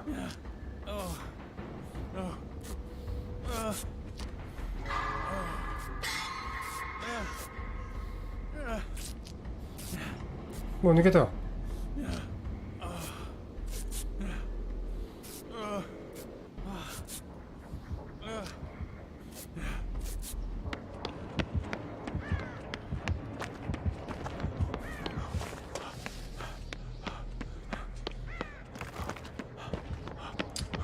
チェーンがねえんだ。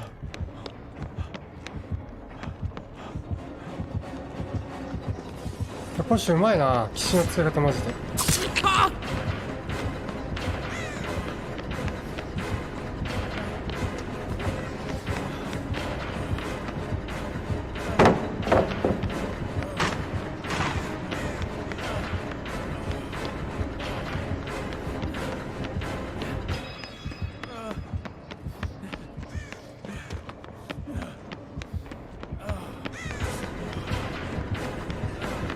ああ、黒田やばいよ。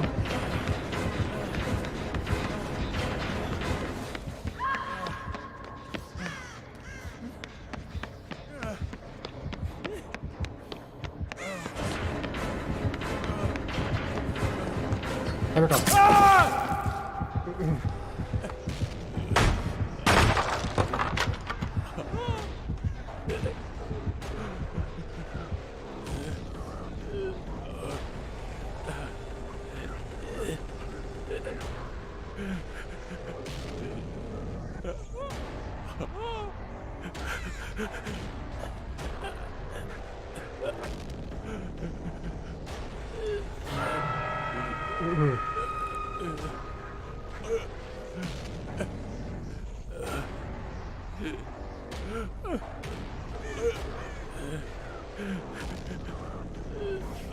いやー、うまいね。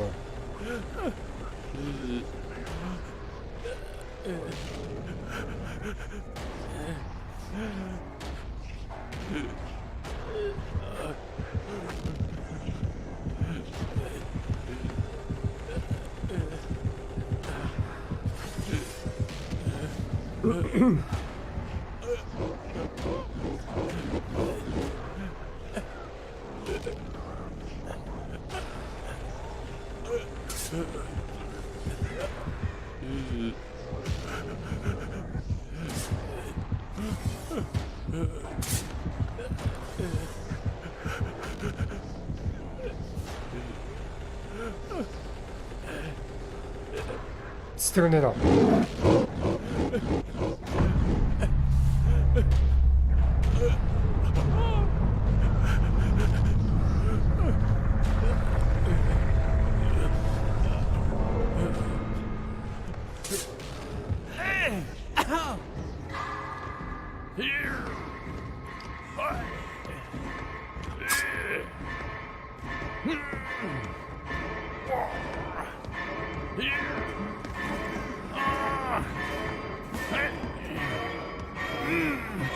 うん、なんだ、やさおにか。やさおに。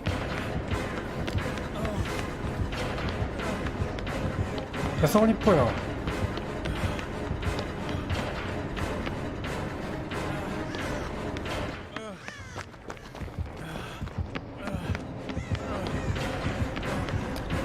これさ、これジジさんじゃねえかな。違う。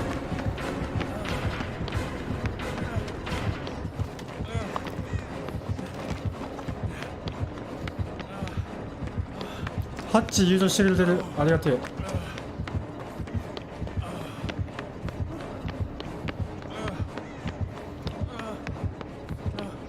あ、じゃない。ハッチどこだ。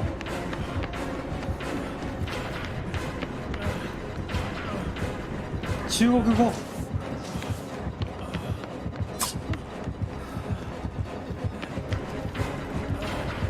ハッチないわ。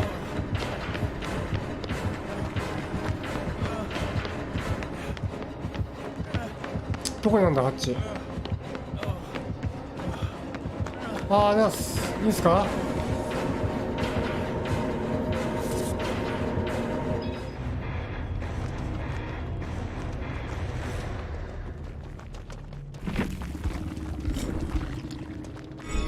なんで野菜になってんだろう。ああ、そういうことか。なるほど。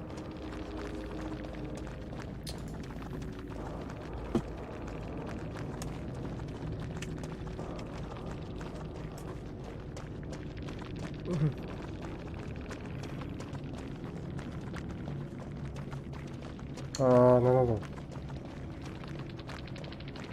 ボタンしにあったんか。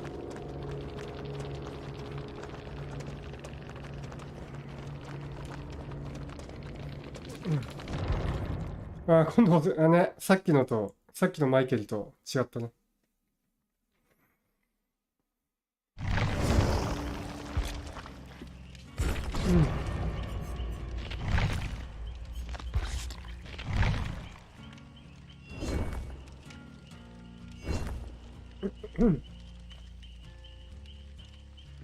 いや、うまかったな、今のピック。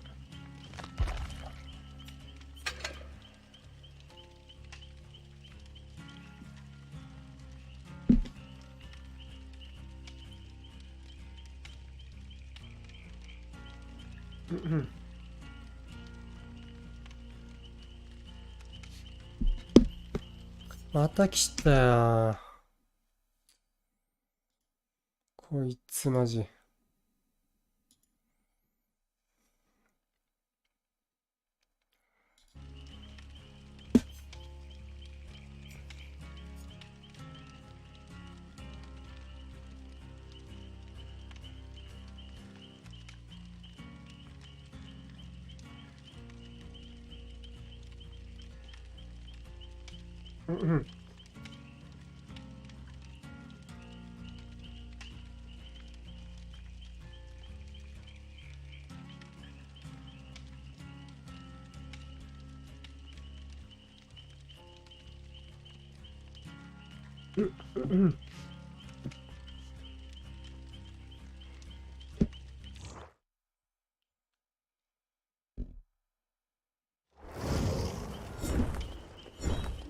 そうなんだよね。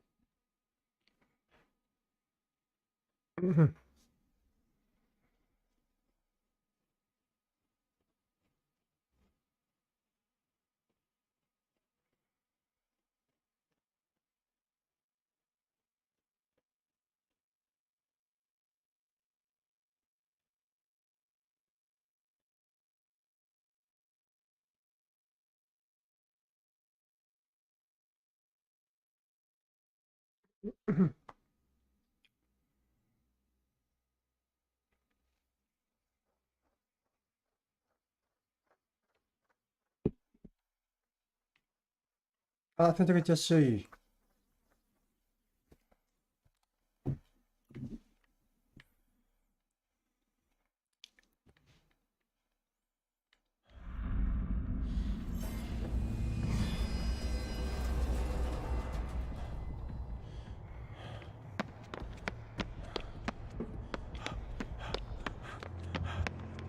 なんだなんと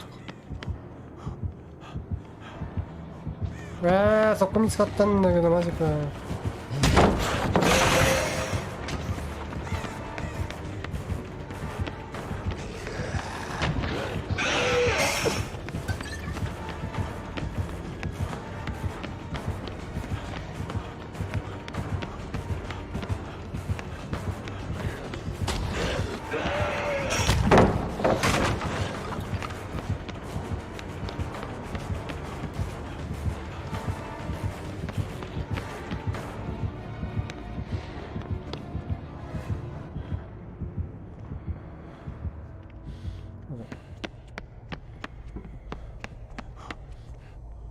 いやー、こましい。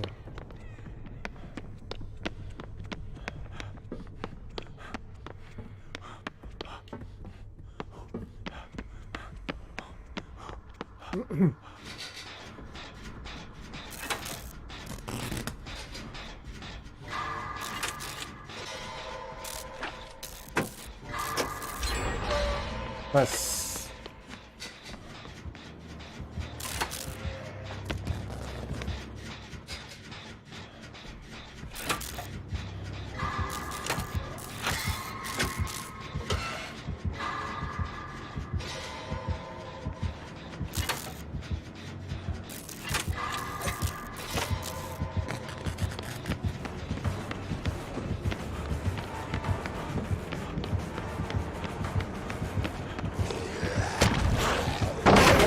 ああ、早かったか。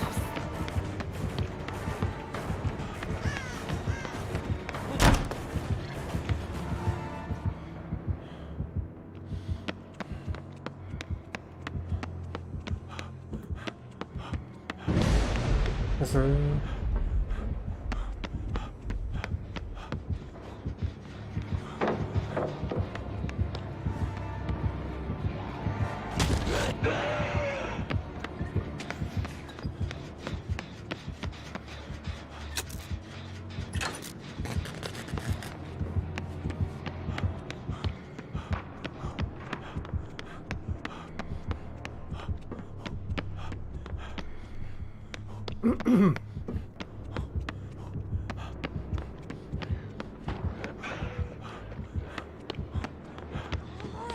やべ。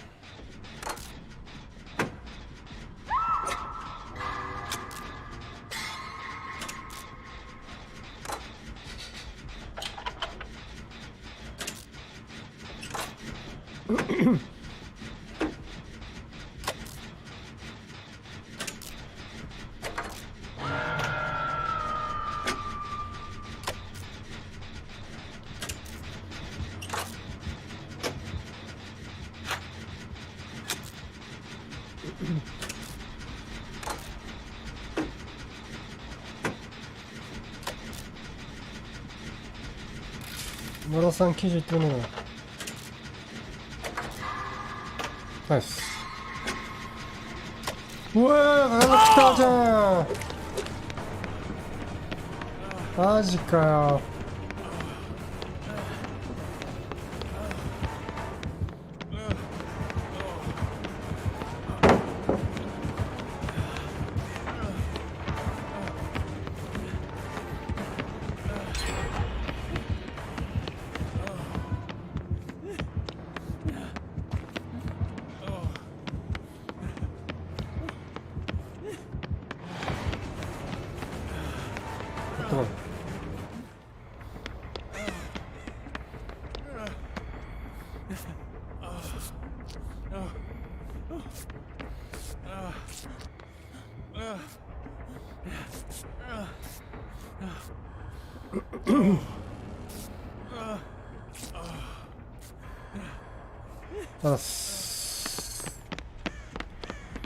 いや、さっきのとこ回してえけど困るか。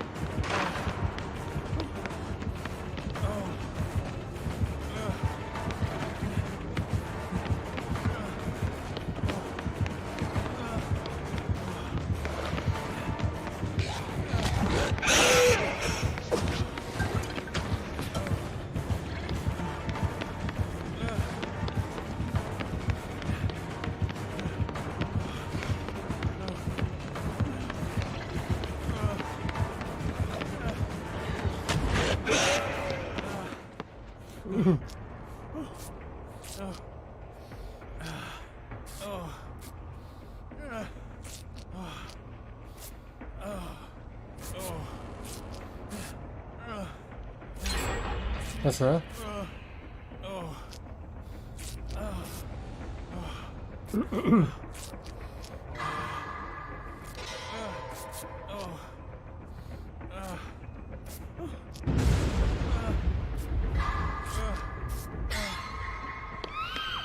トイレ回ったかな。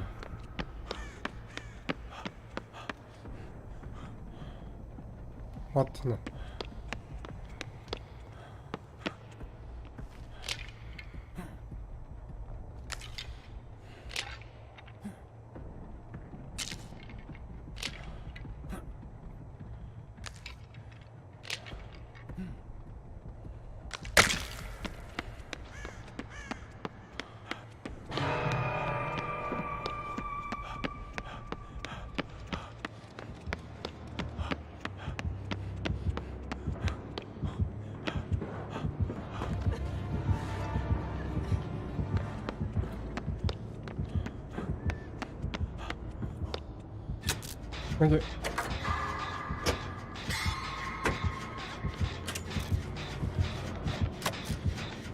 いやいや、みんなでどうすんのは回そうぜ。2人ついてったよ。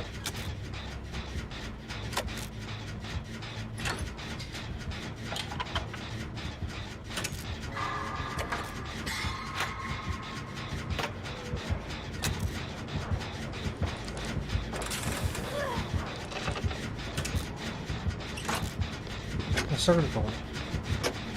来るの。これかー。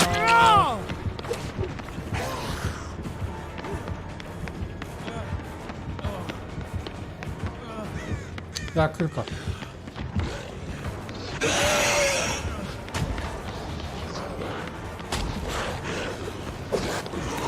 危ねえ。です。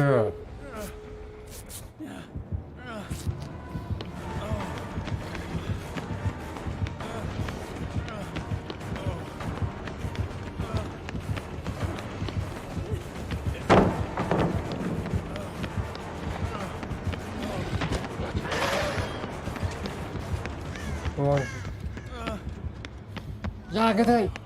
開けてない。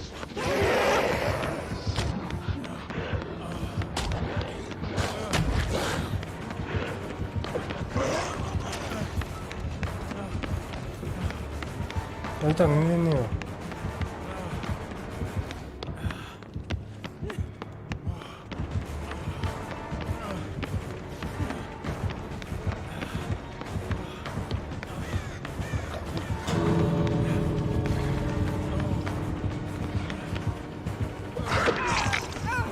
ありがてえ。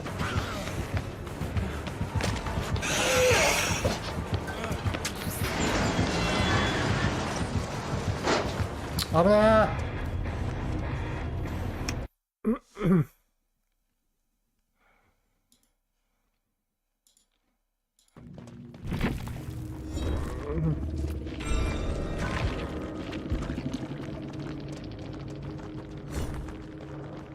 ガラクタだよな、バビチル。い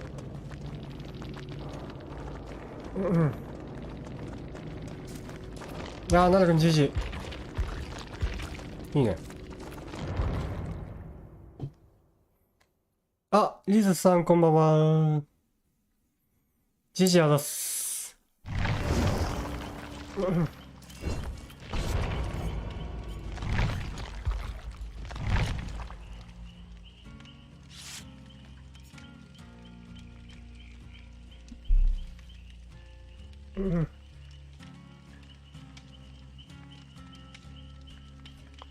あ、今マッチしたあ、本当ですか。はい、あれでした。ありがとうございます。タピオカさん、ありがとうございます。爆速ブライ、ああ、そうですね、室内マップ。あそこはきついな、ギデオンは。ありがとうございました、大戦。GG でした。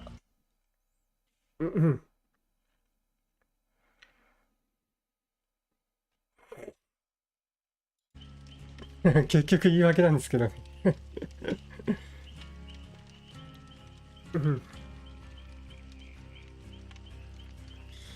ブライト、ギデオンどうなんですかね。やっぱ厳しいのかな。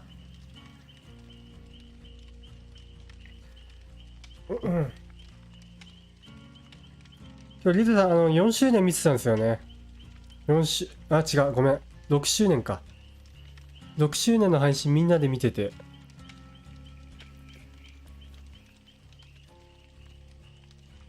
いや、GG でした、タピオカさん。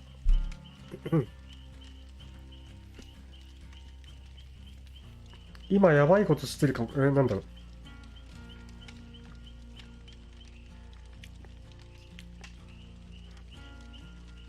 あー、ギデオンがね。ギデオンブライトきついよな、多分結構。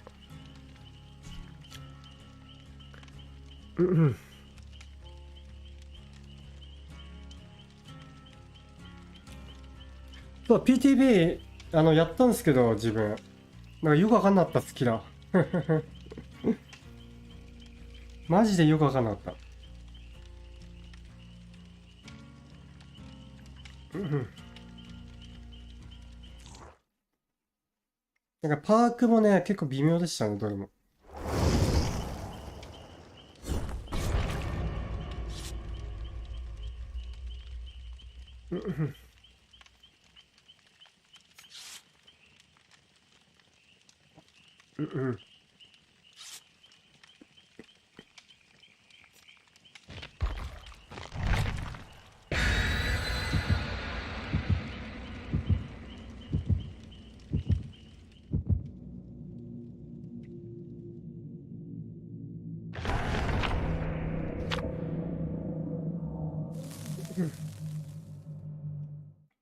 あ、爆速構成。なるくん。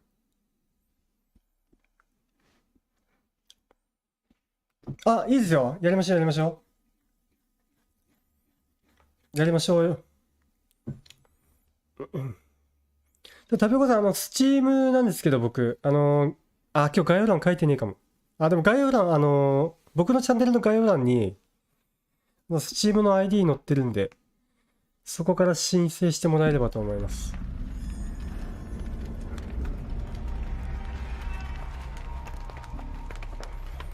やっぱ解体よかった。いいんだ、リズさん。俺も解体ね、どうなのかと思ってたんだよね。やっぱいいパークなんだ、あれ。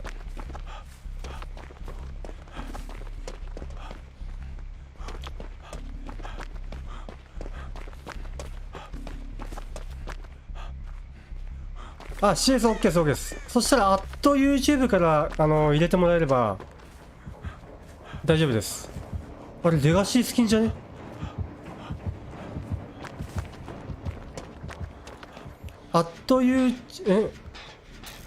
？YouTube からですね。そうですね。入れてもらえれば。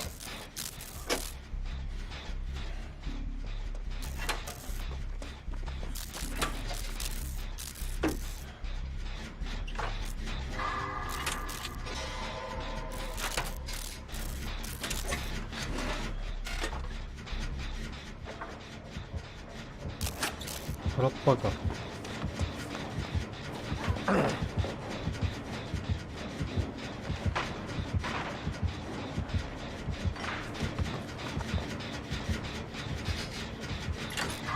あれ、ジェイクレガシースキンだな、あれ。かっこよ。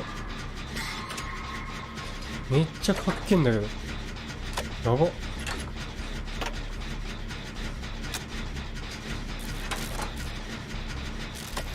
っこいい、このスキン。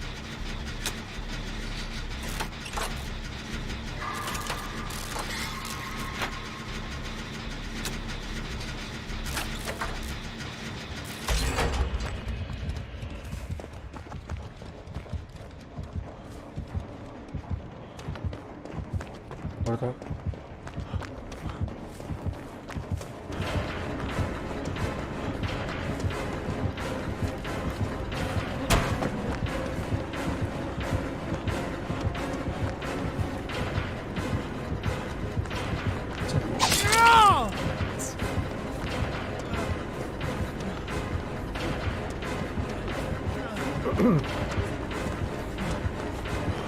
やべえ、ベスト。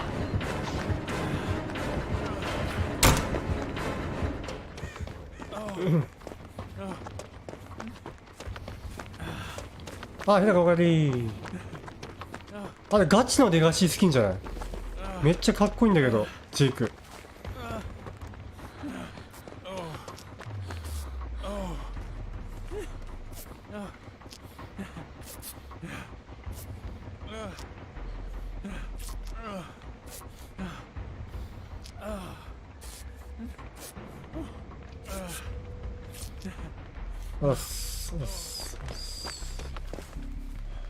どこ回すかな。これか。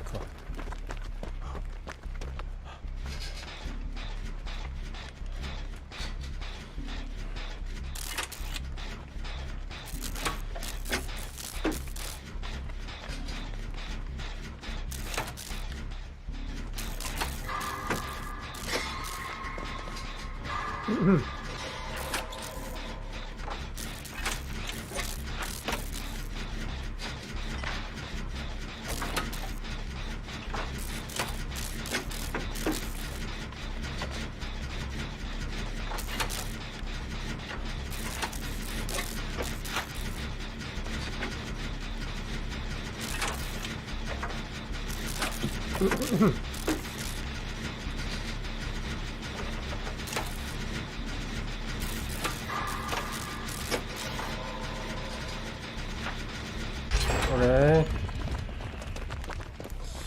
あそこ1台かっけえ。マジレガシースキン。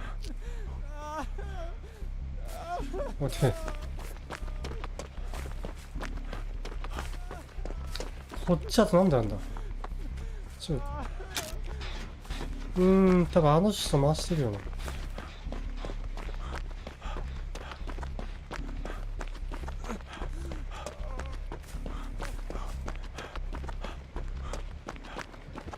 ですか。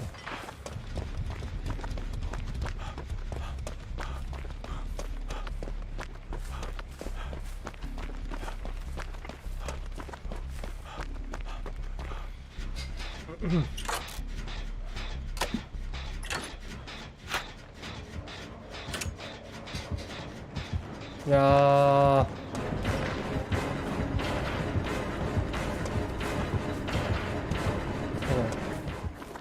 多分固めようとしてんだろう。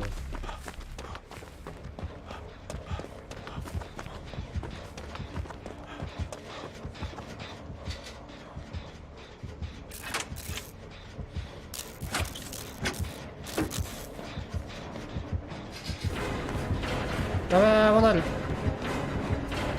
いや、こっちで死にたくねえな。離れよう。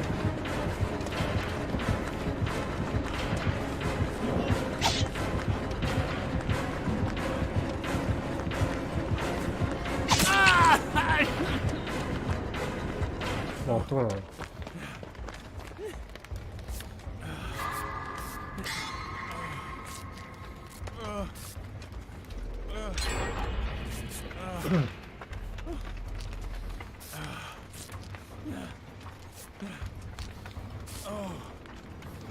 いやー、向こうつけて。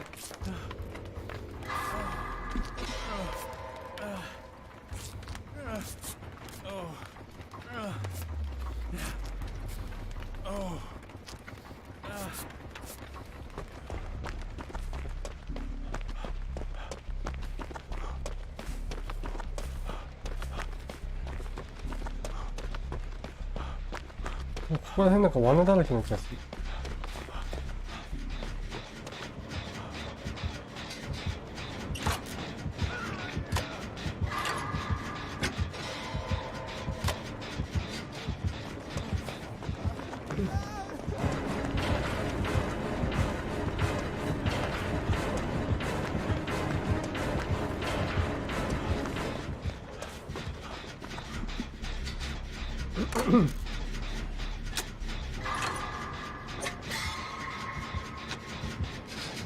いやー、こっち固めとしてるよな。取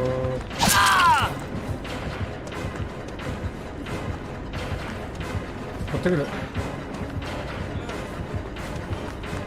いや、いたねー、いたね。終わった。危ねえ。じゃあそこつけたか。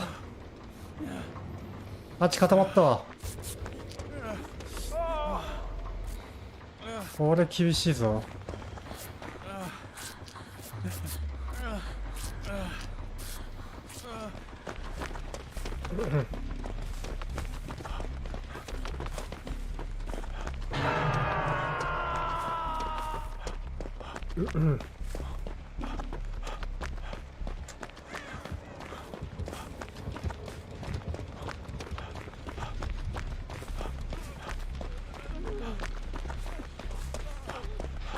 いやー、完全固まったなー。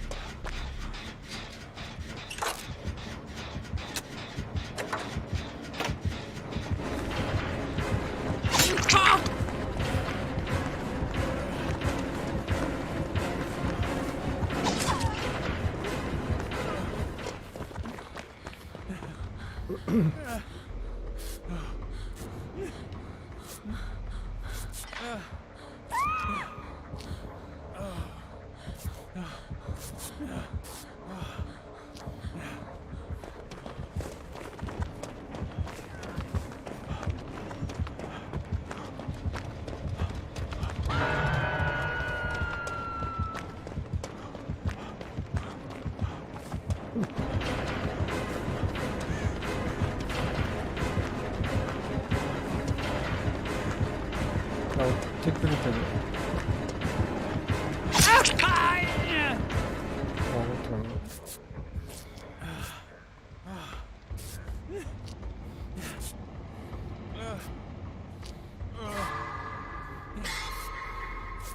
あー、これ長そうだな。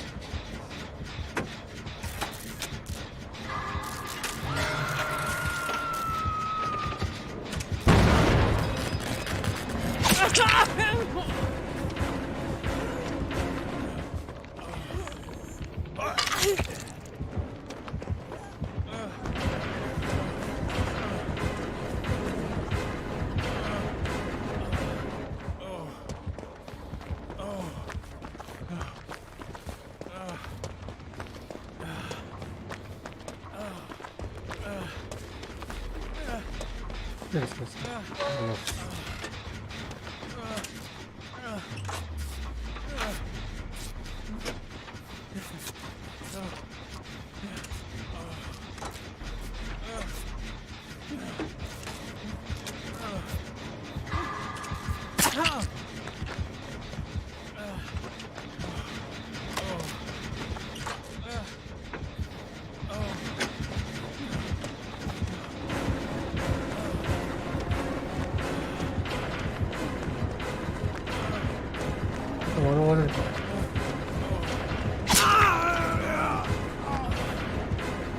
あー、追ってくる。マジか。よしよしよし。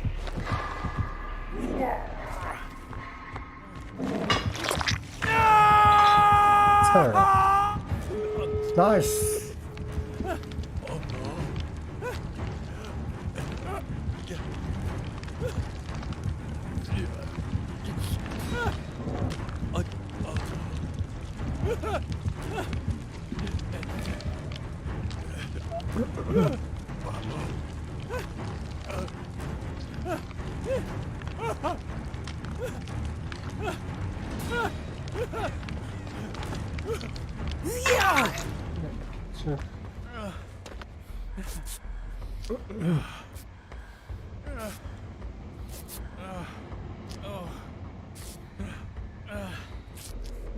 Thank you.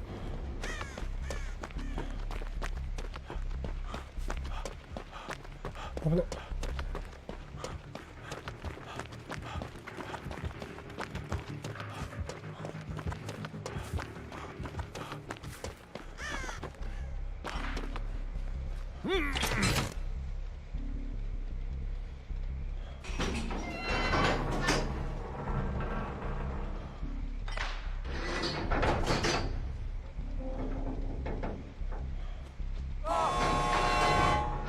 あ、向こう行ったんだ。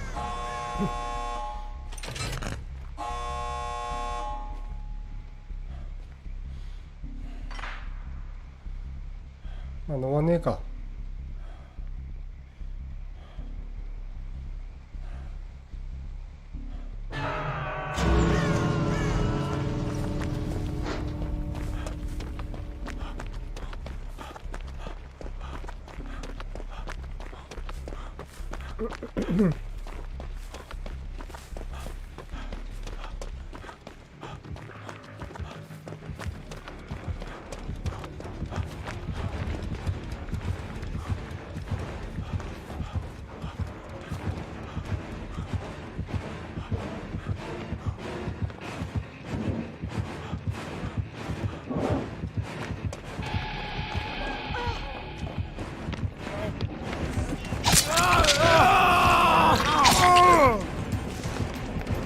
いける。い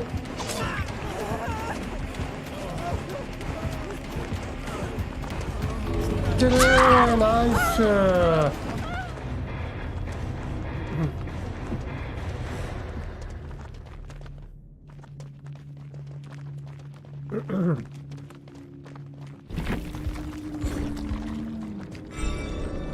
ナイス。いや、意外についてたな。悶絶イタチお楽しみ。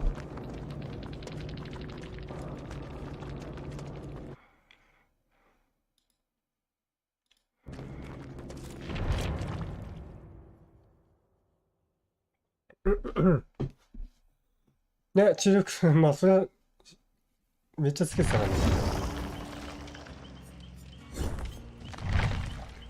だからタピオカさんまだいるかな。まだいますかね。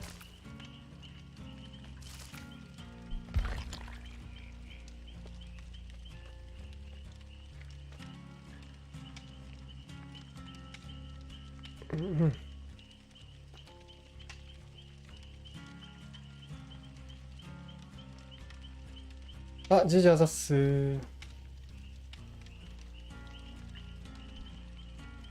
タピオカさんどっか行っちゃったかな。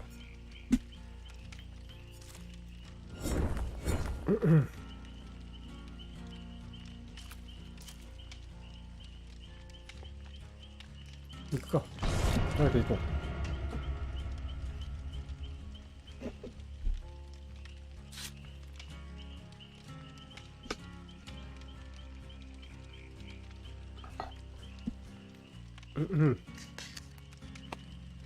いや、レガシースキンかっこよかったな。ドワイトじゃねえや。ジェイク。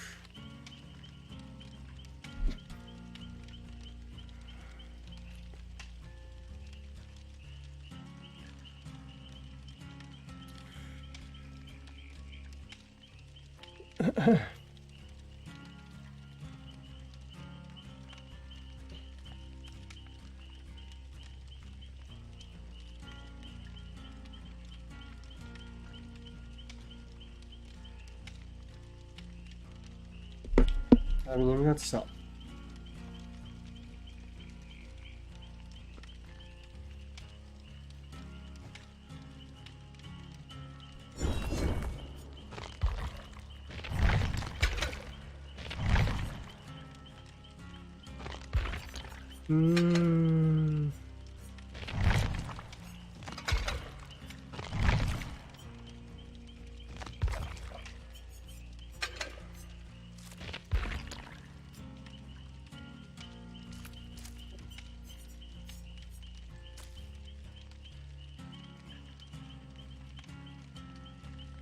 なるくん、これラストにしよっか。ちょっと眠くなってきた。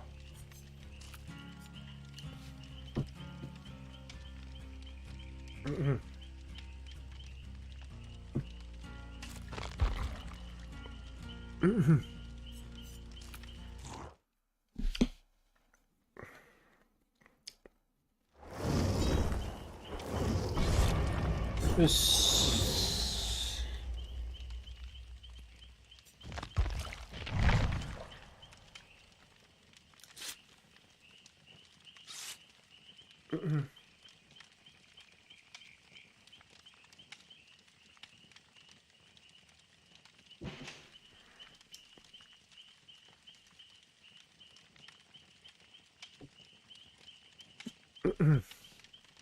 なんか言おうとしたけど忘れちゃった。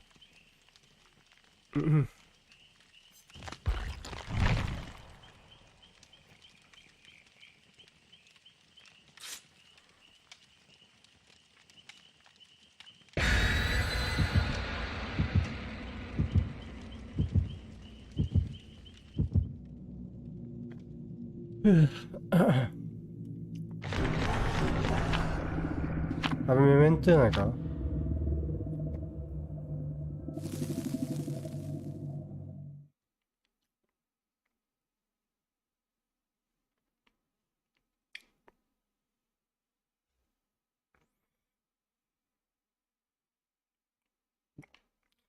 今日は特に予定ないかな。まあ、夕方ぐらいにまた配信しようかな。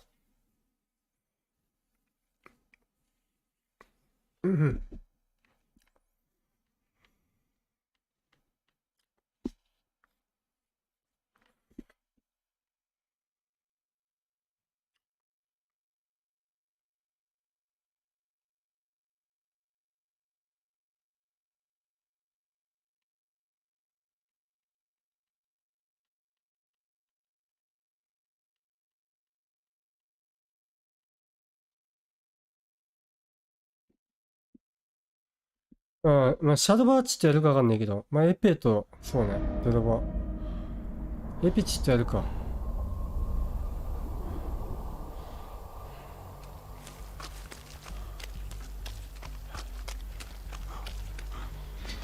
前触れ。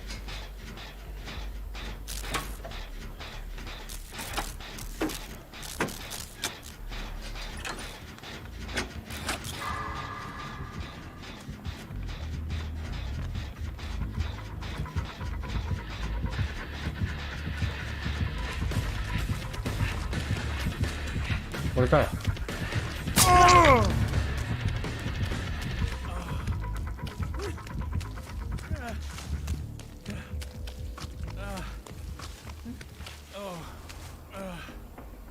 いや今日はどうするか分かんねえな。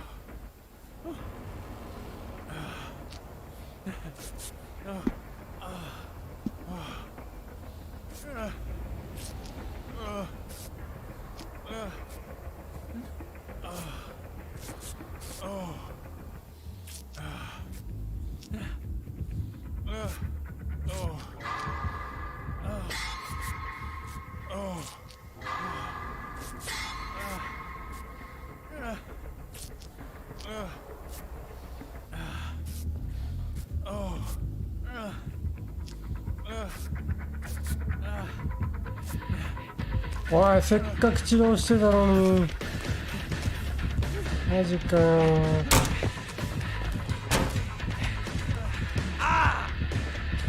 成功した。やれる。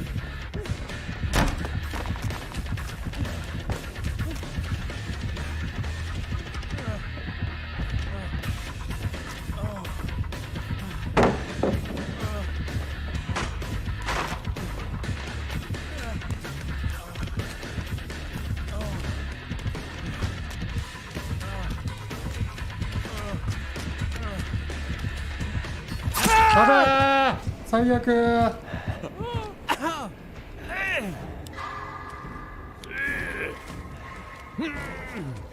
あ、タピオカさん。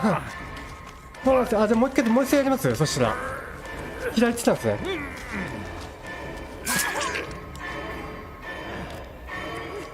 あ、抜けれそう。ナイス。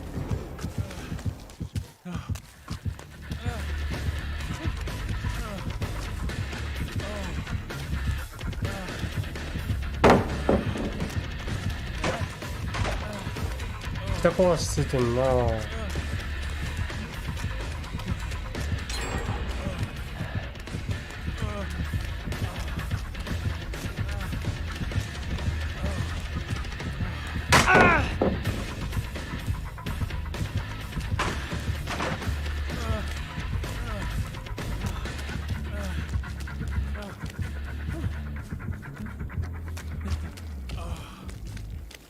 あ、いいっすよいいっすよいいっすよ。やりましょうやりましょう。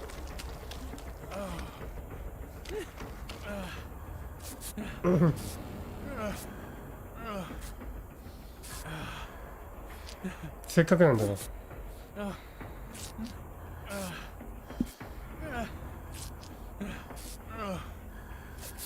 やー、これ長くなりそうだな。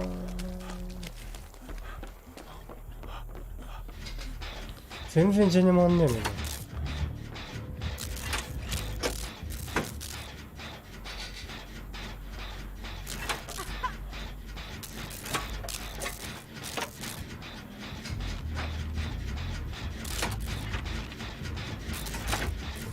あ、トペカさん、YouTube シャープから入れれば大丈夫ですよ。YouTube シャープなんちゃらなんちゃらみたいな、そっから入れれば多分大丈夫だと思います。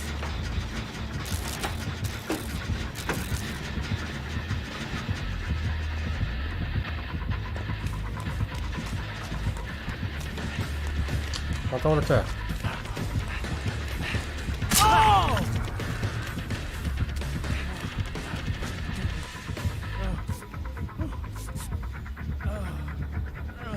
まだまだいいんじゃないのか。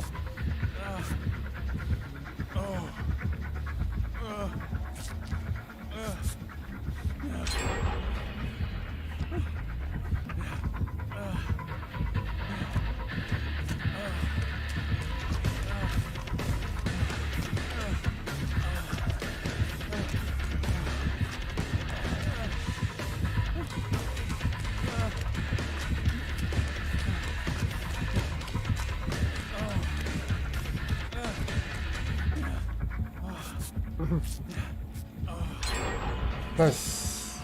でかい。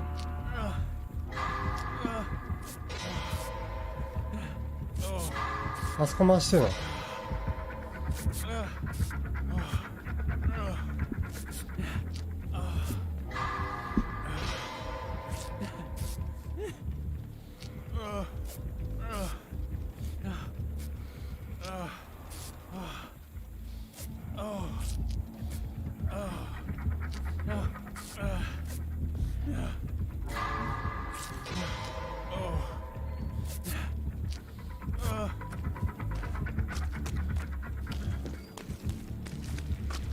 もう回るよ。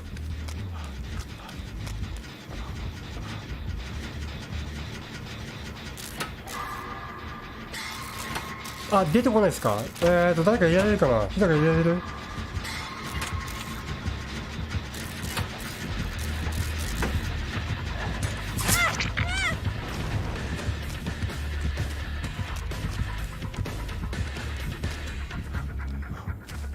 多分タムちゃんいねえんだよな、多分。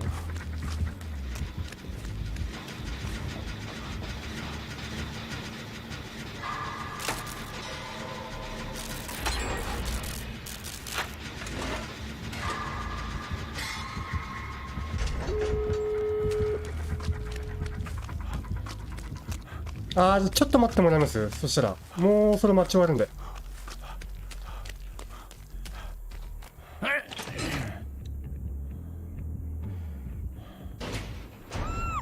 うわ、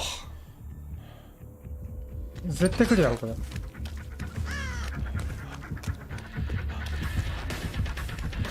ノーワン聞いてないよ。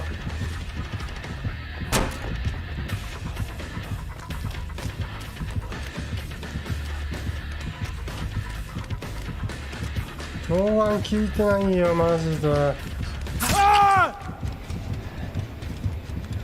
ゆかちんおはよう。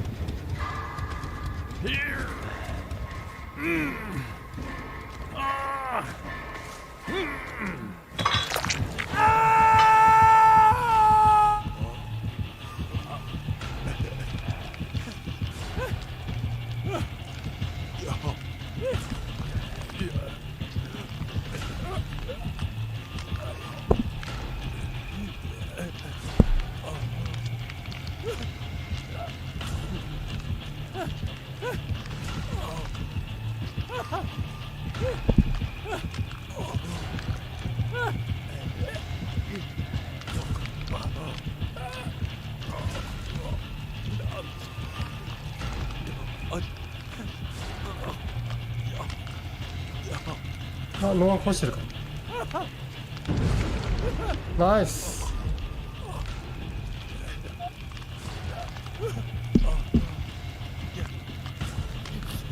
タピオカさん、多分ここに入れてもらえる。これで入れてもらえる。大丈夫です。多分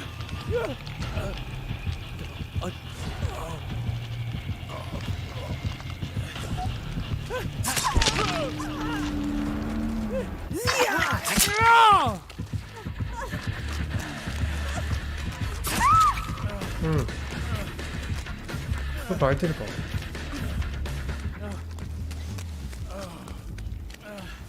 そこ開けたいな、ちょっと。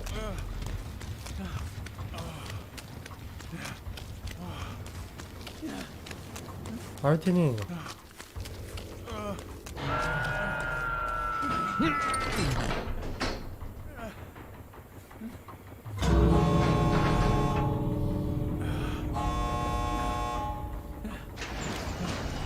もういけんじゃん。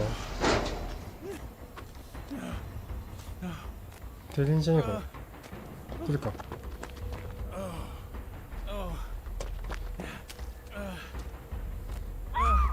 ほら。よし。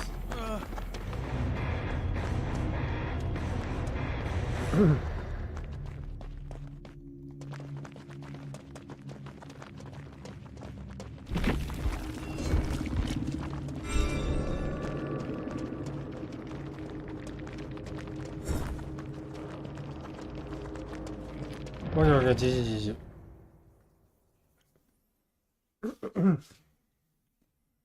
タピオカさんどうすかね。入ったかな。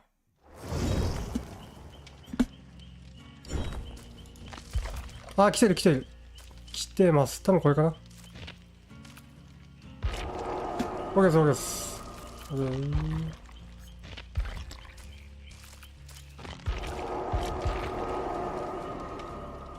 出た瞬間になるほど。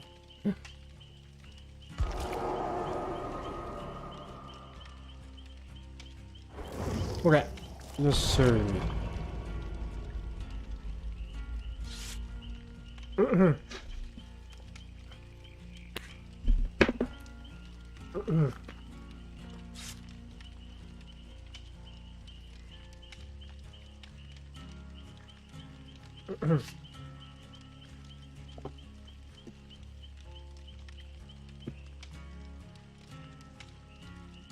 あ、先ほどのミンです。ありがとうございました。あー、こちらこそ。ありがとうございました、マッチ。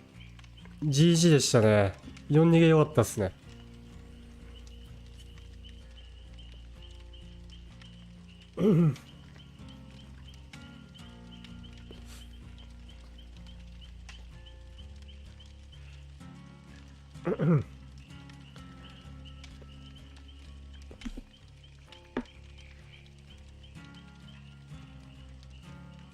初心者です。いや、本当っすかタピオカさん。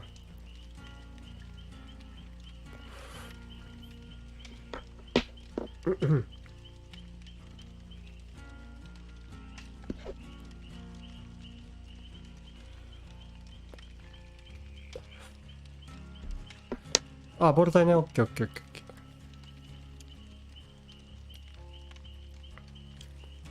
オッケー。あ、本当にお手だけにじゃあお願いしますね。こちらも。頑張りましょう。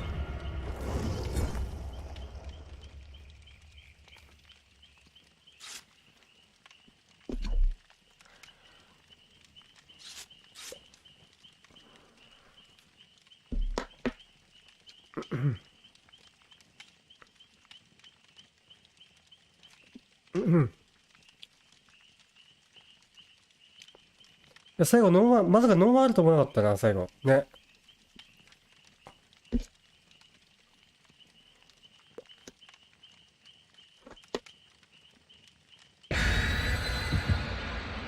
あ、そうなんですね。アモンさんも初心者なんですね。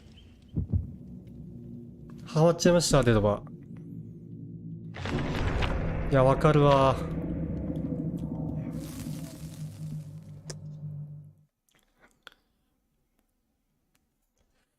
ハマったらやめらんないっすよね、マジで。このゲーム。僕ももう3年ぐらいやってんですけど、3年飽きずにやってますからね。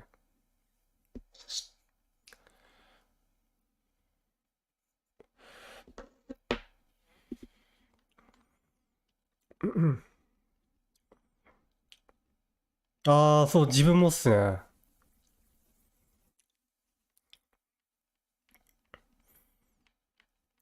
3年も続くゲームないよ、もう、本当に。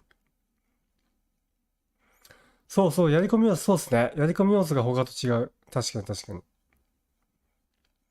このゲームが一番ハマってるよ、俺も。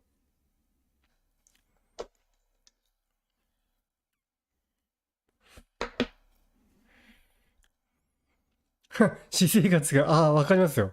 僕もそうっすよ。だいたい休みの日はデータバやってますからね。自分も。うん。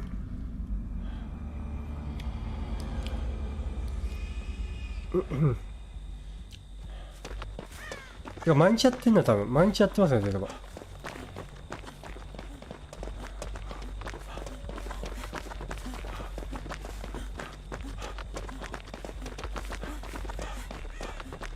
ああ、そらさん、おはよう。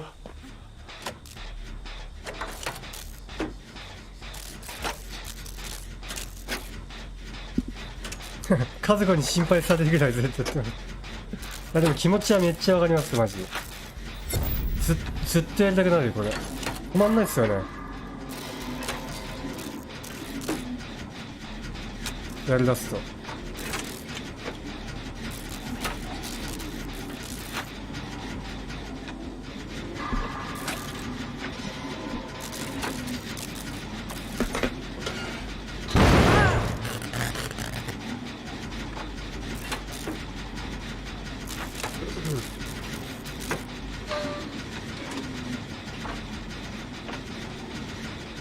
ああ、そうだ、仕事なの？やべえ、怒涛じゃん、マジかよ。ごめんね。怒涛は聞いてない。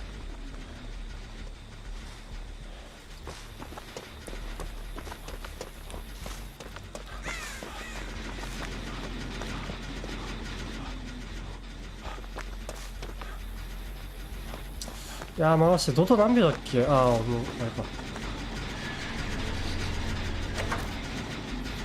引きこもりに拍車がかかりました。いや、わかる、もう。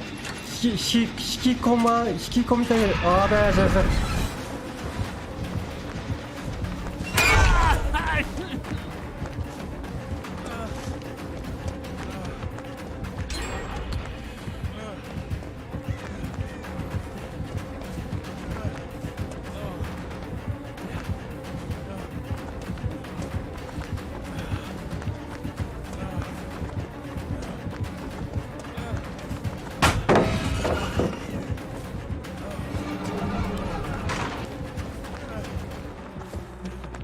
まだ来るまだ来る。来てる来てる。ソロさん見た？あ、でも寝てたのかな。ソロさん6周年のイベント公式のやつ。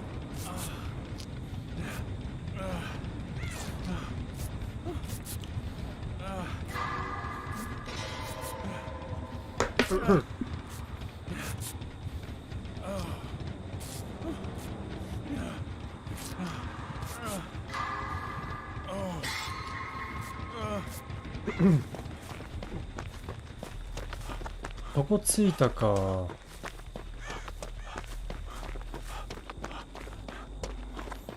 そうなんだ。来週から海外すごいな。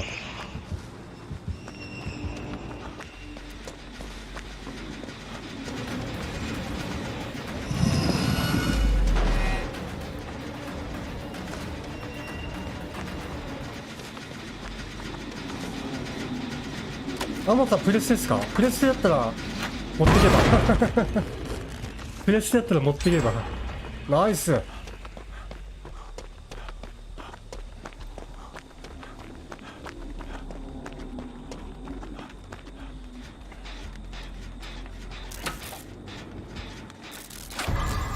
あ、スターついてる。マジかよ。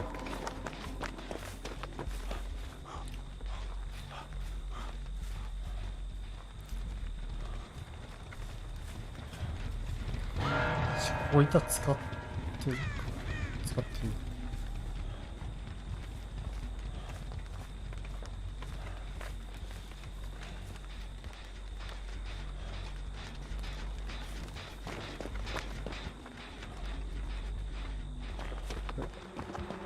キャンプか。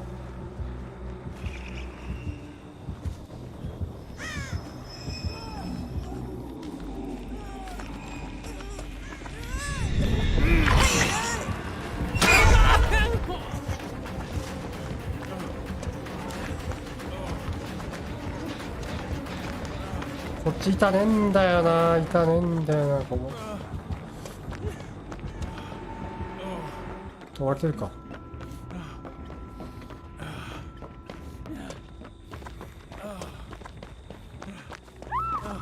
あ、それも考えた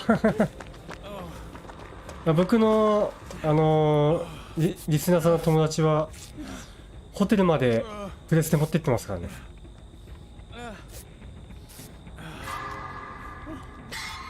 いや、ソラさん、俺はいつでも OK よ。やろうよ。いや、ソラさんがめっちゃ大会出たがってるって。まあ、俺も出たいんだけどさ。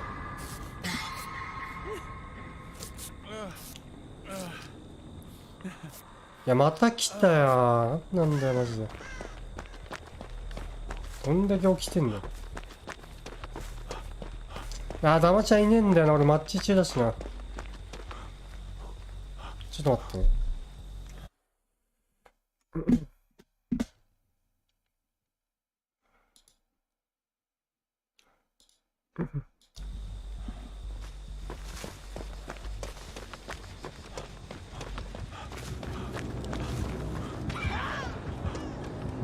いや、これ真正面ね。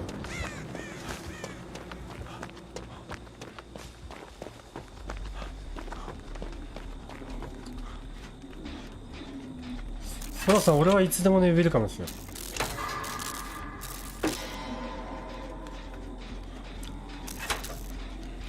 そうね、こういう時にね、複数いた方がいいよね。確かに。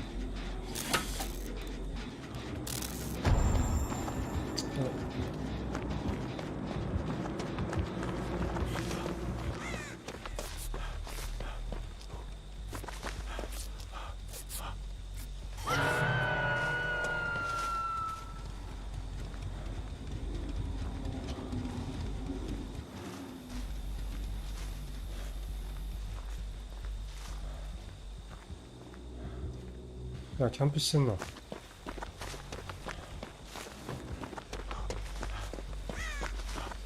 キャンプしてる。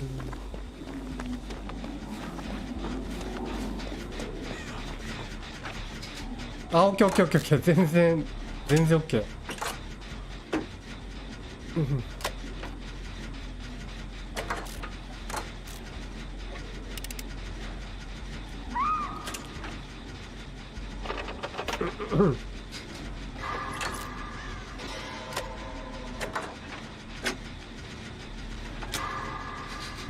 やべえ、まただよ。ごめんね、本当に申し訳ない。いや、怒涛うざマジで。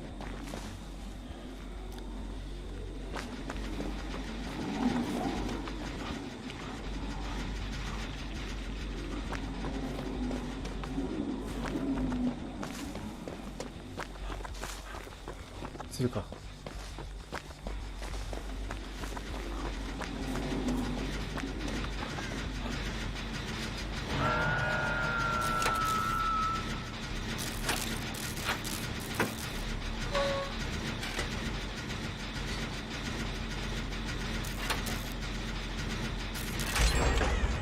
Okay.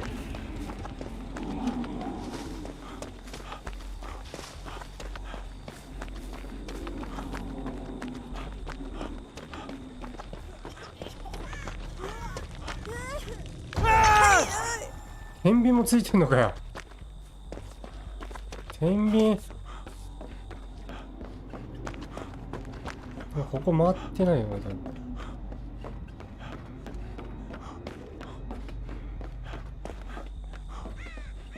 まあ、日高確かに今日モディにしてもよかったよね。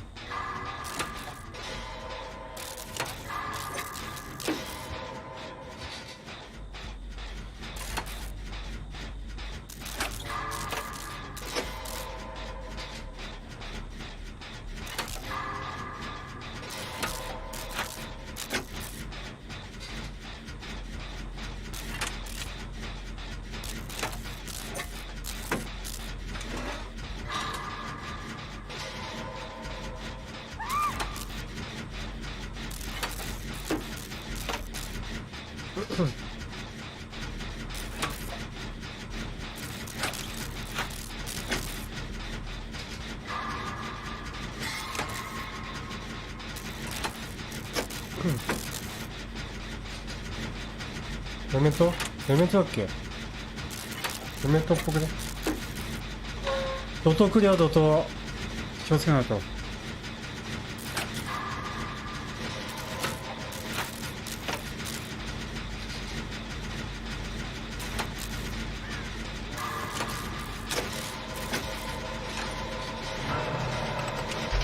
ッケー、ナイス。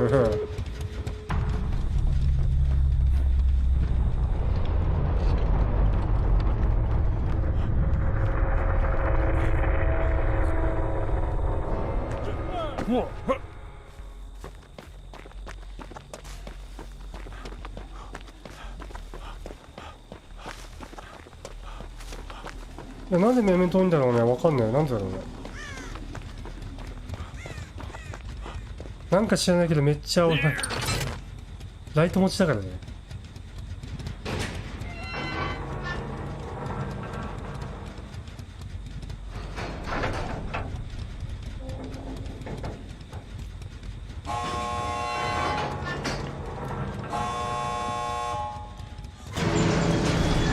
出るか。出ますか。出ましょう。あね、佐竹さん作ったよね。いや、つぶやくのね、俺もね、あんまつぶやかないんだけど、あんまなんか思い浮かばないよね、つぶやくこと。つぶやくことあんまないんだよね。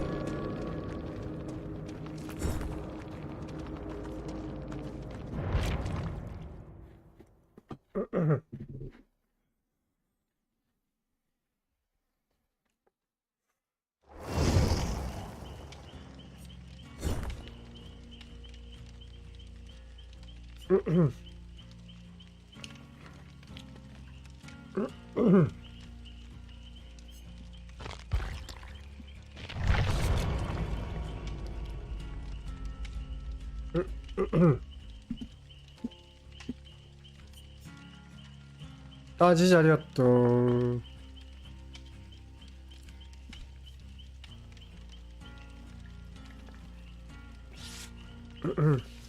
もう一戦やるか。じゃ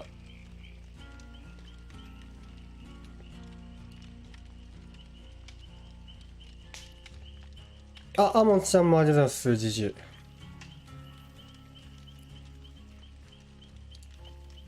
アモンさんはどれぐらい海外行くんですか？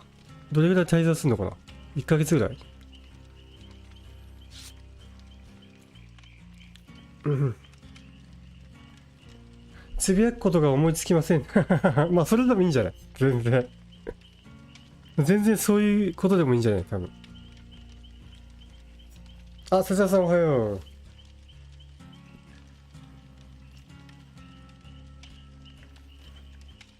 誰かあの人、タピオカさんね。タピオカさんって一応、言った方がいいかな。あの人はちょっと。うん。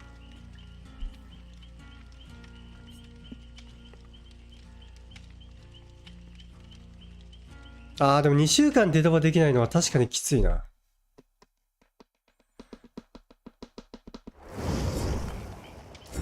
2週間データバできないのはきついわ。確かに。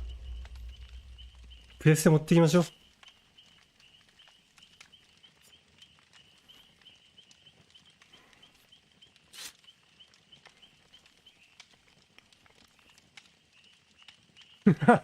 デルバ病でそこまですごいな。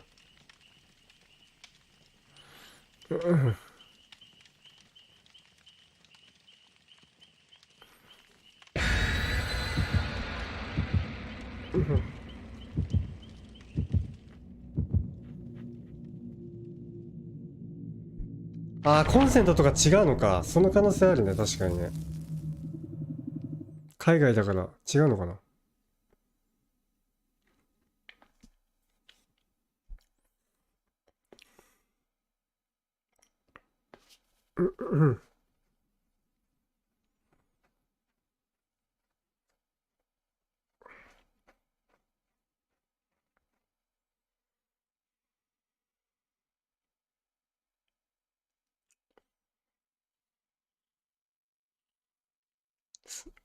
いやー、データバは毎日やりたいよな、やっぱ。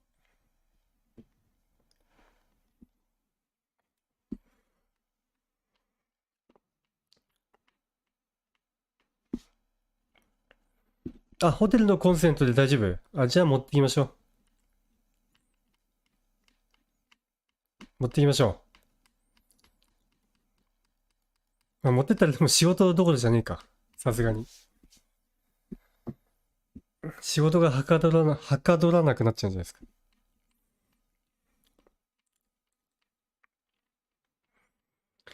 いや、アップでね、結構良さげだったよ。マジで。結構いいアップであったよ。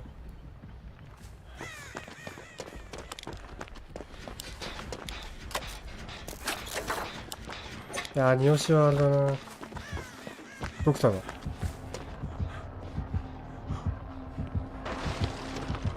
こっちですか？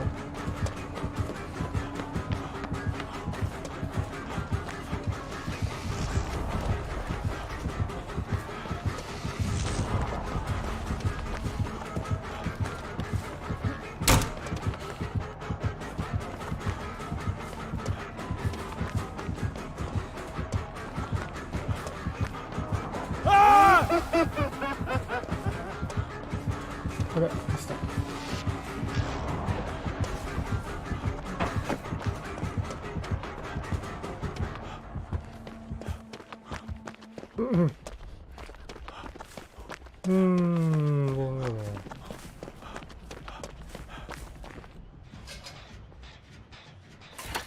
カジノかデドバかやば。カジノかデドバか。やばい、確かにやばいやつだ。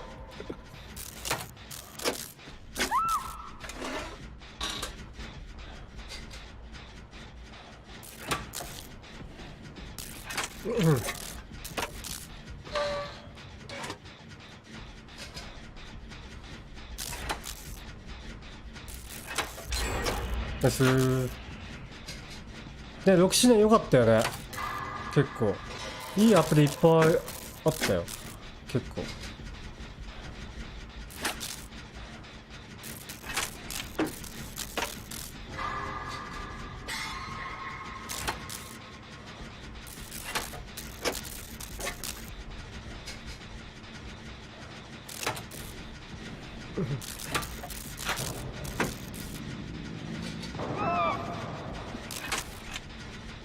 たださ、オープンデックで見た方がいいよ。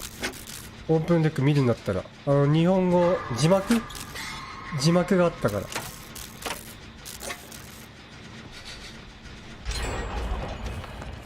ずっとね、字幕、オープンデックのやつで見てた。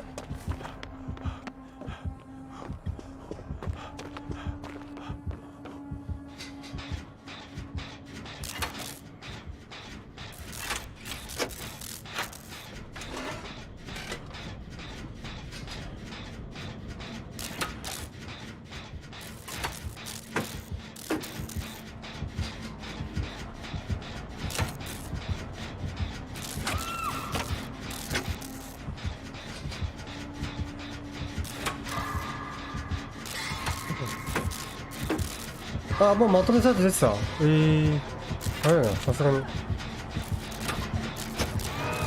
れ絶対で来るでしょ。よし。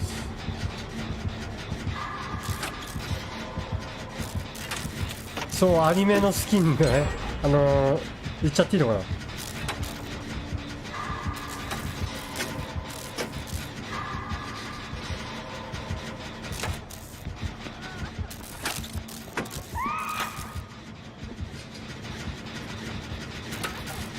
ね、コラボ衝撃だったよね。進撃の巨人のコラボとかさ。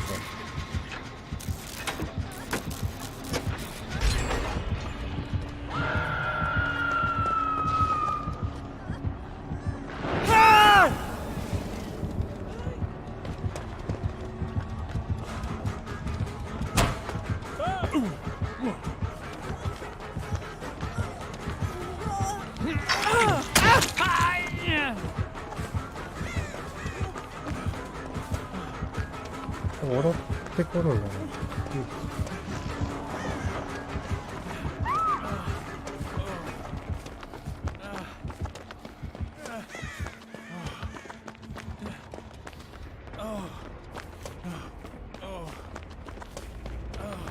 ね、日本のコラボね。進撃の巨人。一番弱そうな人の好き。誰だろうな。やべ。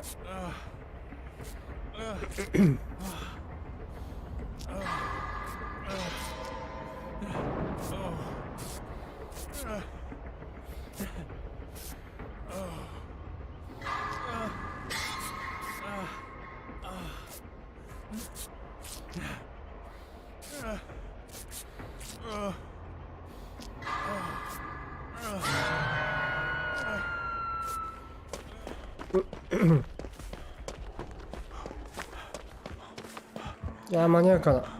間に合うか。間に合わねー。来るか。よし。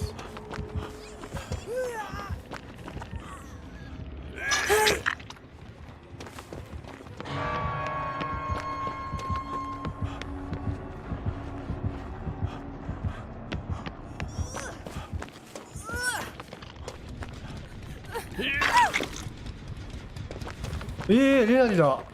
レナリ持ってる。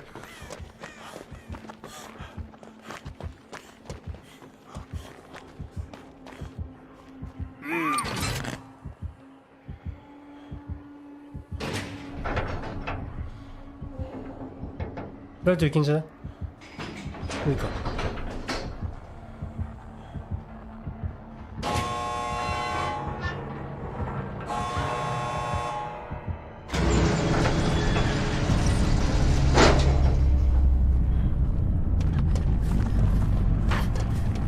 いけるね。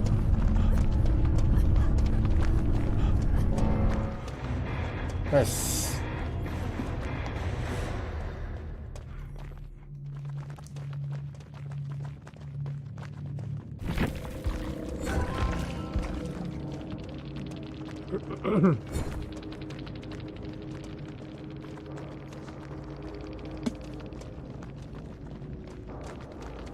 なんだ、クモンか。クモンズさん、おばちゃ、まびちり。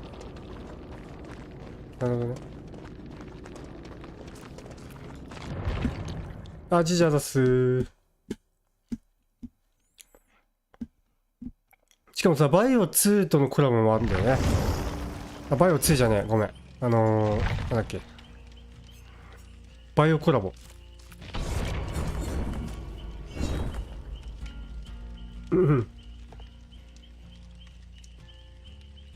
あ、もうじゃあぜひやりましょ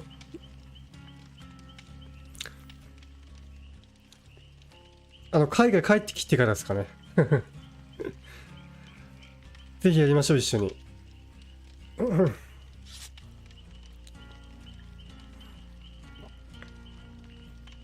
バイオ今度なんだろうな。そう、ウェスカっぽいよね、なんかね。どうなんだろうね。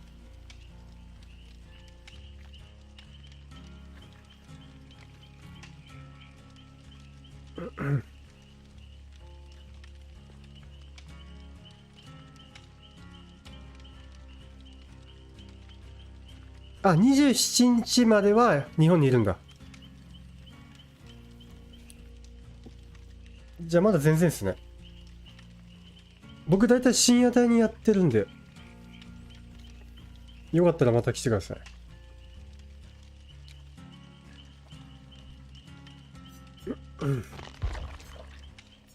大体いつも仕事の日は、まあ、2時ぐらいから大体6時過ぎぐらいかな、やってるんで。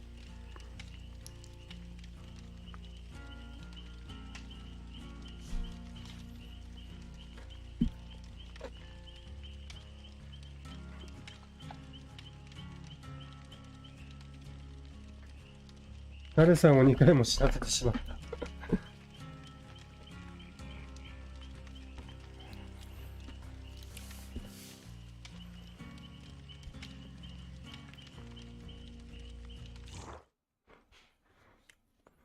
さっき眠かったんだけど、若干冷めたな。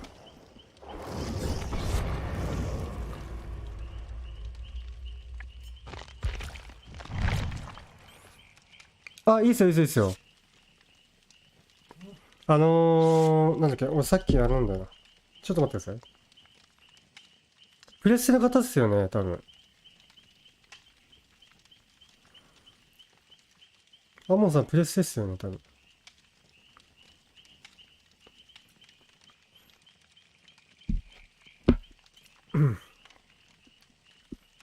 ここ、今固定したとこに送ってもらえれば大丈夫です。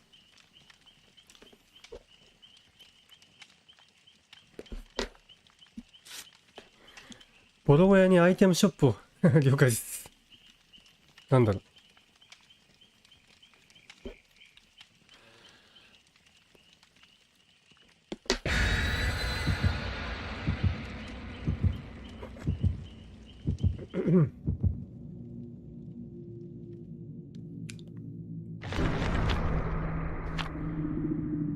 なんだこれ。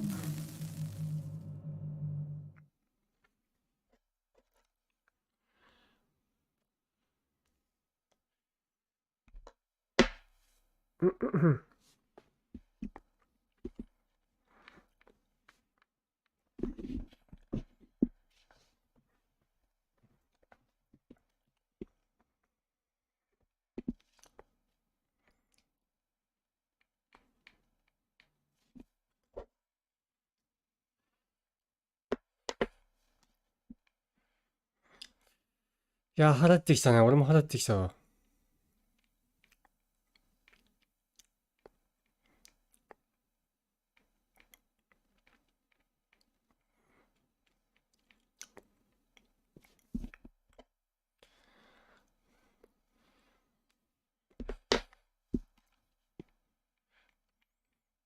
あ、送りました。了解です。この待ち終わったら、申請じゃねえ。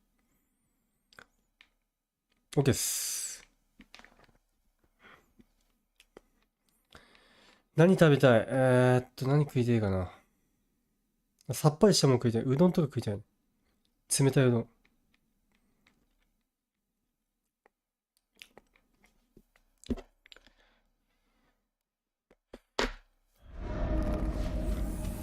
打ち上げ、いや、全然いいよ。企画というかしてくれれば、山さんとね。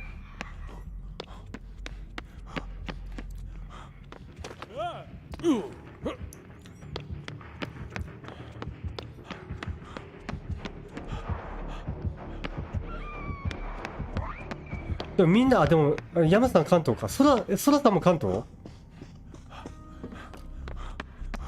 また来たよ。また来たよ。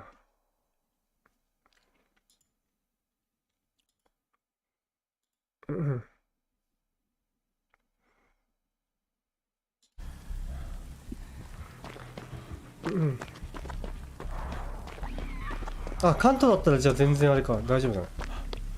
企画してくれば全然あれですよ。全然いいよ。そうだね、ちょっと日高までにしようか。今日だけ。ちょっとお待ちくださいね。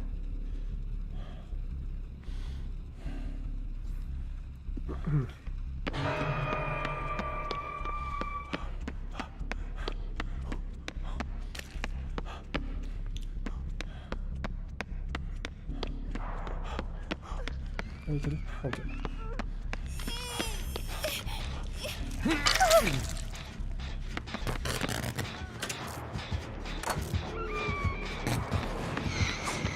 みんなが食べたいもの、あ、マジで。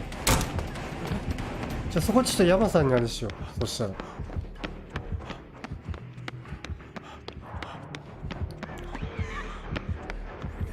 節田さんはね、関東全然違うからな。確かに。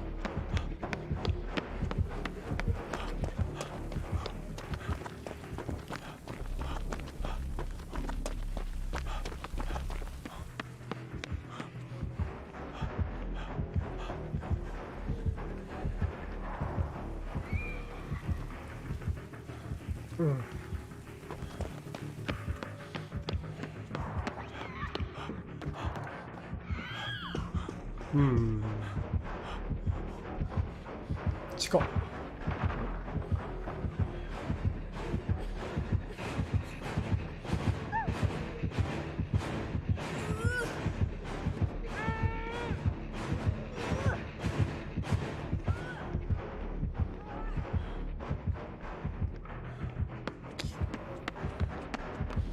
いやー、地にちけえな、全部。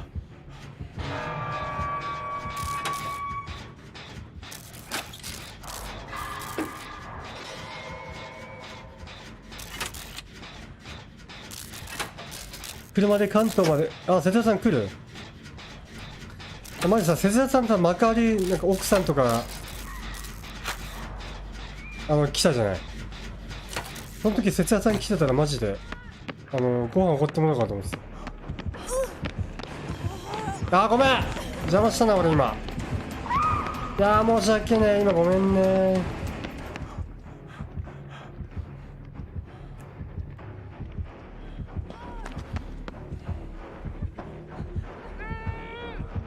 いや、これ厳いな。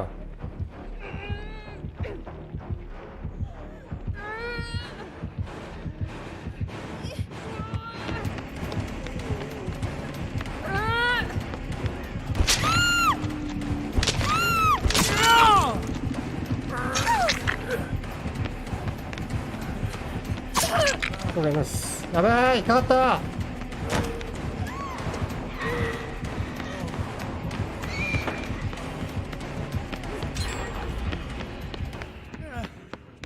そうそう、節田さんのおごりで節田さんのおごりで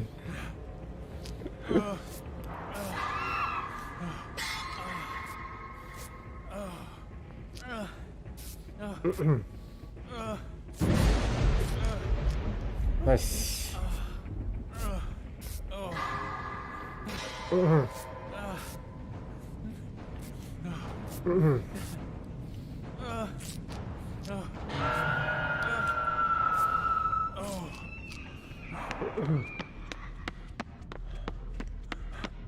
ああ、これはきび。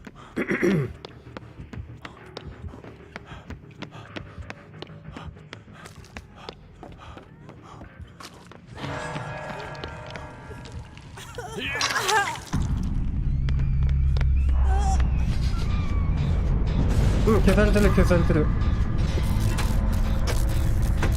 あ、セリアさんお仕事頑張って、いってらっしゃい。い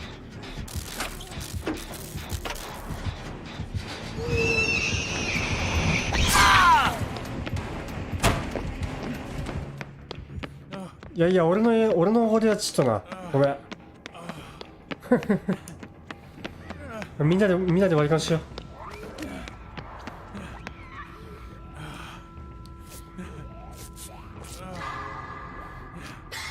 ああ、なるさんお帰りなさい。い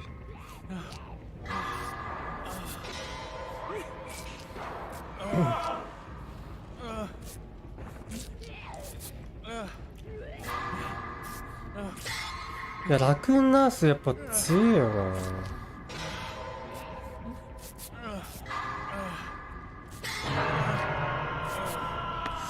いやー、きっちいなこれマジで。マジできっちいわ。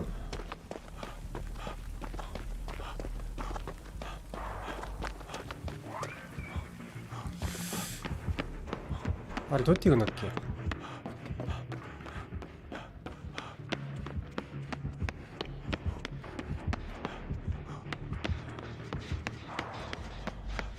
け。いけるかな、90。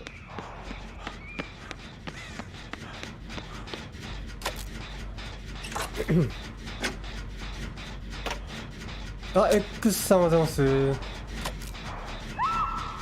あ、木田さんうまいっすね。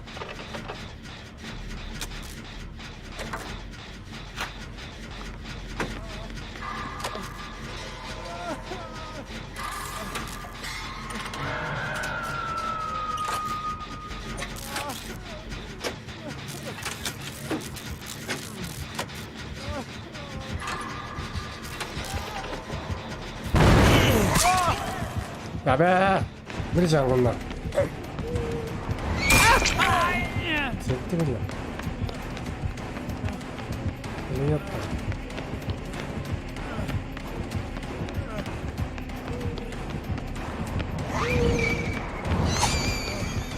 あれ、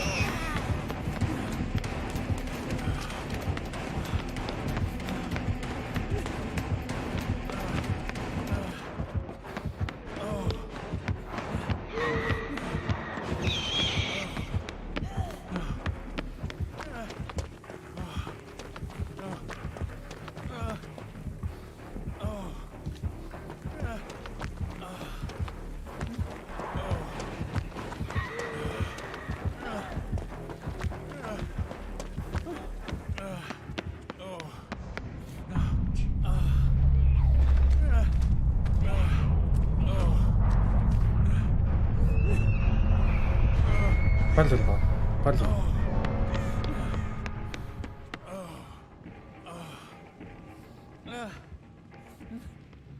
いや、アイビル惜しい、アイビル。と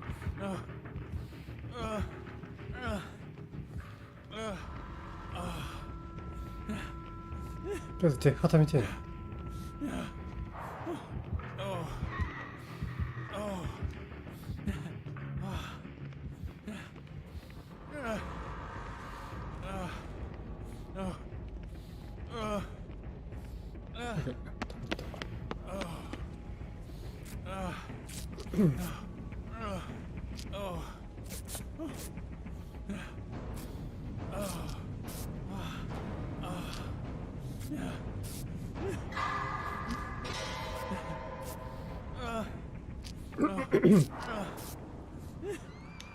いやー、どうしよう。釣らねえか。あー、ナイチありがとうございます。ちょっと助けに行くか。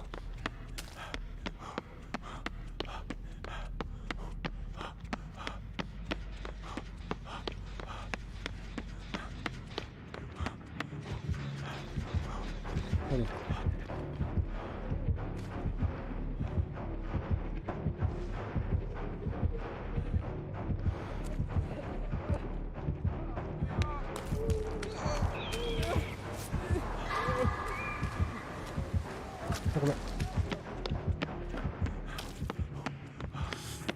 いやー、これきっちいよ、もう。だいぶ。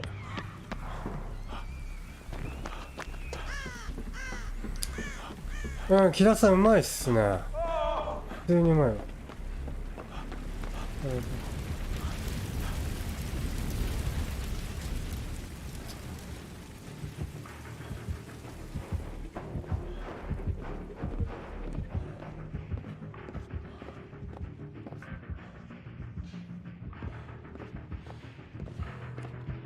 味方諦めてる？本当っすか？釣る。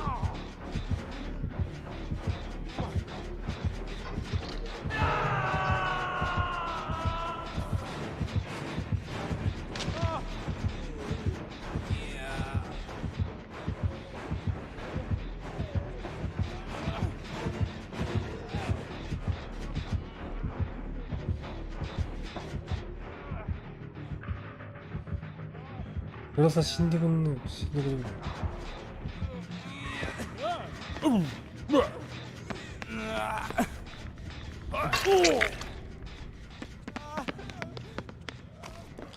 いやー、きついよ俺、もう。今のよくバレなかったよね、でもね。ナイスを3つ。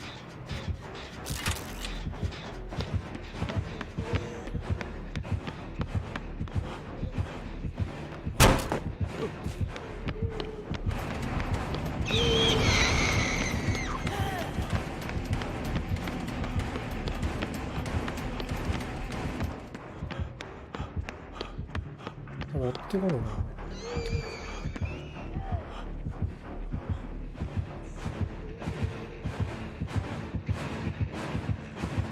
バレてるやんけ。バレてるやんけ。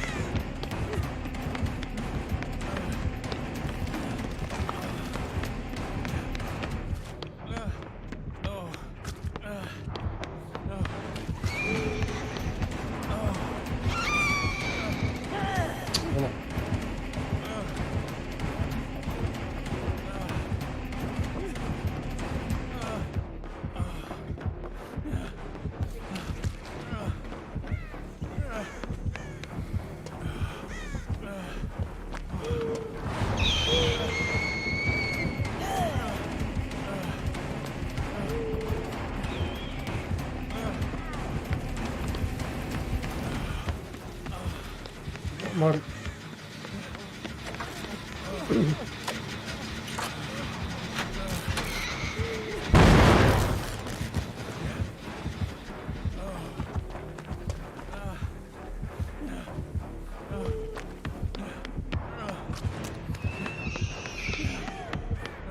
やべえ、行き止まりだ。あ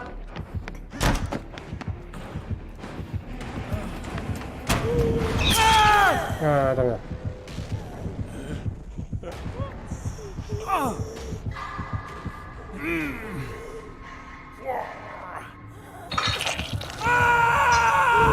いやー、これは死んであげるか。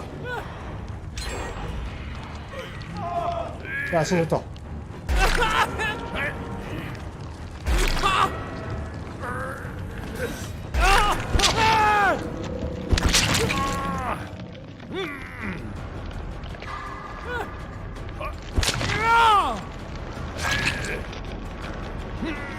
ああ、泣いちゃうなと。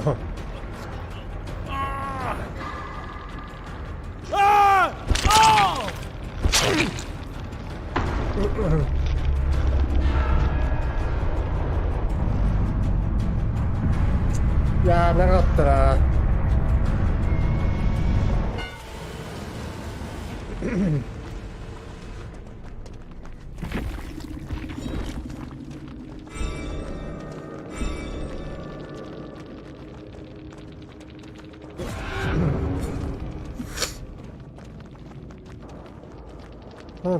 あー、ペンティメントついてたんだ。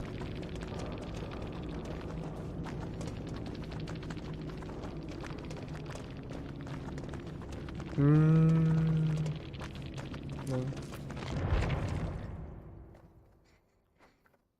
や、惜しかった。GG、あざっす。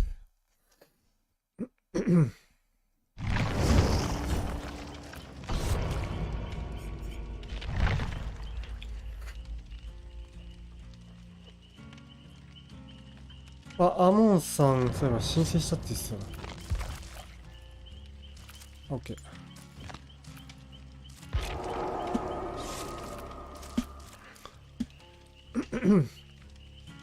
アモンさん承認したんで、よろしくお願いします。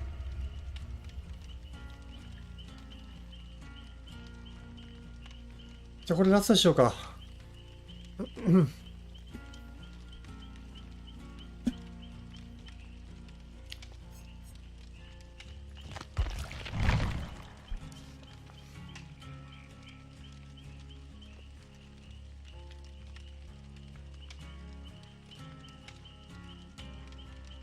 焼肉はね、俺、ハラミとか結構好きだね。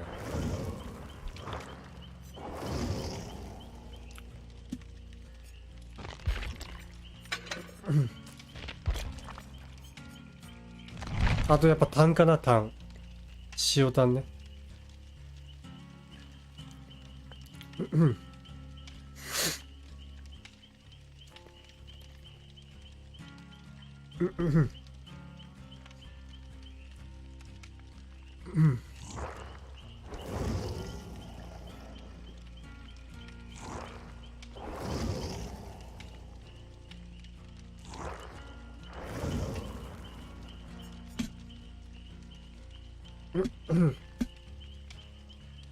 タンのイントネーションが、タンか。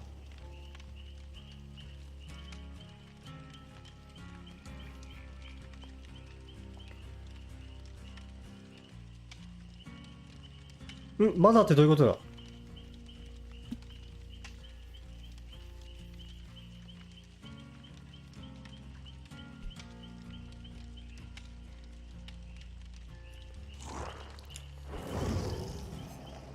あ、サンさんおはよう。あいつは先、仕事前か。おはよう、サンさん、ありがとう。あれ、みんなどうしたんだろう。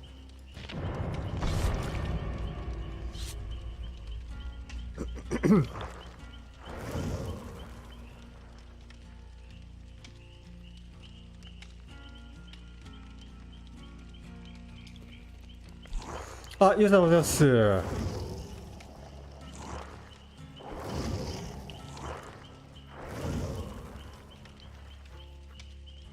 ついにもうね、今日だけな。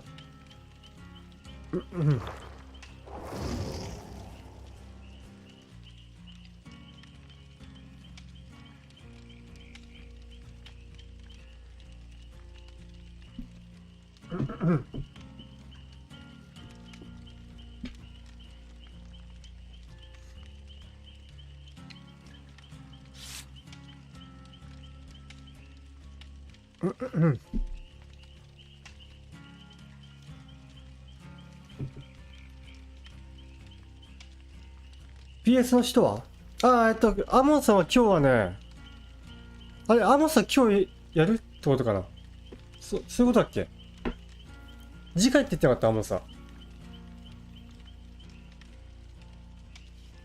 今度参加できたらしますって言ってたよね、さっきね。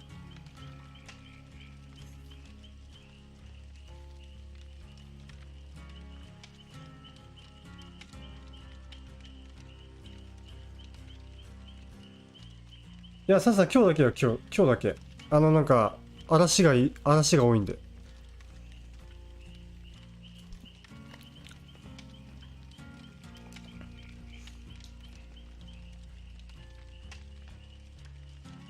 あ、本当にごめんね。本当に申し訳ねえ。そっかそっか。アモさんやります？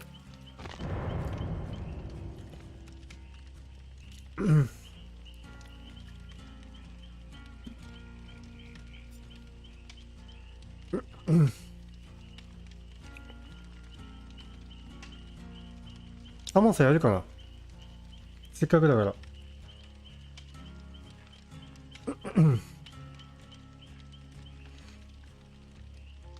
永遠にしてあげてください。あ、アモさんやりましょうか、じゃあ。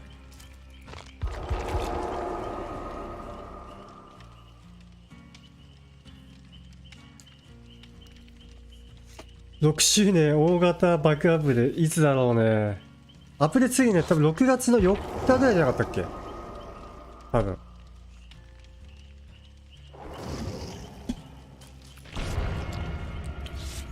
おい、みんなライトかい。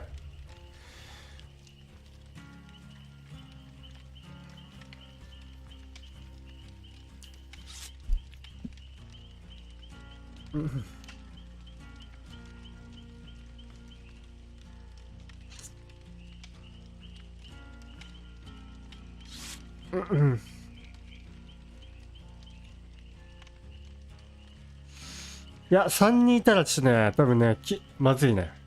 じゃあ3人はやめましょう。2人まで、2人まで。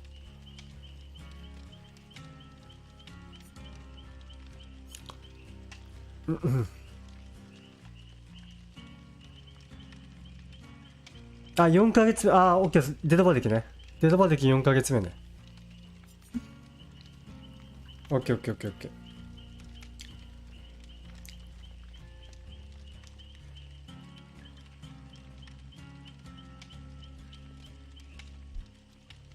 みんなランク高すぎません。いや、いじめる気はないっすね、多分。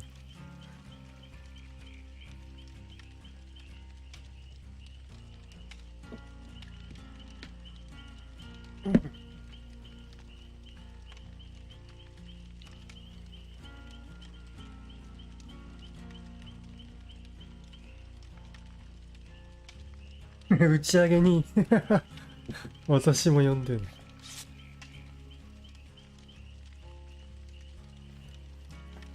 1800時間ってどんなもんだな。俺多分ね、4000時間ぐらいかな。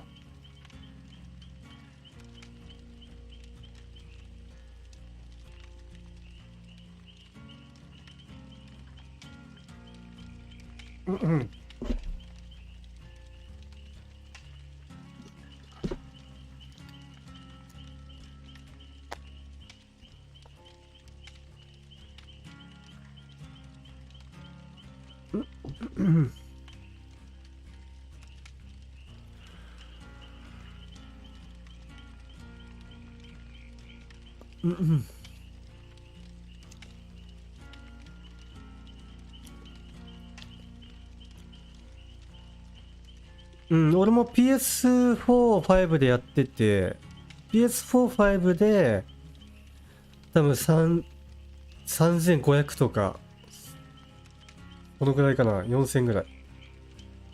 で、PC に移行してからは、こんなにあれだから。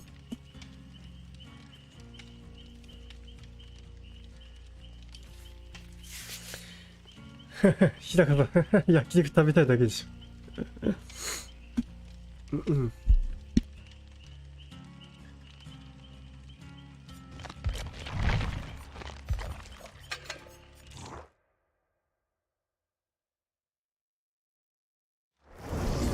あ、サさんいってらっしゃい。頑張るわ。ありがとう。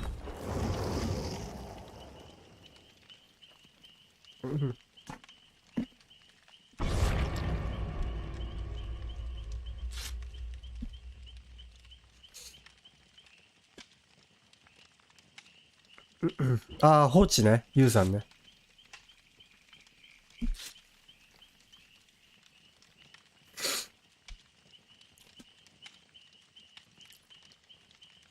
いや、焼肉食いたいね。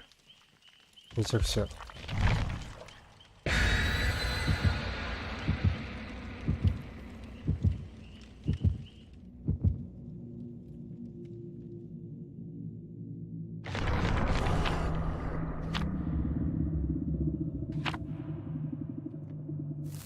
いや、リバンフートアザス。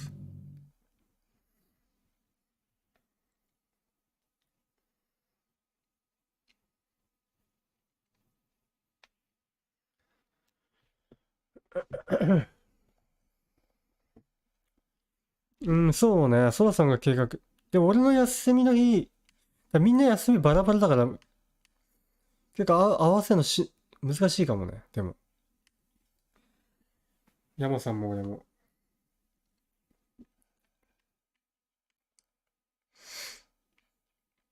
事前に教えとかないとダメだ。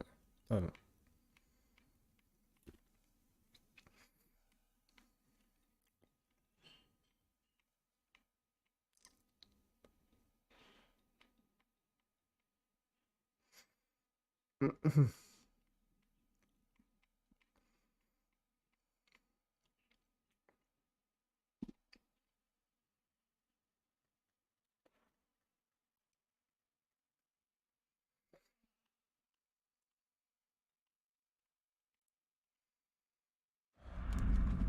よし。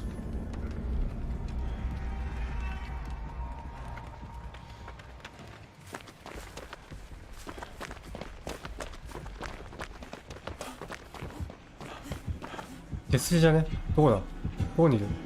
やべ。危なっ。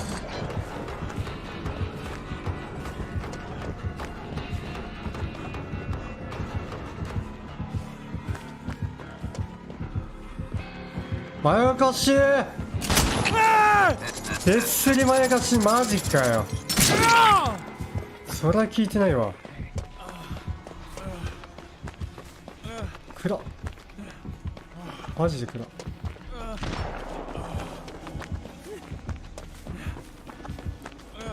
やべ全然見えねえんだけど。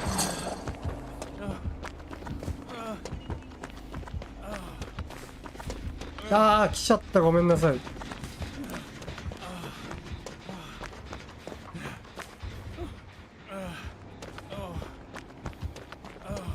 どこにいる？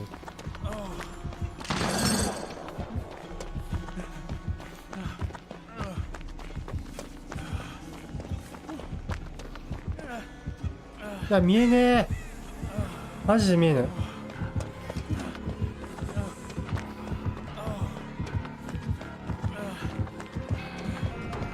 マジで見えない。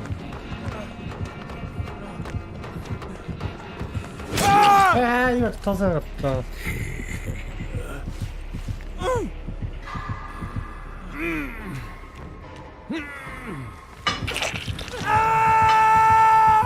まあ確かに、でも次の日休みがいいな。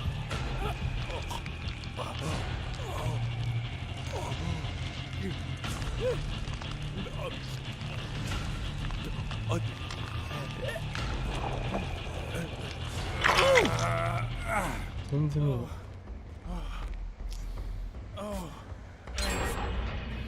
ナイス。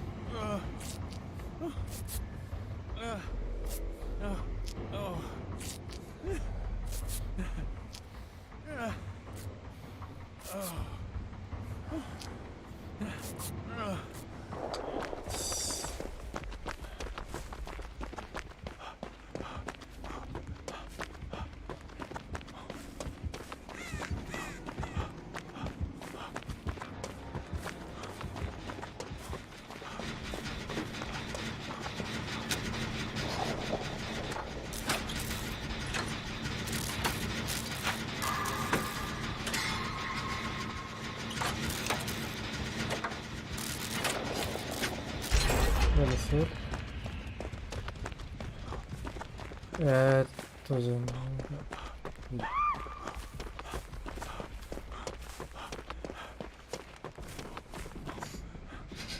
あ、確かにみんなお酒飲めんのかな。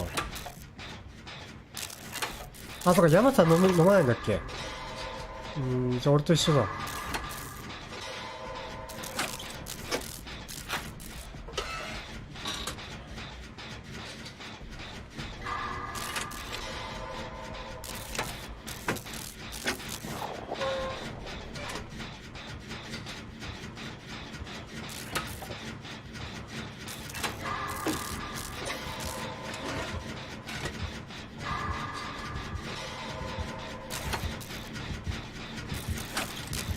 あ、ユウさんめっちゃ飲むんじゃなかった確か。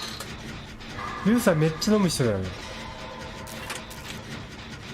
前なんか言ってたもんね。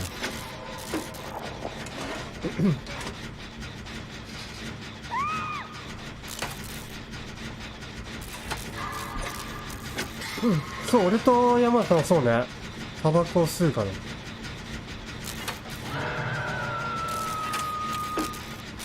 あ、ロビンさんおはよう。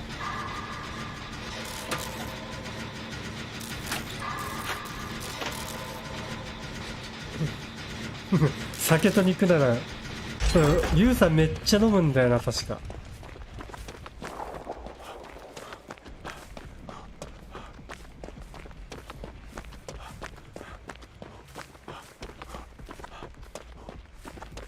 90点。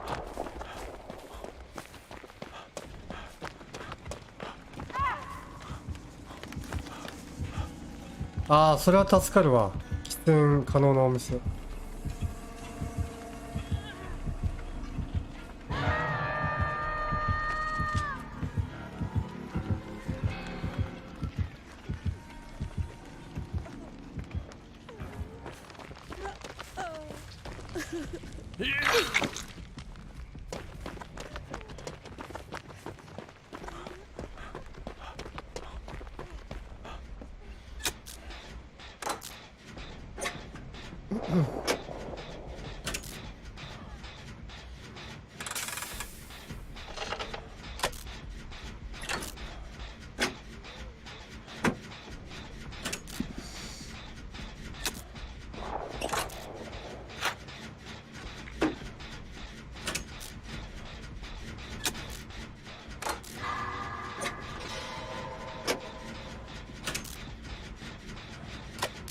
でも割れてる？いや。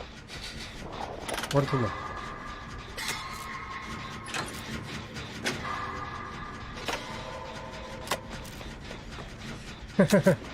機嫌のお見せします。まあ、喫煙所あれば全然いいかな。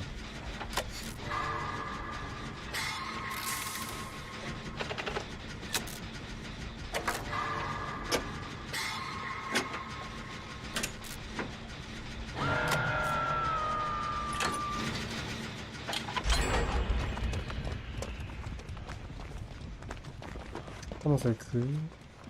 なんか待ってる。タモさん行くかな。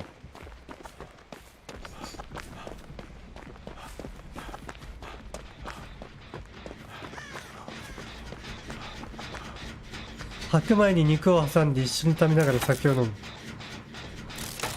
白米と肉だけでいいわ、俺は。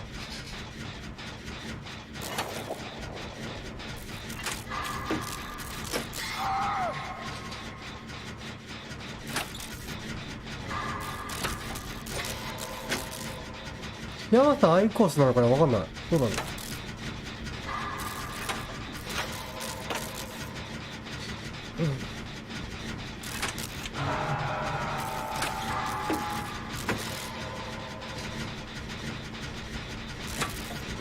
ああ、そうそう、オッケーオッケーオッケー。助かります。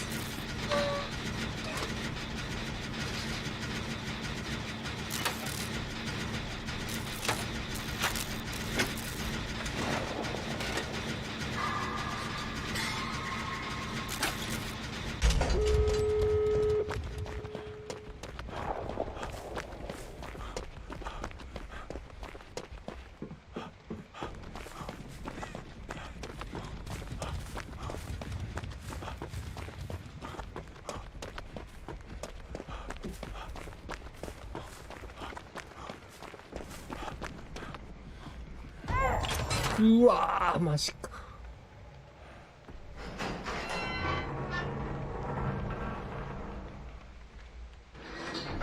まさかのノー。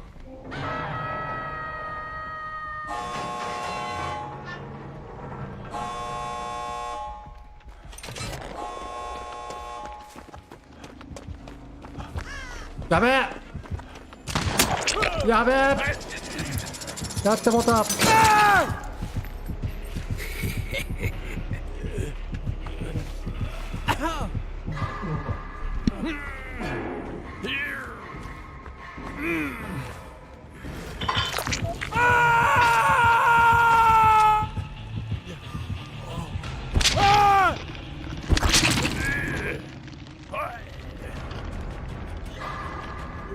いやー、これはきついか。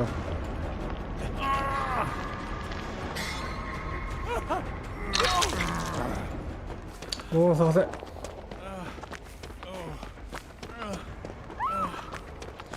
やばいやばいやばいやばい。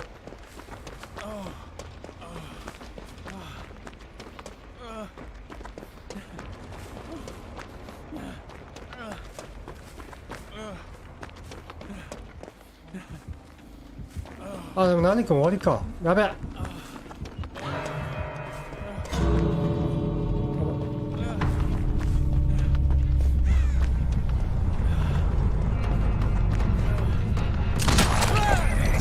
いやでも俺には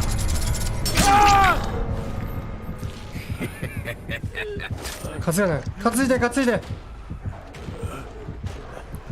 いや出てくれ出てくれ。担いで担いで。オッケー。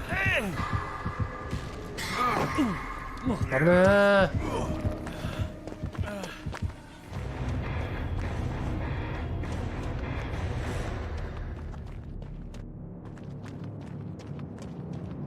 ナイスと。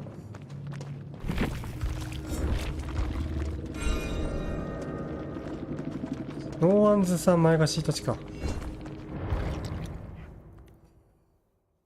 GG。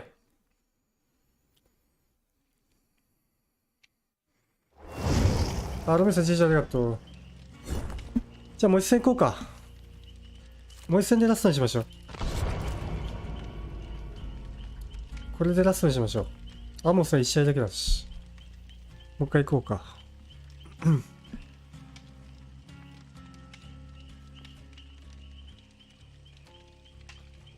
あ、皆さん GG。ナイス。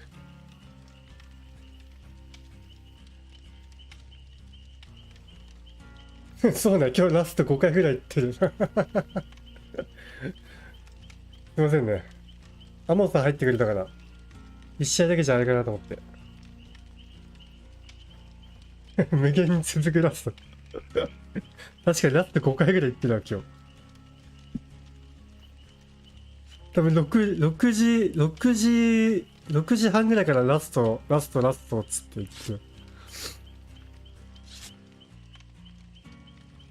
いや、無理だわ。俺、仕事終わりまで配信無理だわ。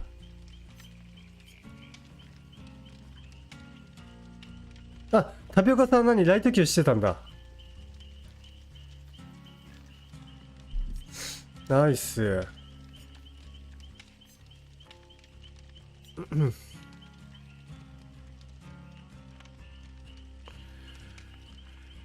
いや、ダメ。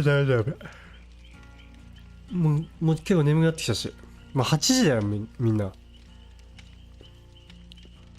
ロビンさんももう出勤でしょ。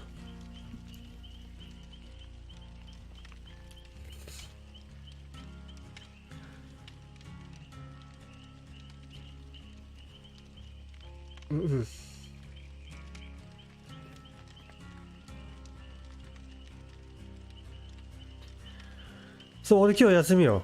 俺は。休みじゃなかったらこんな時間までやってないよ、俺。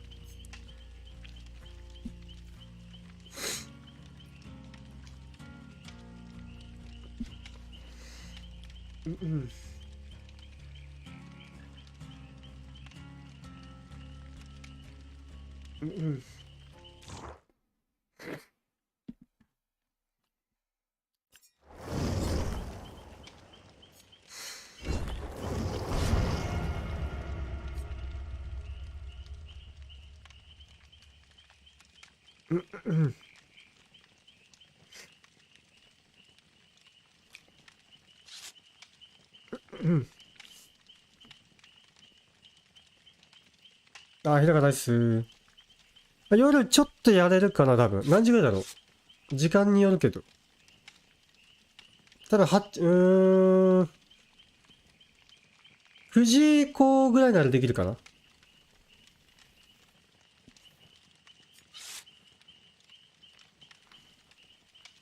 9時、10時以降か。9時以降ぐらい。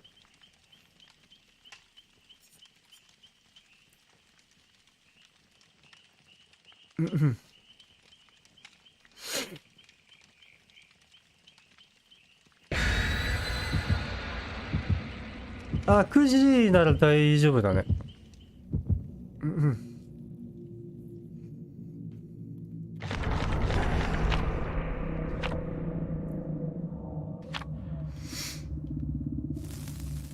プリン来たな。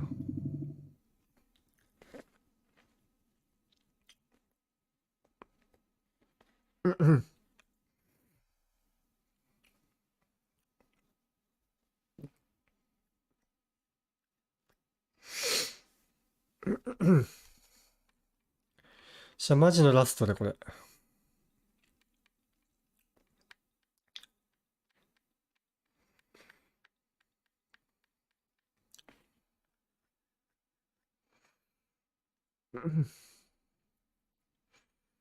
朝活相手がいなくて一人寂しくマイクラしてる。まあ、この時間にやってる人あんまりいないでしょうね。しかも平日だし今日。マイクラしてんだ、ゆうさん。あ、初見さんこんばんは。おはようございますか。で、6周年ケーキあると思いますけどね。毎年あるんで、多分。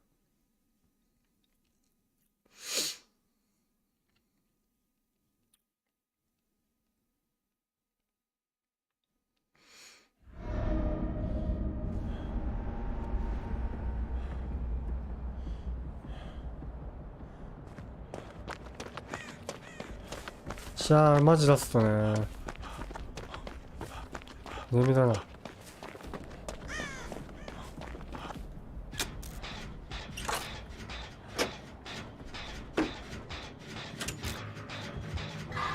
や、眠じゃねえ、プレイクか。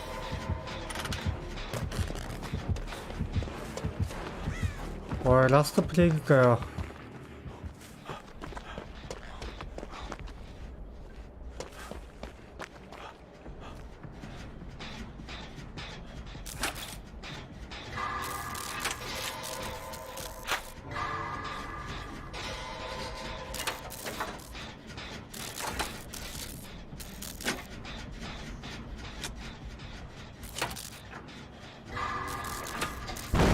あ、ごめんなさい。すいません。大丈夫です。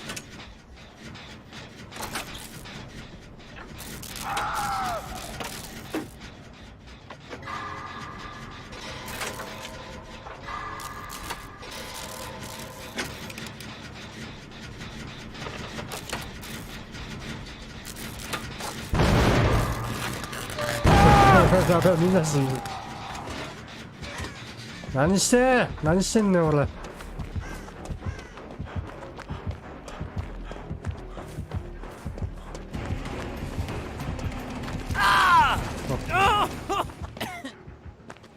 90いってっからな。や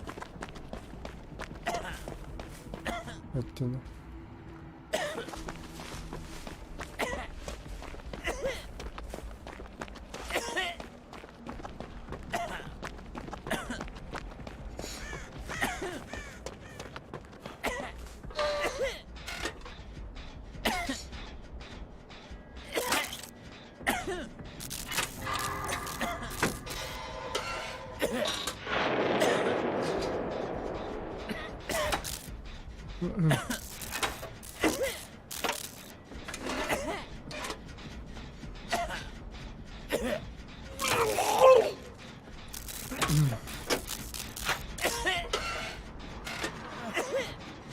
今日よく来るね。誰だよ。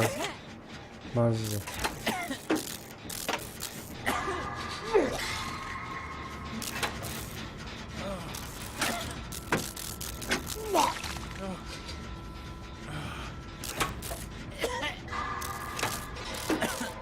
いや、タントきついな。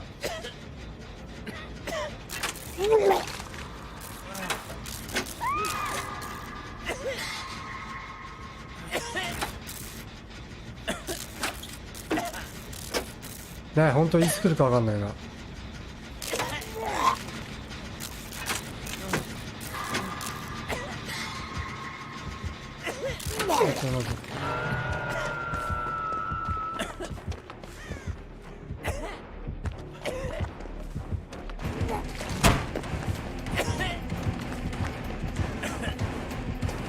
いやー、マジここのさジャングルジム全然チェイスわかんねえんだけど。ここのジャングルジムむずくね。どうやって回ればいいんだろう。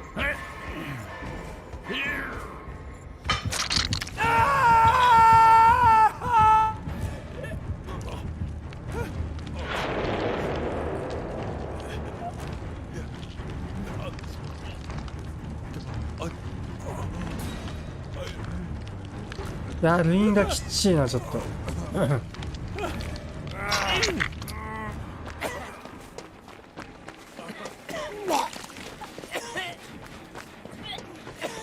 いやだいぶ下がったなこれ。やばやばい、これはやばいぞ。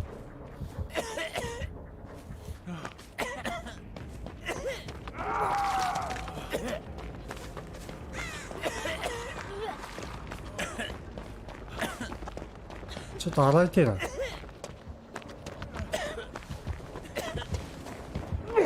やこれ間に合うね。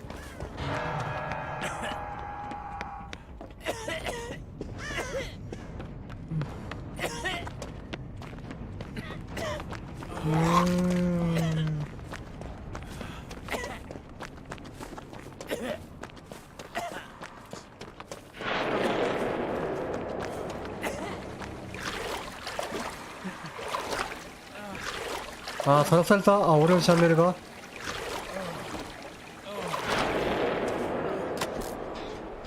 あー、きっちいなこれ。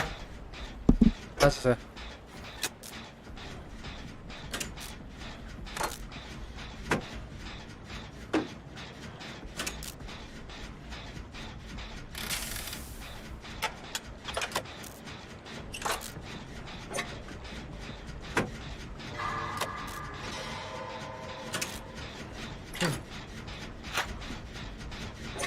赤番って俺やり方わかんないんだよね。どうやってやるんだろう。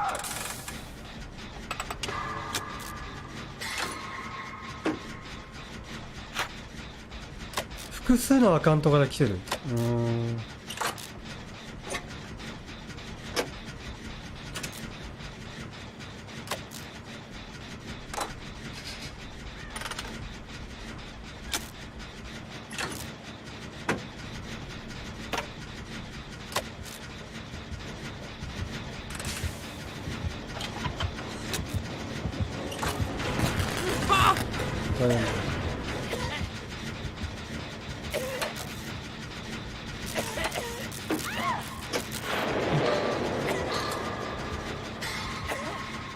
そう、名前全部違うのはなんかさっき言ってたもんね、日高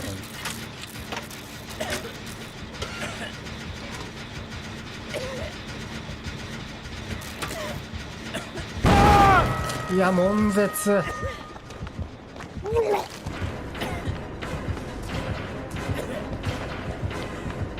きっちいなこれ。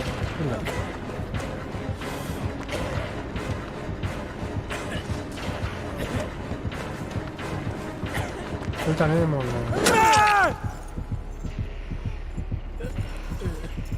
あ、あいさんおはよう。いや、一試合も回んねえ。ルインがきちいこれ、マジで。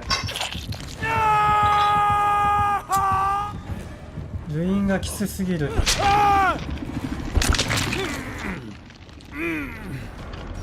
あ、今日晴れてんのマジで。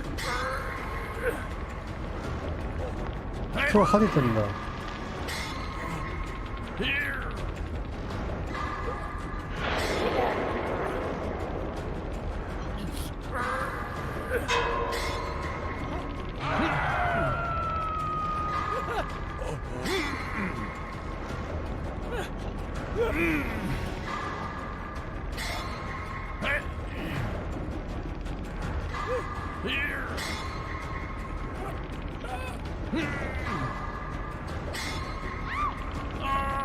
いやー、熱い。モデは今日だけね、日高は。今日限定っす。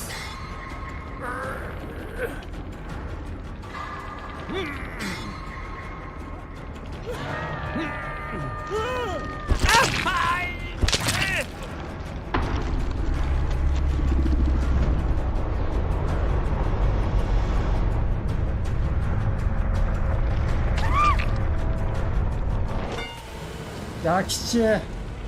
マジでうめえ。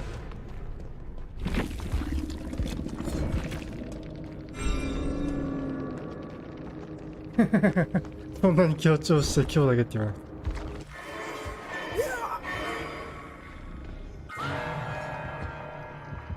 いやー、一試合も回んなかったな。強っ。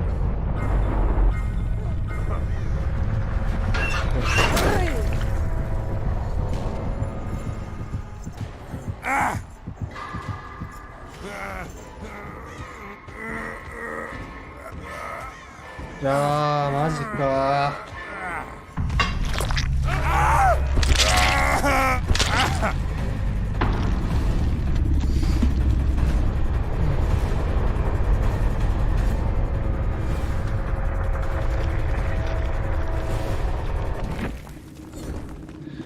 いやー、ちょっとラストにしてえけど。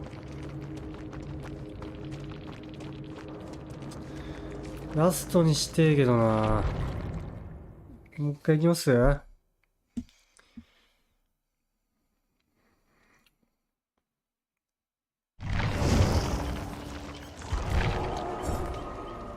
ー、何か抜けたわ。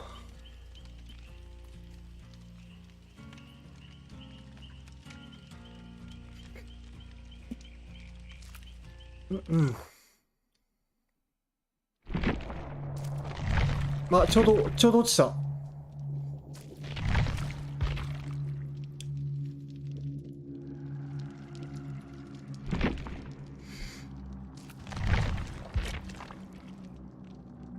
接続できなくなっちゃっ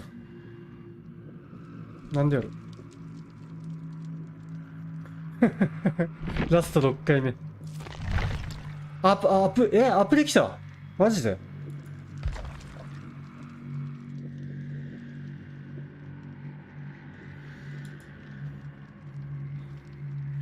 マジアップできた。ダメだ。そう、今日ね、結構上がったのよ、あれさ。シルバー。今日結構ね、稼いだわ。じゃあちょうどあれかな？終わりかなこれ。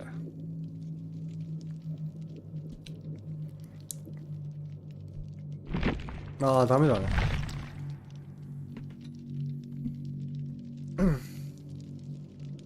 今日結構脱出できたから、結構上がったわ。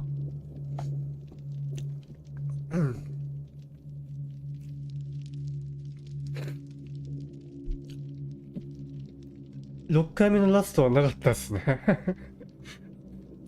6回目のラストはなかったっす。ちょうどキリがいいから終わりにしようか、ここで。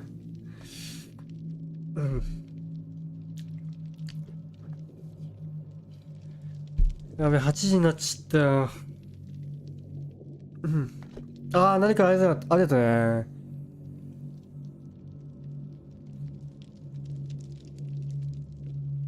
あれさ、リージョン楽しいよね。俺もリージョン好きだよ。めちゃくちゃ。アモンさんもありがとうございました。またやりましょう。タピオカさんもありがとうございました。よかったらまた来てください。アモンさんごめんなさいね、数戦で。2試合ぐらいで。今度ゆっくり参加してください。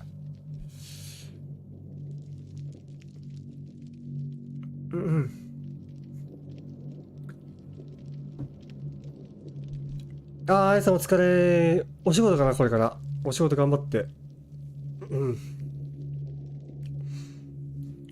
で、6周年楽しみだね。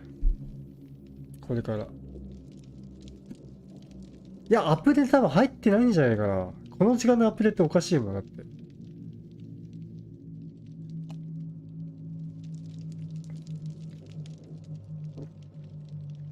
あいさんありがとう。これからゆっくり寝るわ。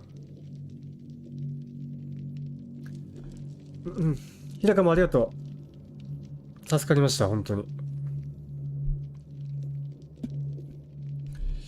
じゃあちょうどキリがいいんで終わりにしようかな。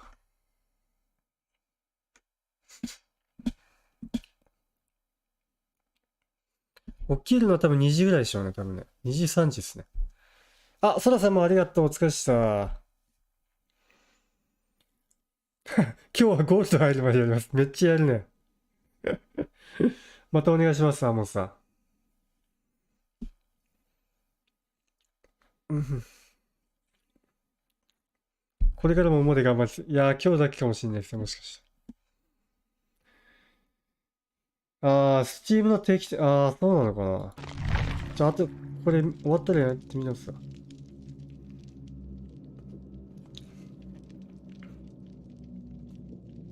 アマさんありがとう。お疲れっした。またやりましょう。終わらねえ。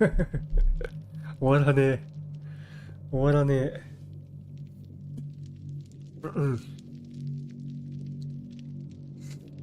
皆さん終わりますよ。寝ますよ。僕は。これからお仕事の方、頑張ってください。僕は寝ます。すいません。